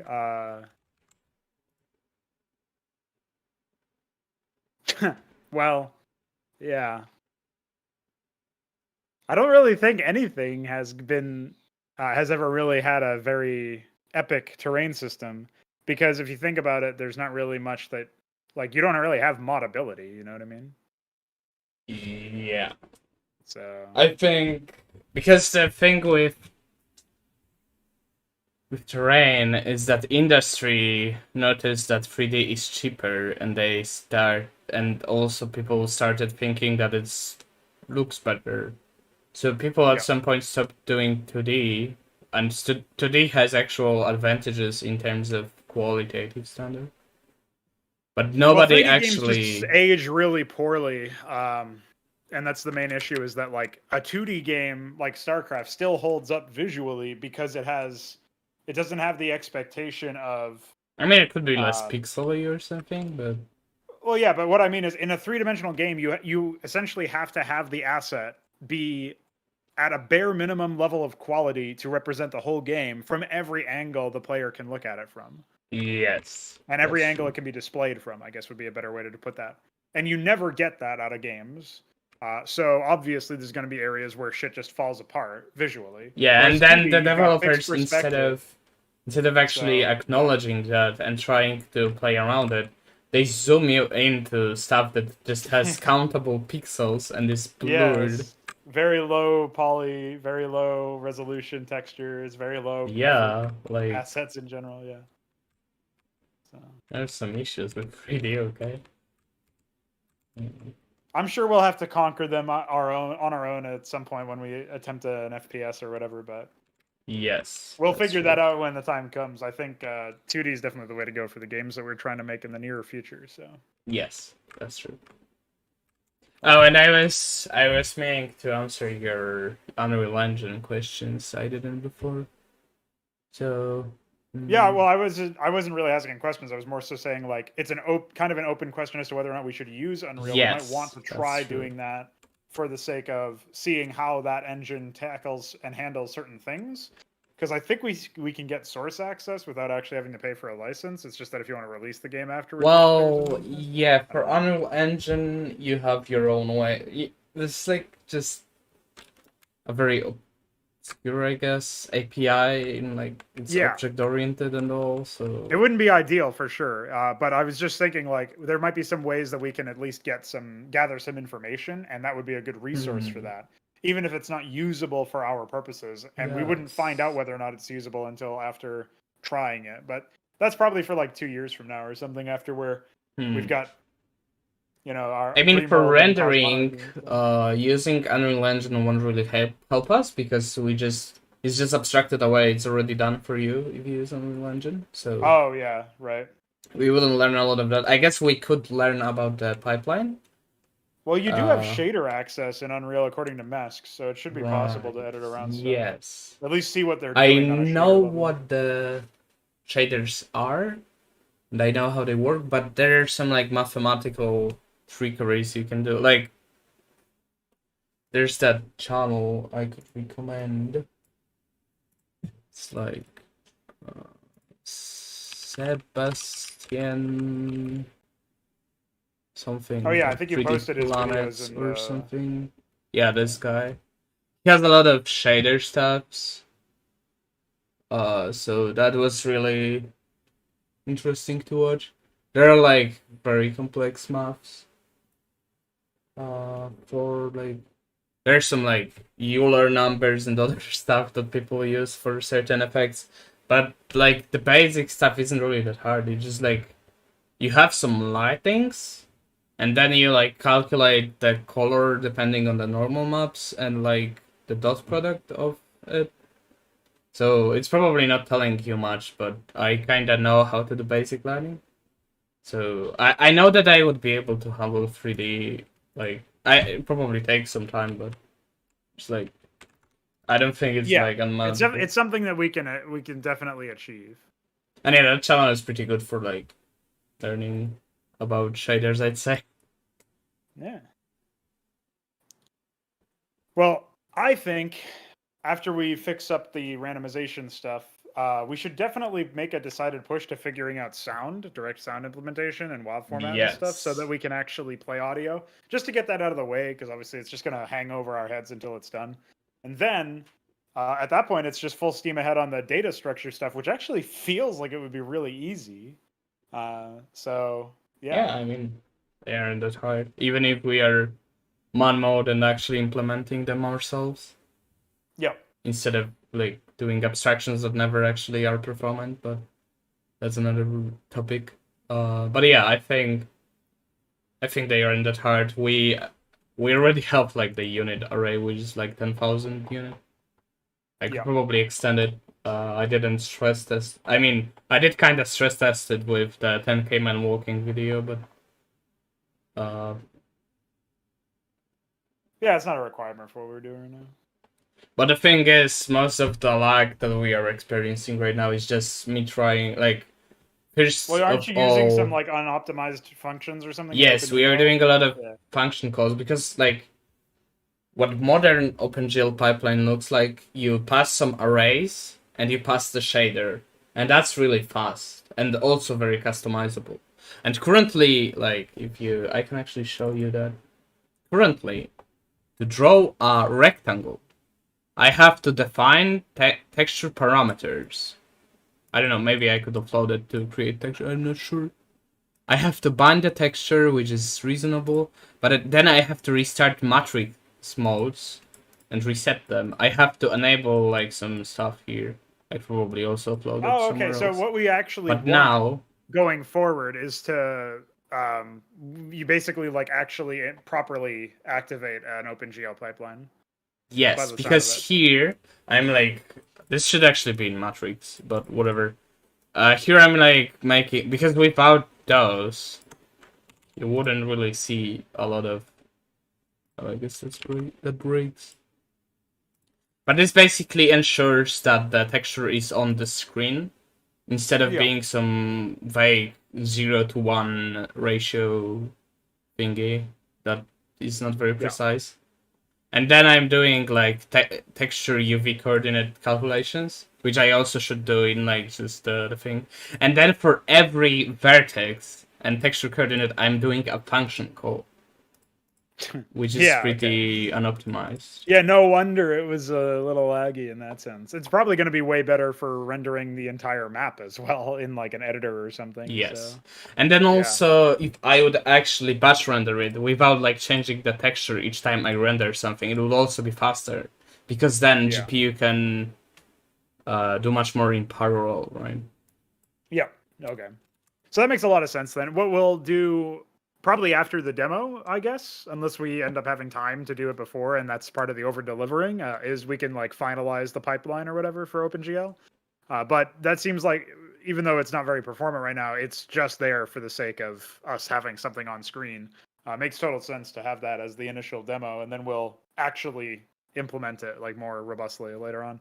Right. So yeah, I guess tomorrow then, if you want to talk plans tomorrow, finishing up the rendering or the randomization of terrain using the system Balethal suggested, where we're using we have predetermined grid. I think that's better because you have all the state. Yeah, based on what you were exploring, it seems like it's a superior alternative that will have less. And then also, if I would want to like recalculate, like use an isometric brush, I feel like it would be easier because then I would just define the grid region and it would output me the region I need. Yep. Which is cool. So that's really good. And then So yeah, at that point, tomorrow once we finalize that randomization stuff, which should just be you like re-implementing the system essentially with the new approach. Yeah. Um, we need to. I guess at that point we could target sound.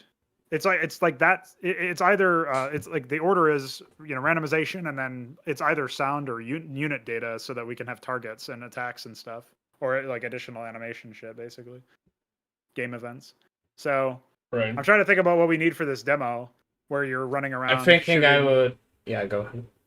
No, I was just trying to think about that, and it seems like Right. sound is pretty important, as well as obviously having the control scheme and the enemies and stuff. So Yes. there's still a couple of things that we can do, and as we're pulling on these threads and sort of like we're getting closer to finalizing a bunch of tasks and like properly implementing things, and getting to the point where like we just need to continue iterating a little bit, as opposed to the blank canvas thing. Once we get that and enough of the past, like basically once we get past the blank canvas stage for enough of these things, it's going to be really easy to continue development. Yeah. Just like when you get me in an editor and actually I can actually start working on stuff, like you better believe I'm going to do some fucking weird shit.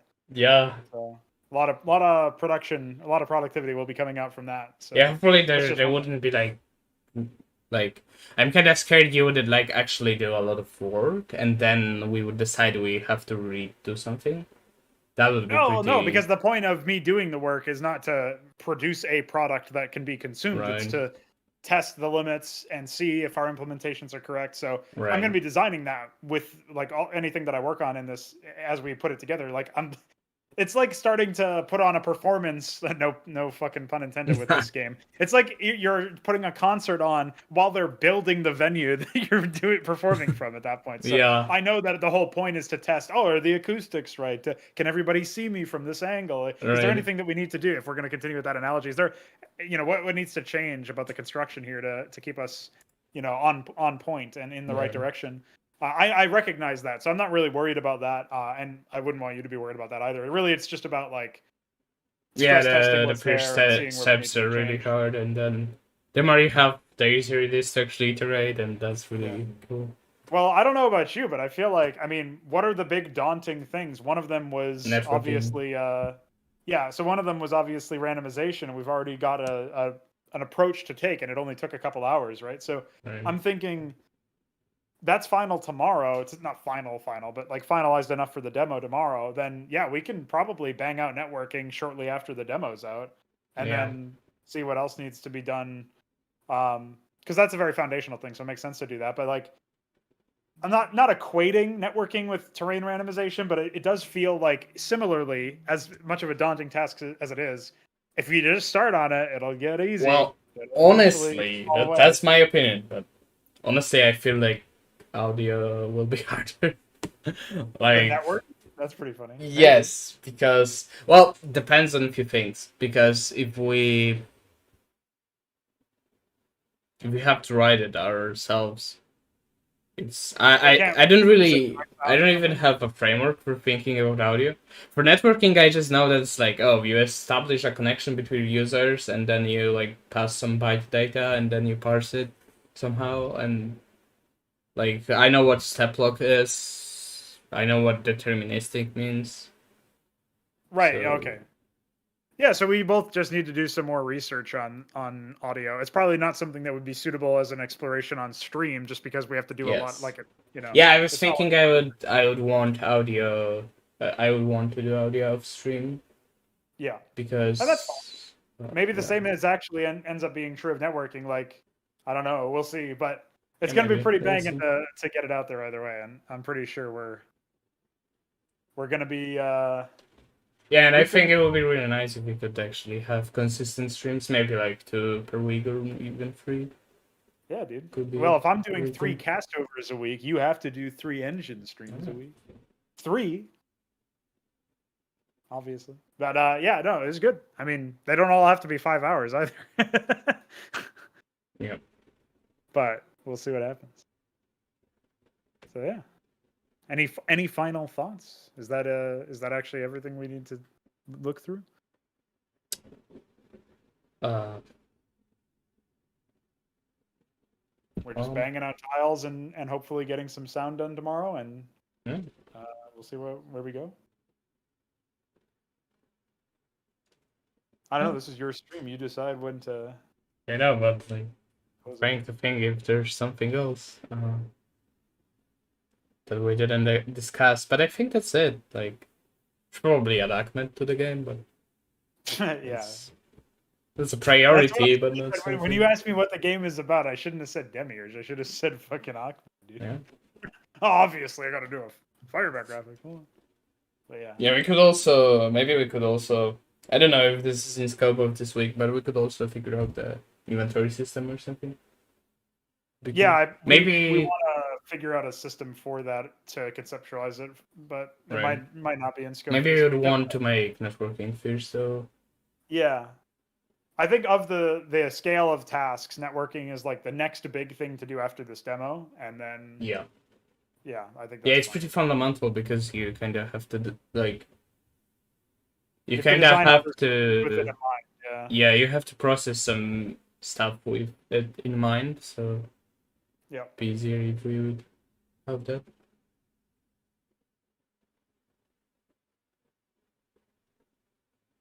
Yeah, okay. Epic. It's fun. Guess you could say we're epic. Right. Okay. So I guess that's it. See you Thanks for later. hanging, homies.